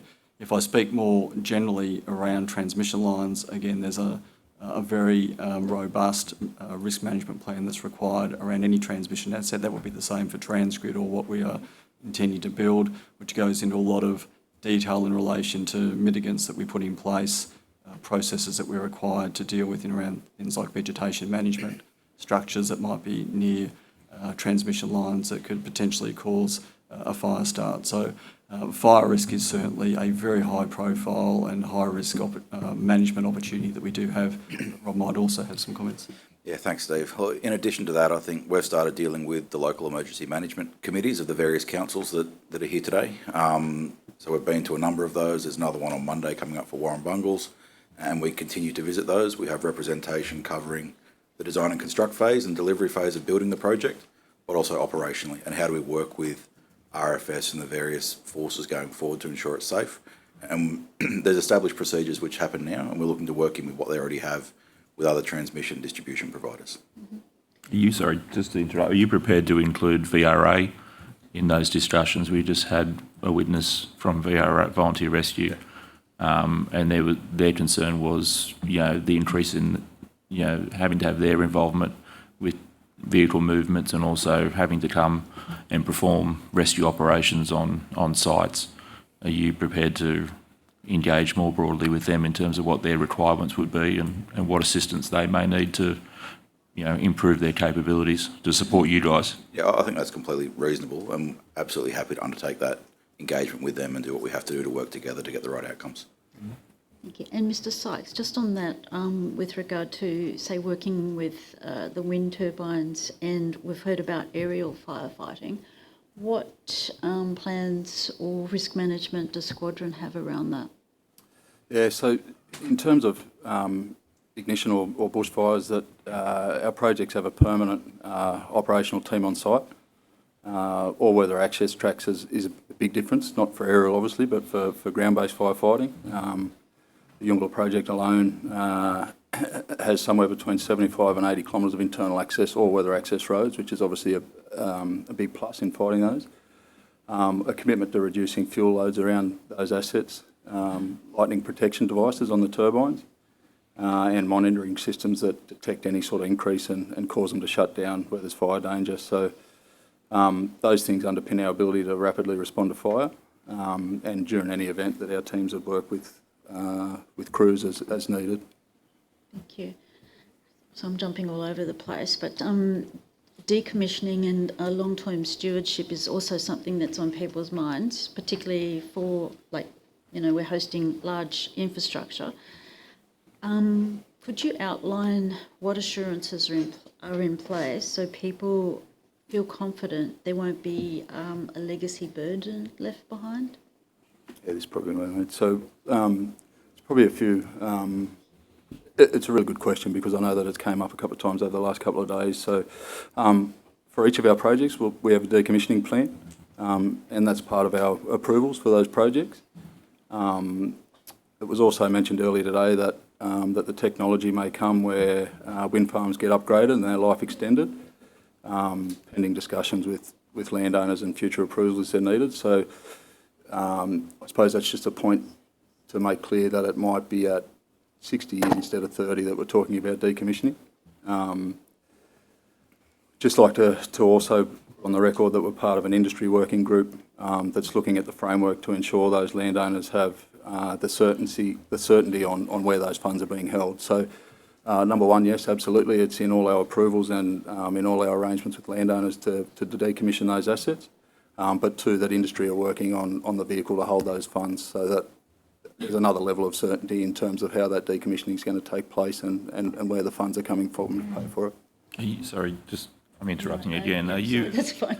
Are you able to provide the committee a copy of the decommissioning plan? Because the evidence we got from the government was they weren't really interested in pursuing that line, and it sounds like you're a company that's proactively trying to look at that issue. Are you happy for you to take it on notice whether you can provide some more detail around what is in your decommissioning plans? It might be site-specific, I imagine, but I think it would help the committee if we had a better sense of if a company is already thinking about this.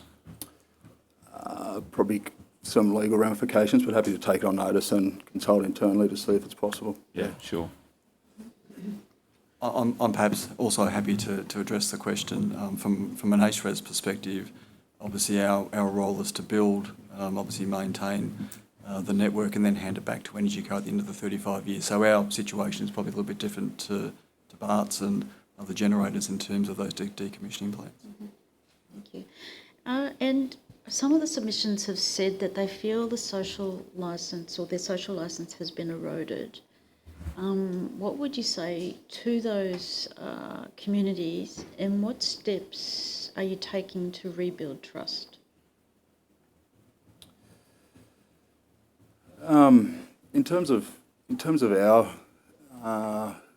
place in the region, I suppose, as I mentioned, I grew up here and live here, and I think the fact that we've put a permanent workforce here with a dozen staff across our Dubbo and Wellington offices now.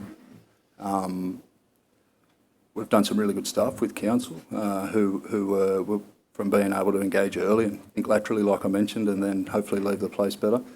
But the point that I have raised earlier that I'd touch on again is I think that the developer rating scheme and our support for it, I'd just like to reiterate that. I think that in terms of social licence, as an industry, we're probably only as strong as the lowest performing provider, and we probably need to pull the industry up a little bit, and the developer rating scheme is probably a way that can do that, in turn building social licence across the industry. For Squadron 1 out, I think that we're doing really well with social licence, and I think that we've got a level of it here and through where our projects are. But there's probably some work to do as the industry. Thank you.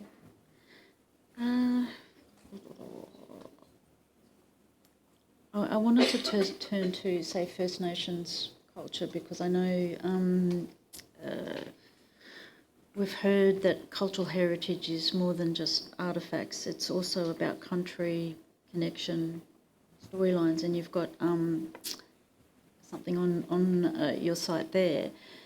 Could you share how you've approached your engagement with traditional owners to understand those deeper values and how that's shaped your projects? Yeah, look, it's a very good question, and it's certainly one area personally that I'm really looking to get deeply involved in during my time with the business.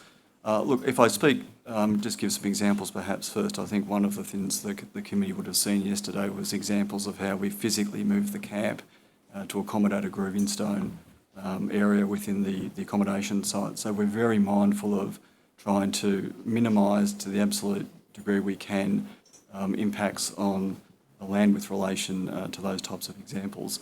I know that a number of our staff have already gone through cultural immersion, training and activities, and we will continue to do that as our organisation grows. And as I alluded to before, now that financial close has been reached, I think that the focus in terms of how we can actually accelerate some of those activities is very important. I alluded to in my opening statement, I've had the opportunity to attend my first First Nations working group meeting, which again was very insightful from my perspective in terms of understanding the people, but also and learning the stories, but just building that relationship and trust going forward. I'm sure, Rob, whether you wanted to add anything particularly. Well, there's not a whole lot extra, but I think we're working with those groups. We're trying to build a culture within the organisation of a greater understanding of the land they're on and immersing those people more fully in and a better understanding of what they're really doing. Mm-hmm. And from an economic participation perspective, are there opportunities you see in working with Aboriginal businesses and workers on the project, not just in the construction, but long term? I'm happy to go, and perhaps Robert can add. Look, absolutely, I think we are definitely trying to encourage as much local content, First Nations content in all of our tender processes, and opportunities for those organisations to be suppliers in the short, medium and longer term for the project. And maybe touching a little bit on your earlier question that Bart made some comments on, I think that social licence piece goes to the education right down to school children, to TAFEs, which we're involved in, and other learning opportunities for young people or underemployed people in the different towns. And I know there's certainly within the region particular focus that some of the councils have on some of those towns to see how we can actually assist in getting people employed. And I think that's a really important and valuable contribution that whether it's our business or any business can make to any community. Mm-hmm. And we see there's an increase in, say, the REZ capacity from around, I think it was, 3 gigawatts to, we're looking at over 7, maybe more, and that's been criticised. Can you explain why this happened and what consultation took place? I'm not sure, Robert, whether you want to take I think for that one, so the numbers can be confusing sometimes. So the 7 gigawatts you spoke about is the total generation capacity, but our network capacity is limited to 4.5 gigawatts. So that has been increased, but that's a planning function. So as REZ, we've been commissioned and engaged to go and build the network capable for 4.5 gigawatts. It's an energy co planning matter as to where they see the future of the network growing. Thank you. Mr. Primrose. Oh, thank you. Look, I'd also like to join with my colleagues in thanking you for coming today and taking questions. One of the issues that has been raised a number of times during our visits yesterday and today is the issue of insurance. And if I could just read out a section from one of the submissions we've received, just to explain it. Our business expects to be surrounded by in excess of $4 billion of solar panels that includes the 3 solar developments only. My insurer has informed me that the maximum level of personal liability insurance I can obtain is currently $20 million. If I or an employee here in our business starts a fire and is deemed liable for starting that fire that burns these solar farms down, who or where is the difference coming from? Further to this, all businesses surrounding these projects will be heavily affected as contractors will avoid the risk of damages to these projects, as they too will only have $20 million of personal liability cover. Our current business contracts out harvest and hay contracting, both quite fire prone. Who is going to perform these jobs for our business with the added risk associated with the infrastructure losses from these projects? The issue is common to all mixed farming businesses in the area. So I'm just seeking any comments you may have. Please feel free to take it on notice if you wish. And the obvious thing is, given the relative sizes, and I was wondering whether indemnification might be something that could be considered. So over to you, if you would. Yeah, I'm happy to make comment. So for us on our squadron projects, that obviously we insure our assets, and if there's any increase in premiums for hosts of our infrastructure, that we cover those increases to premium. And I'm happy to table a report that I've got in front of me from the Insurance Council of Australia, and I'll just read a line from it. So as the peak, they say that the current information indicates that insurers generally do not have specific concerns related to property hosting transmission lines or neighbouring energy infrastructure. And happy to table that. Yeah, sorry, could you read that out again? I don't understand the point. Current information indicates that insurers generally do not have specific concerns related to a property hosting transmission lines or neighbouring energy infrastructure. So is your point that these farmers and their owners, that their concerns are unjustified in relation to only having $20 million worth of personal liability? I think that's come from the peak. I think there's probably more work to be done, A, in clarifying that position, and B, communicating it. Okay.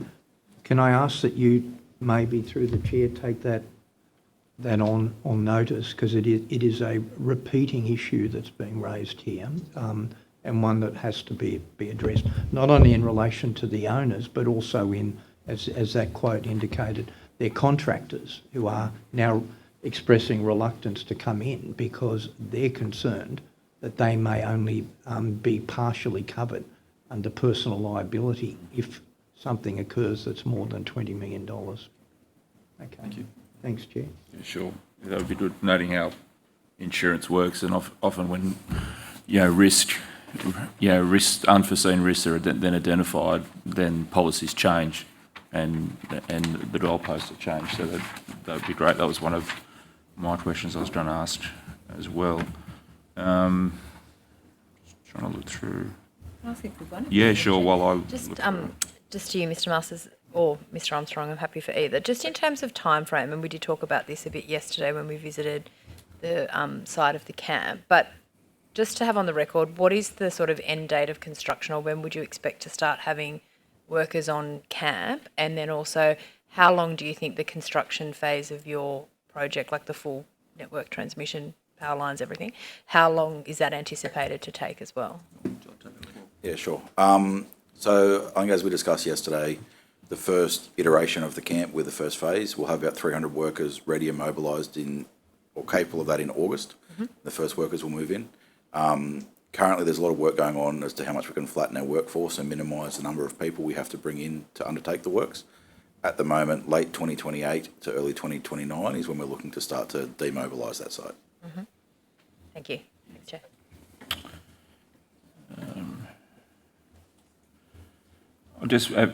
We've heard a lot today, and obviously through submissions as well, about just the impact that some of these projects potentially going to have on prime agricultural land in terms of water quality, changing of hydrology, potential impacts on livestock that may be feeding under these solar panels. Are you doing any work in that space in terms of trying to assess that risk as part of your place in this community, and improving your standing in this community, and I guess trying to alleviate some of those concerns, because it seems like a very valid concern by community, and there doesn't seem to be a lot of information out there on that. I won't comment on solar because I'm not an expert on it by any stretch, but those 500 agreements that I mentioned with landowners we've got from Victoria through up New South Wales and into Queensland, overwhelmingly those very important stakeholders of ours talk to a good coexistence of renewables and agriculture. The additional income assists with succession farm upgrades, which was mentioned earlier in a session, and ensures some viability during dry times.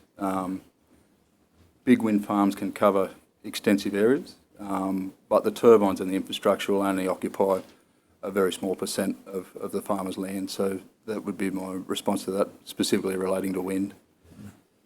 I'm happy to talk to transmission, Chair. So I think as the committee would know, the transmission line footprint itself is considerably smaller than the type of other solar projects or wind projects that you're talking to.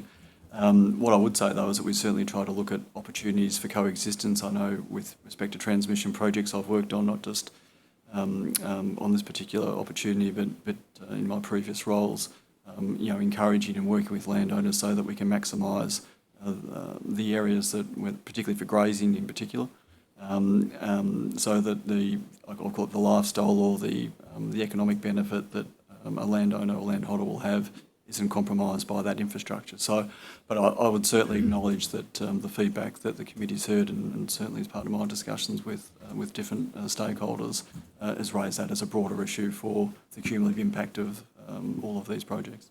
Sure.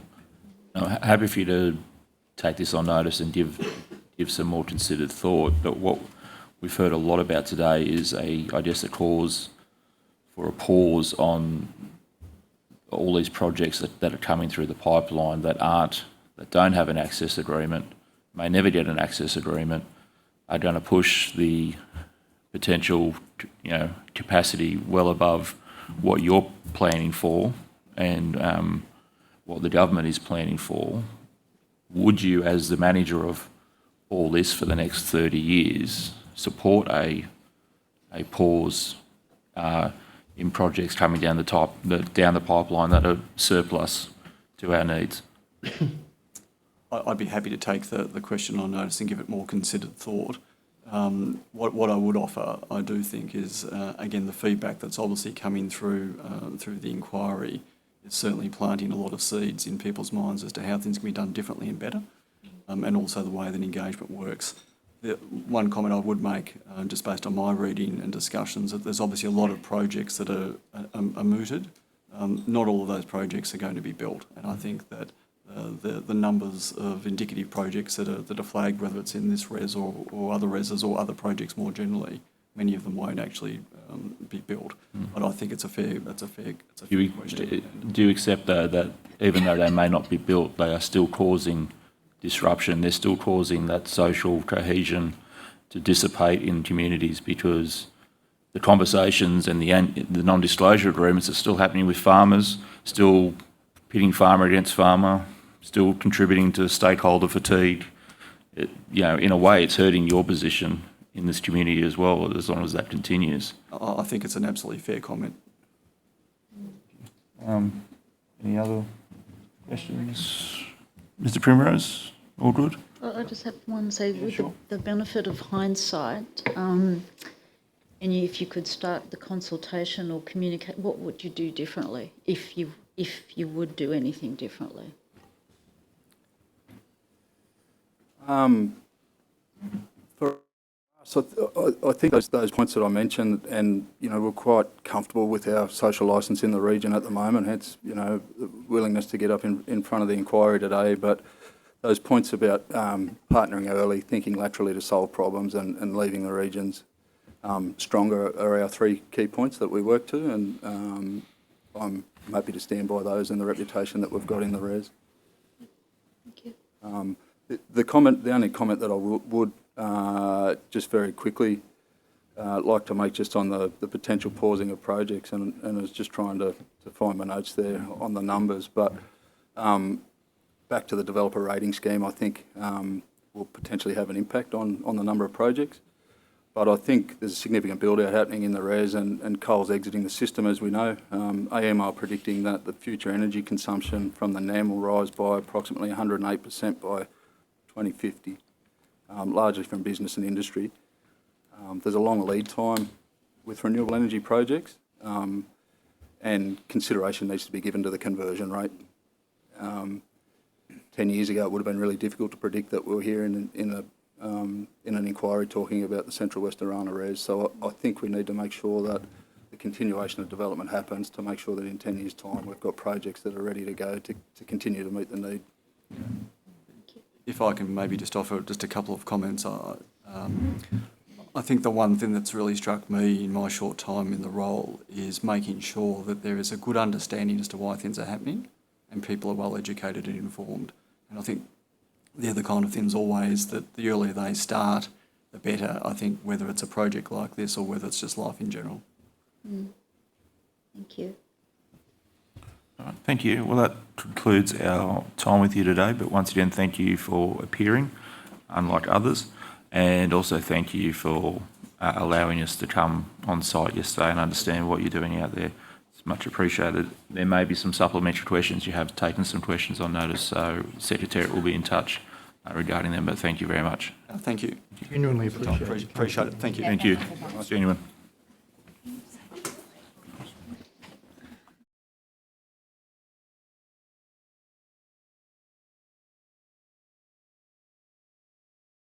Minutes. If our other witnesses here will start a little bit earlier. If not, we'll start at 3:30.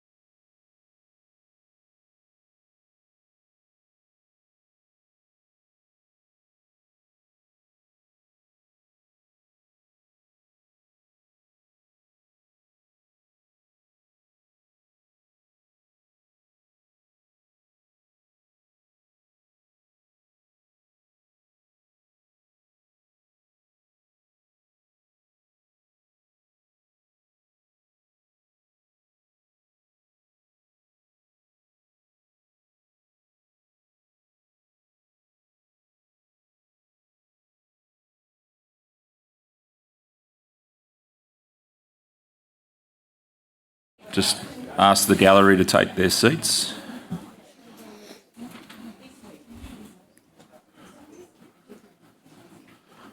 Okay, we now welcome our final witnesses for this today's hearing.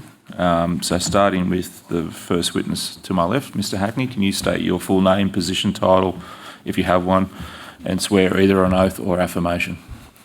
Stuart Hackney, I'm a farmer contractor at Donedo. Affirmation, I solely, sincerely and truly declare and affirm that the evidence now about to be given by me shall be the truth, the whole truth and nothing but the truth. Thank you. Mr. Syce, is it? Yep, yeah. David Syce, landowner in Donedo, and Vice Chairman of the Land Care in Three Rivers Land Care. I solely, sincerely and truly declare and affirm that the evidence now about to be given by me shall be truth, the whole truth and nothing but the truth. Thank you. And Ms. Dent. Good afternoon, Sally Dent, Three Rivers Land Care, a local resident and a local farmer. I sincerely, solemnly, sincerely and truly declare and affirm that the evidence now about to be given by me shall be the truth, the whole truth and nothing but the truth. Thank you. And back to Mr. Hackney, would you like to make a short opening statement? I've got an opening statement. Yep, Mr. Chair. It's to do with the mistreatment of Energy Co towards us during the acquiring of the easement through our property for the REZ project. From the outset, Energy Co got off to a bad start with this predecessor Transgrid representative rolling a map out on our table saying that we weren't in the preferred corridor. That is, our property was not affected. In September 2022, I received a phone call from Energy Co requesting my email for some documents to be sent to us. To our amazement, we received a map of the transmission easement right over our property and our farming infrastructure.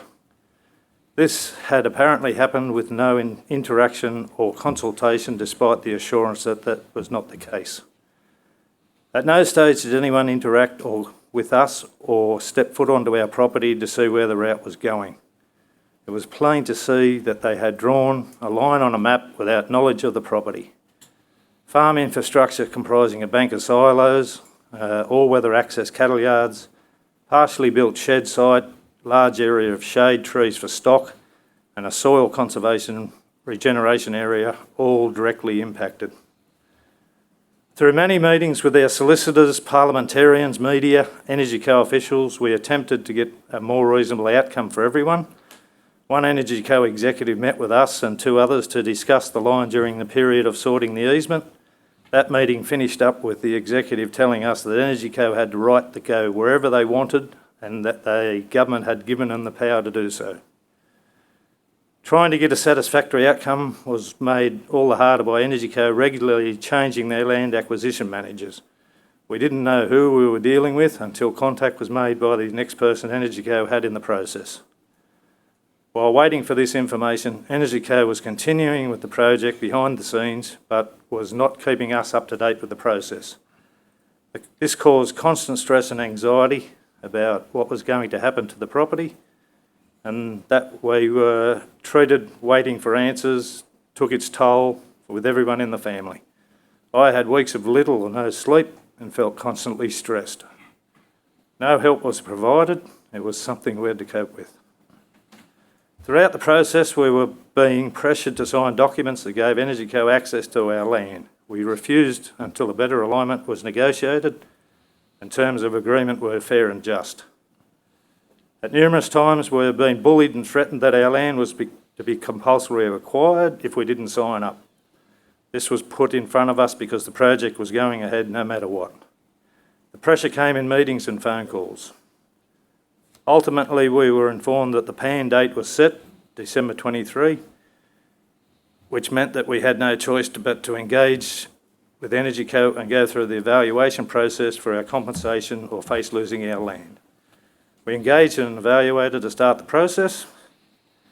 We were able to arrange a meeting with Minister Penny Sharp to discuss the process which we're being forced to follow.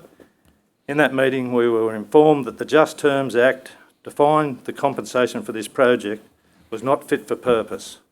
but there was no time to change it, and so the process was to continue. When the interaction started, Energy Co's valuation was half of that of our evaluator. Further on the day, the value was met to discuss the compensation. The alignment of the lines had been adjusted by about 60 metres by Energy Co, something that we were told previously was not possible. This was to avoid some of the infrastructure, no doubt to reduce the compensation payment. Construction is estimated to take 2 to 4 years. We're being told that under the applicable Just Terms Act, we cannot be compensated for loss of income during construction. The current easement takes 36 hectares or 90 acres of arable land, which is about 16% of our total arable land for the property. As a result, our income will be considerably reduced, yet where costs associated with the land still must be covered, such as rates and insurance.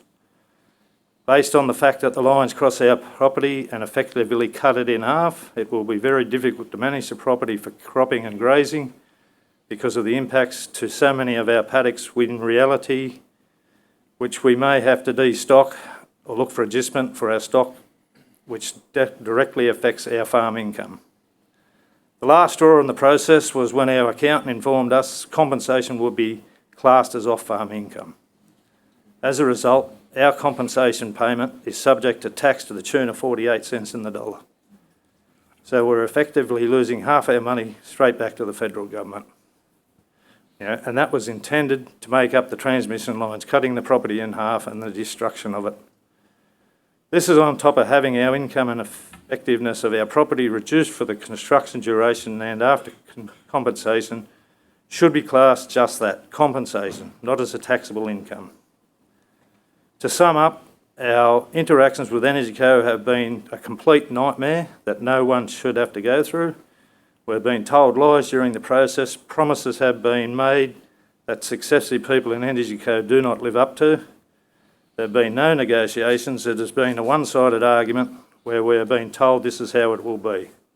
The speed of the process that Energy Co has driven has not allowed the issues to be dealt with equal input from both sides.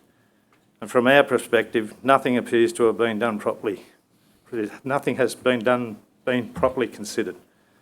At every stage, we don't feel we have had adequate time to work through things properly. We are now at the next stage of dealing with REZ, and it looks like the battle is still to continue. We have provided a list of our requirements for them to access the property, which most have been dismissed outright by REZ. The fast pace of this rollout needs to be stopped and some common sense applied, and those directly affected need to be properly compensated for the impacts. Thank you. Mr. Sayce? Yeah, thank you.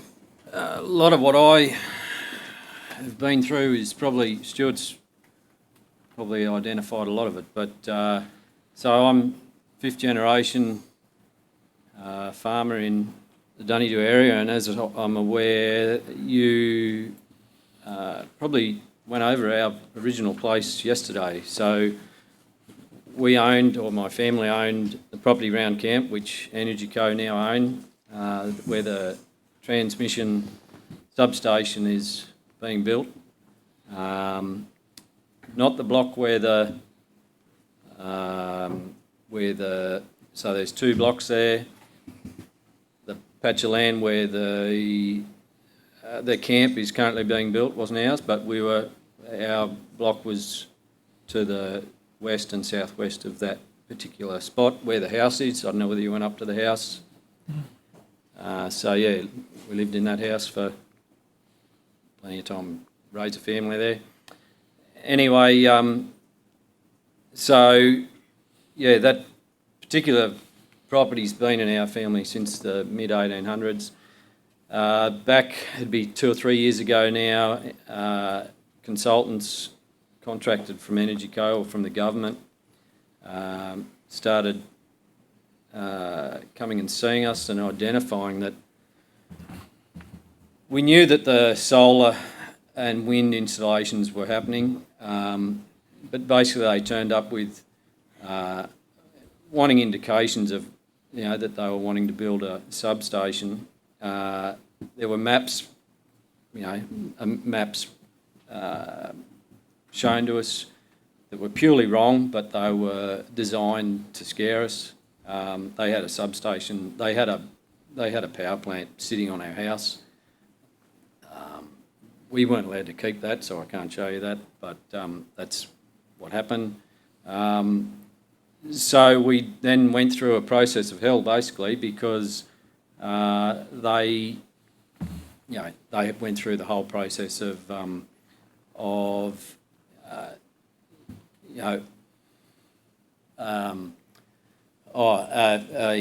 process of basically consulting us.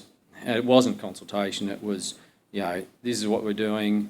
I know we went to a meeting with them one day, and I said to the guy, what do you want? And he said, I'm here to buy your land.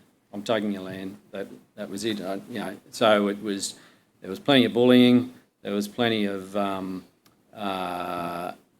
mistruths, and certainly working against landowners. They played, if it doesn't go here, it'll be, next door, so you'll have to look at it. So basically, we're tied by compulsory acquisition. It was, at the end of the day, it was, you deal with this, or, you go ahead with what it is, or you don't. I will say that even though it was our family's farm, my mother and father owned it, so they then had to deal with the whole process of that. But so as Stuart mentioned, we had no real help definitely from a mental health point of view, and we still haven't, I won't say we haven't received any significant help, but one issue I have got within, I've been pushing for the last 2 years for Energy Co to supply a health system, a program that's well and truly above just a phone call, like talking to someone on the end of a phone, for people in this area, like within the REZ who are affected, to be able to offer support, financial support for people who want to go that next step and access the help that they need, and it's still not there. I know it's there, but it hasn't been announced. Why hasn't it been announced? That's one issue that but basically, as at the end of the day, we've had to move on, and but that's it. We've been through hell, but anyway, open for questions. Thank you. Thank you. Ms. Dent? Thank you, and thanks for the opportunity. I'm here to represent Three Rivers Landcare, so that's covering Dunedoo, Coolah and Mindurin. And we're a local active environmental group that's very passionate about the people and our beautiful local environment. But just to give you some context following on from the gentleman, these large-scale developments imposed on us by government have been nothing short of a nightmare. We were first made aware that we're even in a renewable energy zone by our personal solicitor, who came out on a bus trip with Dubbo Council. To be honest, I still believe many of our local people would not be aware of the sheer scale of the proposed Central West REZ. Our committee and wider community are already suffering from the cumulative impacts as we race to safeguard energy security for New South Wales. To date, our voices have not been heard. We strongly recommend a pause in construction whilst these issues are addressed. We desperately require a well-planned and managed expansion of renewable energy and associated infrastructure, carefully mitigating any losses of diversity and disruptions to ecosystems, services on which we all depend.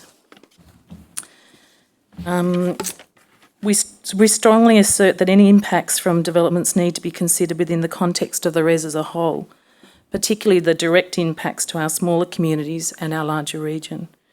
Environmental impacts in particular need to be assessed within the cumulative context of the risk, not as an isolated development. The EIS has not done this at any stage. Our smaller communities have continually requested information about biodiversity offsets, food production and security, sustainability, and yet here we are in the construction phase, and we're still kept in the dark as to where the water's coming from. We, over the years, have attended as volunteers many token community consultations. No one ever of any decision-making ability is present, and we are deflected continually and told it's too late to vary any of the plans. This is not our first encounter with poor government decision-making and planning and lack of transparency in community consultation process. Some of you may be aware of the failed Cobra coal mine, which was a great example of historic failure with large-scale projects and our community, and we're still reeling from this experience. The underground gas line also passes through our small communities with no advantage being ever gained by our communities. We met just recently with the RMS Services Port to REZ about the widening of a corner in Dunedoo to allow for the wind turbines to go around, and we suggested that we might like to contribute to our town in some way, because we clearly did not need this expansion of a corner to gain access for a footpath and a river walk. And today we still haven't had any response from that. At this point in time, our energy and efforts are looking at just the Central West REZ, but there are many projects proposed outside that geographical footprint. And we worry who is monitoring and assessing those. The regions are bearing the brunt of all this, and we do not have the capacity to manage such large-scale development. For example, our council has decided to spend the funds from Energy Co funding to update our sewage treatment plant. How is this providing legacy for our town?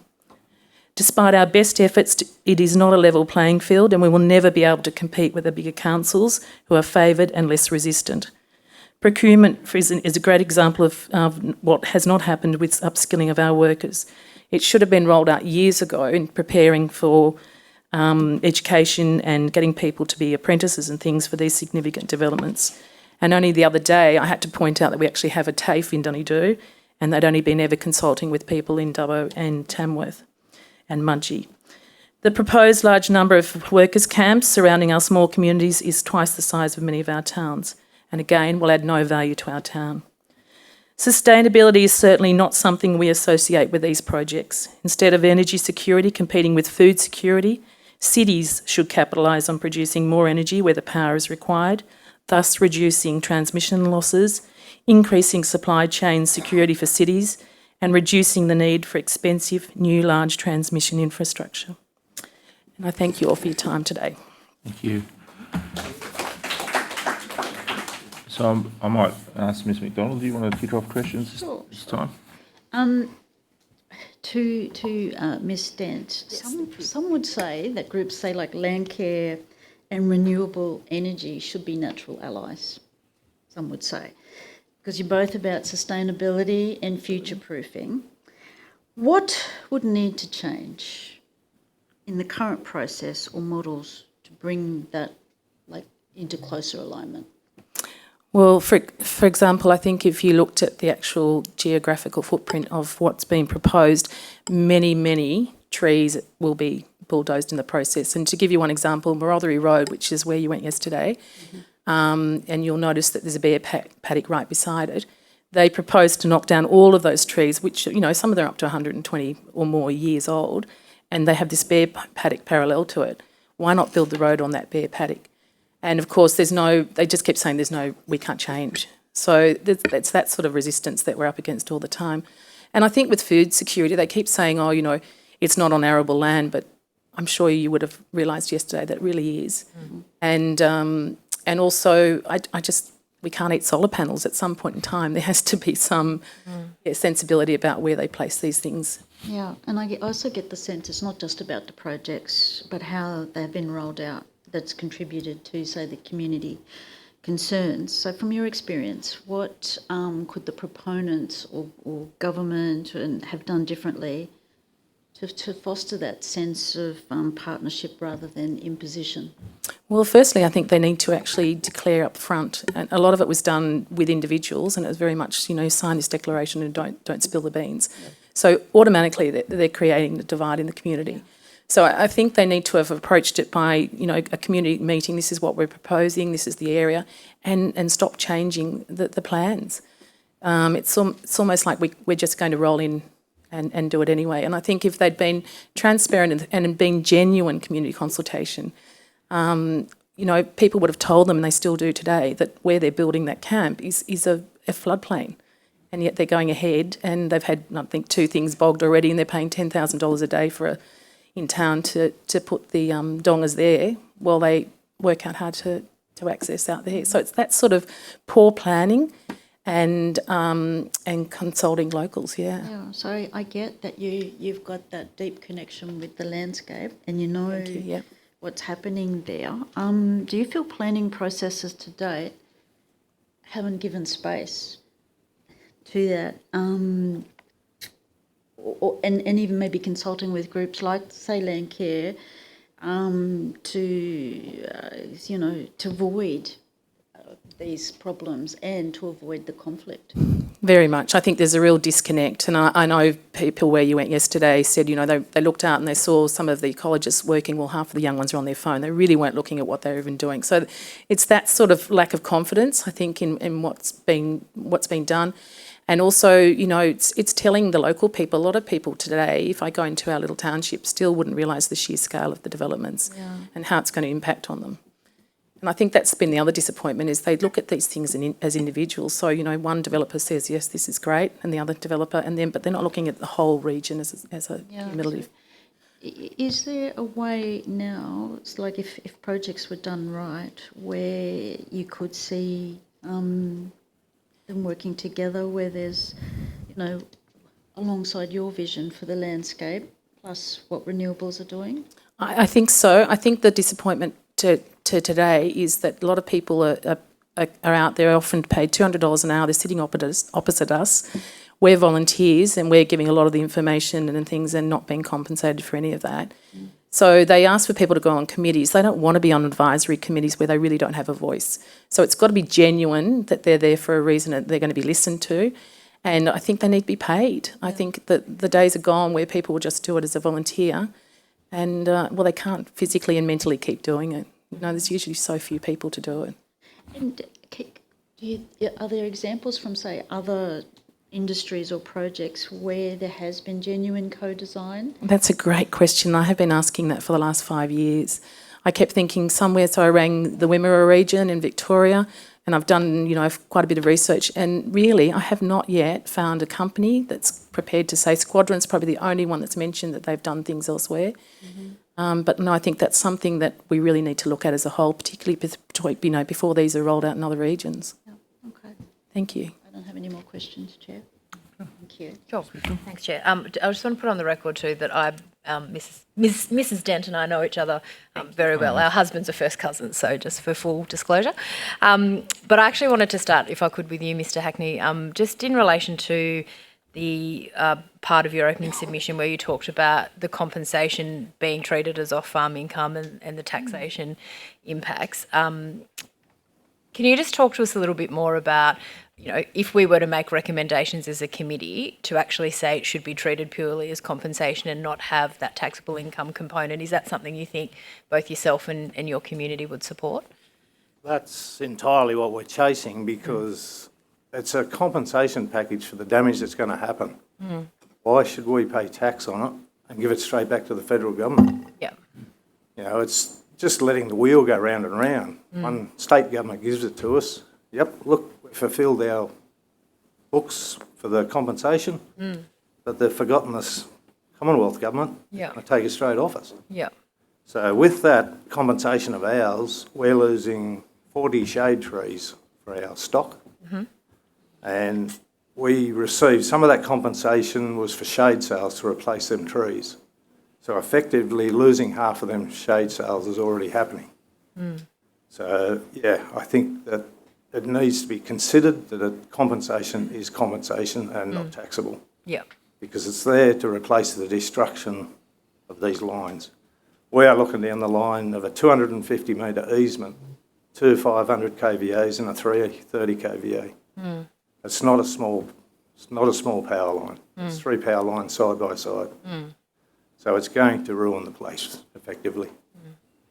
You also said that you had asked for REZ, or you'd provided them with a list of sort of access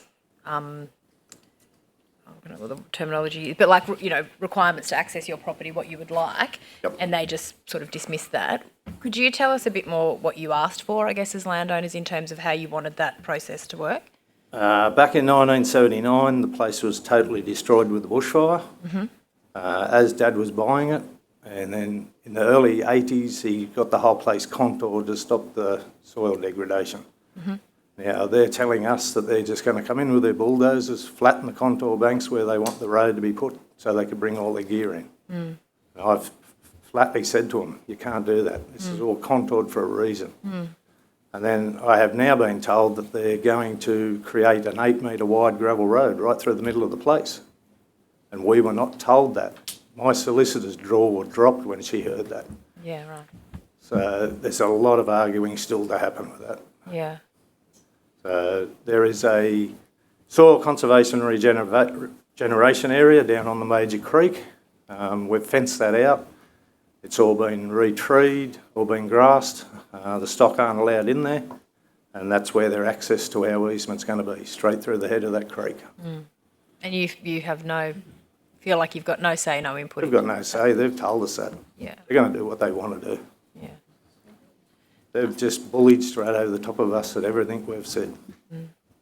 I might move to you, Mr. Theis. Thank you for your opening statement as well, and the personal impact for your family when you had that property in your family for generations. I can't sort of begin to imagine how difficult that's been for all of you. The part about, I guess, the mental health support, is there more that you could share with us about what you think that should look like, what we should be recommending as a committee is made available, I guess, from your personal experience, as much as you're willing and comfortable to share? Yeah, I suppose, like I said, we've been, I've probably been the main driver behind it, but with help from others. Basically, just it shouldn't be. Everybody's needs are going to be different. Whether you think a massage is going to help you, or whether you need some full-blown, some serious therapy, it shouldn't really matter what you need, but whatever helps you should be available at your disposal. For people that are seriously affected, and I'm not really targeting necessarily people only in like mine and me and Stuart, like Stuart and I, that are actually have been dealing head on with this situation, and I'm not saying Stuart needs it either. Don't get me wrong there, but as in our situation. Yeah. But it's the community people in town that think, what's going to happen in my town. Like it is so broad. It's the people that are getting affected by transmission. It's the people that are next door to generators. It's the people that are hosting generators that aren't game enough to go to town because people are bullying them at the pub because they've got it. So, there has been no support. There's been, my wife and our kids have been, had just as affected by this. But at no stage, and mind you, I haven't even been asked either, but at no stage have any of us been approached by Energy Co and said, gee whiz, how do you feel? Okay. I've been on the phone to, I haven't made it quite as far as Penny Sharp, but I've made it to a... We can ask her. She might be listening. Yeah, well, I've been to her next in charge, Tim Lang, and about trying to get this mental health program going. So they know that, and they know that I've been involved and have been down this road, but at no time have they said, how can we help? Like, it has just been take, and we're going to do this, doesn't matter. Like, it's, so, it's, as far as I'm concerned, it's whatever you need. Like, it doesn't matter how much it costs. It's whatever you need to get over this and move on in life. So I think we had from other witnesses earlier today about how isolating the process has been too, and I'm happy for any or all of you to comment on that, particularly with, neighbours not finding out until, I think, Mrs Dent, you said you didn't know until your solicitor told you, so others have found out just through the grapevine. The cost of that and that social cohesion really being ripped apart when you've got neighbours pitted against neighbours. How's that experience been? There's a huge, there's been a huge issue with lack of consultation between, it's always pinning, you know, it's the, this is what you got to understand. There's two sides to it. There's the generators that are dealing with landowners to get access for generating, obviously, and then there's the government side of it, that are the transmission side. So, but there's still, you know, consultation with that landowner. Like Sal said, it's all secret squirrel stuff. You don't tell anyone what's going, you know, and they start playing one against the other. It's blokes going, so let's, you know, it's all that sort of stuff. And it's still happening. Like, they won't disclose what's going on.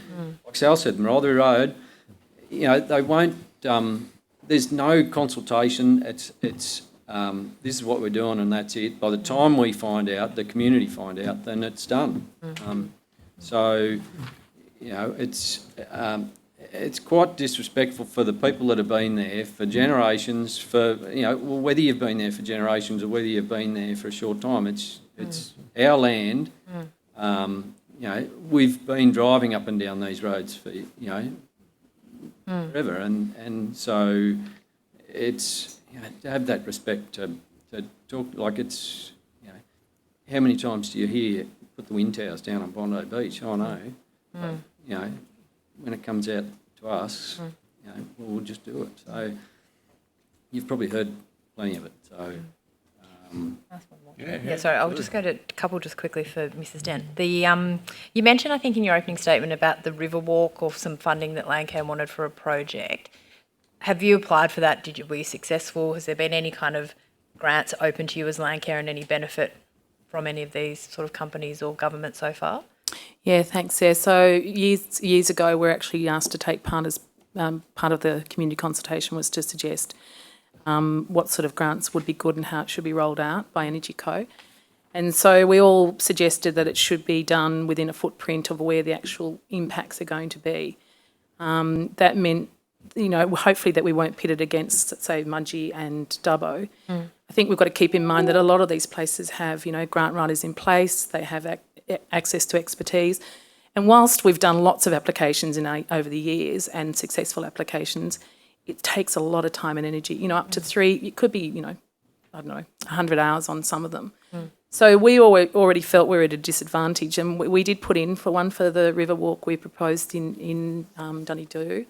We've also got one up in Coolah, and we were hoping to do another one on the Castlereagh River in Mendooran. And we thought it would have a bit of sway because it's an environmental one. And interestingly enough, most of them, when you go through what was granted, were of no environmental impact at all. I think it was a done deal. I think, you know, a lot of them were awarded to here in Dubbo, and a lot of them were awarded to Mudgee. And of course, most of the impacts are not in those areas. They're actually in the towns of Mendooran and Dunedoo and Coolah and Cassilis. And very little has gone to them. And it's token sort of thing. I mean, I was on a Zoom once and they said, oh, yeah, we'll give you a CWA barbecue. It's that sort of, that's really disappointing when they're about to pull billions out of our area. And would you like to see better weighting towards the most impacted communities? Absolutely. I think there should be a radius on who can apply, and I think the criteria needs to be firmed up. And a lot of people could actually contribute to that discussion, but none of us were ever consulted. And interestingly enough, the community grants that were done by Energy Co, not one person was a local person. So there's people making the decisions that have no idea of where Dunedoo even is, or Coolah or Cassilis or Geelong. And they're doing the grants. So, you know, that's really disappointing. It's their one opportunity to prove real legacy to our area, and I think that was a missed opportunity, And just one more, I'll direct it to you, but I'd be interested in the three of you if you're happy to talk about it.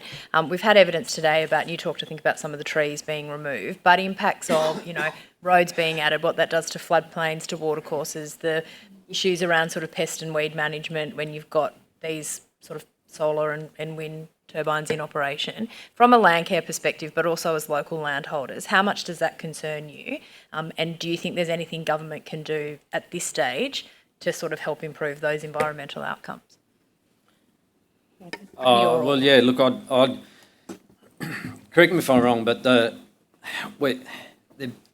bound, again, it's bound by legislation, which is ridiculous. Like, they can go and they've got, like Sal said, they've got permission to clear every tree on that Marothery Road because they've bought a tree somewhere else. But it's a net loss. They don't have to go and plant another tree, but they've bought another tree somewhere else. So it's a dead set net loss. And I'm guessing that's because of the legislation, like we're letting them do it. So change, if they knock down, whether it's the government or whether it's a generator, they knock down one tree, make them plant 10 more. Like, it's just ludicrous, that side of it. Yeah. Just to add to that, Dave, I think as soon as it's known to be a state significant project, you really have no local input at all. I know our Mudgee Midwestern Council and things have got some great suggestions about environmental and how to mitigate those problems, and they're not listened to at all. Along that road, there used to be pink sort of little, what do you call those things, markers saying that this is a biodiversity area. Well, that doesn't seem to have had any effect. And water is a real concern. I mean, if you're going to put 1,200 people plus another 800 camp and another one out our side for 800 people, and you think you don't know where it's coming from, or you cannot tell the local community where it's coming from, and you're on the, you're part of the Murray-Darling Basin and you're on the Tarbrago River, well, that's frightening.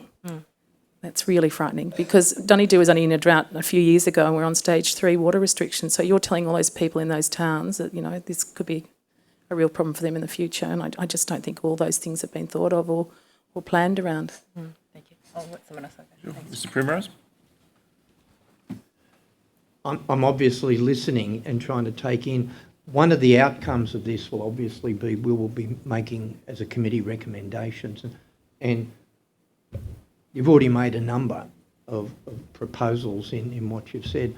I was just wondering if there were 3 things that you would be asking, and I've just picked 3 out of the air, that this committee actually recommends to government. Can you get it down to 3 of the most important things that we should be raising, and through our inquiry that you'd recommend, that we recommend to government?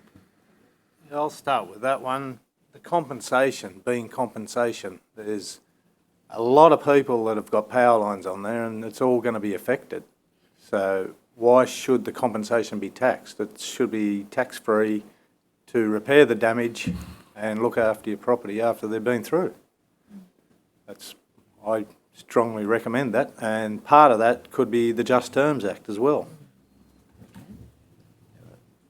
Yeah, I was just about to add to Stuart's the just terms. Like, that's just a debacle. It's, we didn't ask for any of this, and yet, legislation allows government to come in and just take it. And it doesn't happen just, whether it's a highway or what it is. Like, I know it's there for that reason, but it's still the guy that gets bought out by a highway. He's probably still thinking and feeling the same way that I do. So, just terms. Fix the compensation. Like we shouldn't have to pay tax on something that we didn't want to be part of to start with. Yeah, and I would suggest, looking at good examples somewhere else where this has been done well, and so that no other communities have to go through what we've gone through. And I think adding to that, you really need to look at it, what they approve, and to try and keep those jockeys out of it. So, for example, if you would, I know you didn't get a chance, but if you'd gone to Wellington, you would have seen the scale of it. And ours, on the solar on our side, is proposed to be 3 times that development. So, a lot of people think, it's not too bad, we've got a few turbines and we've got a few solar panels, but when you do this, look at the whole geographical footprint, it is frightening. And I really wonder what's going to happen to small communities and regional areas when we're going to be constantly dumped with things in our regions, whether it's be this point in time it's renewables, and then I hear on the radio, they're looking to get rid of the waste out of Sydney. I mean, where does it end? Where does people, we can't all live on the east coast of Australia. I know you've mentioned that you've already tried to find places that have done it better. Yes. Are there any at all who've... Well, I've actually asked the proponents to provide any examples of it, and the only thing I've ever got back is, well, you can graze sheep underneath it. And to be really honest, I drive a lot to that Wellington area, And I see very few sheep below those solar panels. So I think that's a token, I think it needs to be, I don't know, this technology's been in other countries for 25 or more years. Surely there's examples that we can all follow rather than have to endure what we've all gone through. It could take a lot of angst out of it, and it could keep our communities vibrant and going for the next generations. I think that's what we're all hoping will happen. Thank you. Just one of the strong things we've heard over the whole 2 days is just how poor the consultation, and I use that term loosely, has been done by EnergyCo and other developers. If we were to mandate a level of proper engagement, what would that look like for you? I think one of the obvious ones from my perspective, from what I'm hearing, is that the developers would have to send someone above the mailroom boy that could actually make a decision. But what else would you be looking for in that process that could be mandated and legislated that we could then make these agencies and these developers adhere to? My thoughts are you'd probably want to get the scouts out before the paperwork comes out. Have a look at the land, have a look at the topography, have a look at the infrastructure, have a talk to the people, go and see the neighbours. Bring everyone together. Nobody's going to want a transmission line, so that's probably one of the hardest ones you'd ever get through. But if it's got to be there, it's got to be there, but there's got to be a preferred route that's not going to impact something. That's what I say about ours. We're impacting 40 shade trees in our infrastructure. There's other routes I picked out there in a straight line that would hardly touch a tree, but nobody had bothered to come and have a look. Just somebody in a desk drew the lines on the map. So it needs to be somebody out there in the field, have a look around to start with, and then start doing the development. Ms. Den on this? Yeah, I think transparency is got to be one of the top ones. I mean, I think, you're pitting people against each other. This whole disclosure, this fear thing is where it's really awful for communities. And that happened, with the Cobra coal mine. There was no way that project was not going ahead. So we lost 90 families out of our district and it didn't get up. So that, there's still that uncertainty with these projects. It's like, well, is it going to be as big as it, so it needs to be guidelines that they have to adhere to, and they can't just keep adding on to it, expanding it all the time without some sort of legislation to contain them. I think it's just, I've got examples on my phone. I'm very happy to have it tabled of people where they operate outside the REZ and they've flooded people's places, they burn all and pay the EPA fines rather than take the rubbish away. It's all those sort of cowboys that are out there that are not being monitored or assessed So I think consultation is very important. Well, the committee would happily accept that evidence and obviously liaise with the Secretariat on that. Mr. Syce, anything you want to add? I think it's one thing that needs to be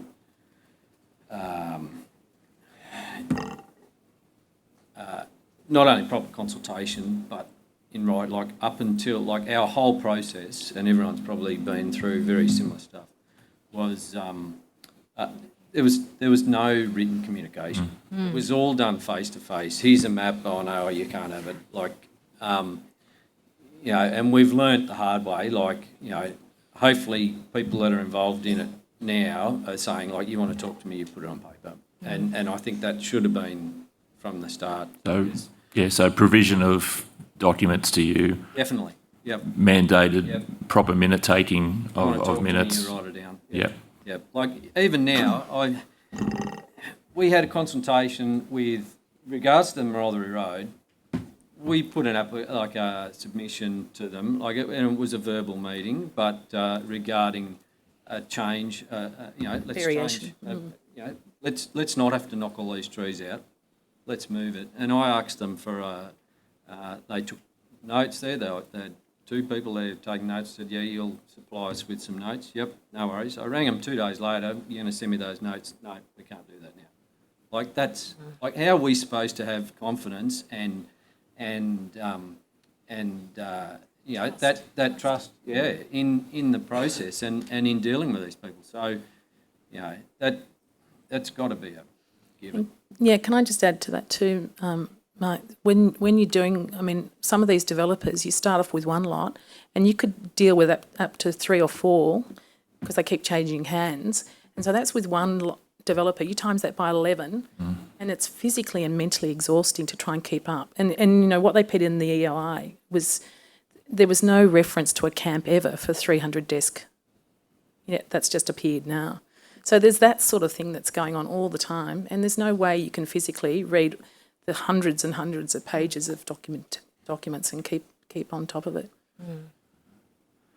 I just, before I hand over to Ms Hurst, who's got her hand up, we've heard a lot about the cumulative impact, and there's talk of a study being done, but to your knowledge, Ms Dent, has anyone been keeping track of the environmental cost? And I know I'm probably the last person that you'd think would ask that question, but has anyone been keeping track of how many trees we've had to get rid of, how much, you know, native grasses we've just scraped off the landscape? Not to my knowledge, and I think that's we as a group just cannot physically do it. There's, you know, not too many of us. And when you ask for any reports, as Dave mentioned before, they don't always want to give you that access. So it's really tricky to determine what's being lost. We did ask for topographical maps. We did ask for some sort of photography to take place and, you know, put up a drone to show what the landscape looked like prior. They're not interested. Who did you ask for that? So that was Energy Co originally. And you've asked for hydrology. I imagine you've asked for hydrology reports to be done in terms of how that'll change the flow of water on your properties. I'm sure the landholders have, yeah. Yeah. And have they been forthcoming with that? Ms Hurst? Thank you, Chair, and thank you to all the witnesses joining us today. I've just got a couple of questions really for the representative of Three Rivers Landcare. And I know you've talked quite broadly about the local environmental impacts of some of these REZ projects already, but we've received quite a number of submissions more broadly about criticising overall many of these projects lacking, quite specifically, wildlife corridors, lacking, the sites weren't sort of considered to avoid critical habitat, and you know that there was really no consideration in regards to the impact of animals. And I don't know if you saw, but on the first day that we had the government in, I did question about this, and the response I got was, well, that will all be changed within the Biodiversity Conservation Act. But then we're also told that no one there was from the department could actually talk to us about the Biodiversity Conservation Act and those changes. And of course, all along, we're seeing all of these proposals going ahead through planning, who are sort of saying that that's kind of not their responsibility. I just wanted to get a bit of understanding about the impacts of wildlife within the local area that you're seeing or that you're concerned about. And my second question, which I'm happy to sort of come back to as well, was, whether or not we really need to make sure that any wildlife impacts are actually considered much earlier within those planning processes, and perhaps on notice, getting a bit of understanding about what we actually need to have considered within those planning processes in regards to protection of the environment and of wildlife, if we do need to be doing it at that point in time and by planning. Thanks. Well, Dave and I are both representing Three Rivers Landcare. No, thanks for the question. I think there is a real disconnect between the proponents and the environment. And I think as just from where the committee went yesterday, you'll see that. So you've got a really, beautiful old trees along this Marothery Road where it could be a perfect wildlife corridor. You've got BCT, or the Biodiversity Conservation Trust, giving out grants for people to try and lock up country and try and save some of the vegetation. And then on the other hand, you've got proponents who are just saying we're going to offset it, and by offsetting it they say, well, just buy someone's degraded land down the road. We're not replanting, we're not re-establishing anything. So I think there's a real disconnect there. I think it really needs to be planning needs to have some sort of responsibility about making sure that these areas of huge tracts of land of agriculture are maintained. And they're certainly not doing that. You know, there's great amount of, I don't know exactly the cumulative impact of all of it, but I think if we were to look at it as a total, it's a lot of tree losses, a lot of vegetation losses. I know eagles and things are very prominent out on the sort of Sandy Creek area. I don't know what's been done where they're proposing the wind towers there.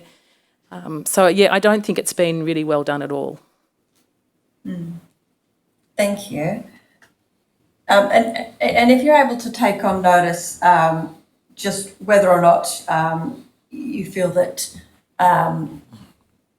you know, it's adequate that we kind of say, well, these will be changes that will happen at some point in the future within the Biodiversity Conservation Act, or whether or not that's something that needs to be done by planning so that it's sort of actively done rather than sort of something that's sort of shifted elsewhere. Yes, thank you, we will. Yeah. Thank you. Thanks, Chair. Thank you. Are there any additional questions from the members? No, I don't think so. No. Mr. Primrose? Okay. Well, that concludes our time with you. We may have some supplementary questions. You have taken some questions on notice, so the Secretariat will be in touch with you regarding that, and Ms. Dent, the Secretariat, will be in touch with you regarding those examples that you spoke about. So thank you for that. That concludes our hearing for today. I just want to extend my thanks to everybody that has come and been in the crowd, given evidence, and have assisted in us while we've been here. So thank you very much for your time. Thank you. Thank you. Thank you. Thank you.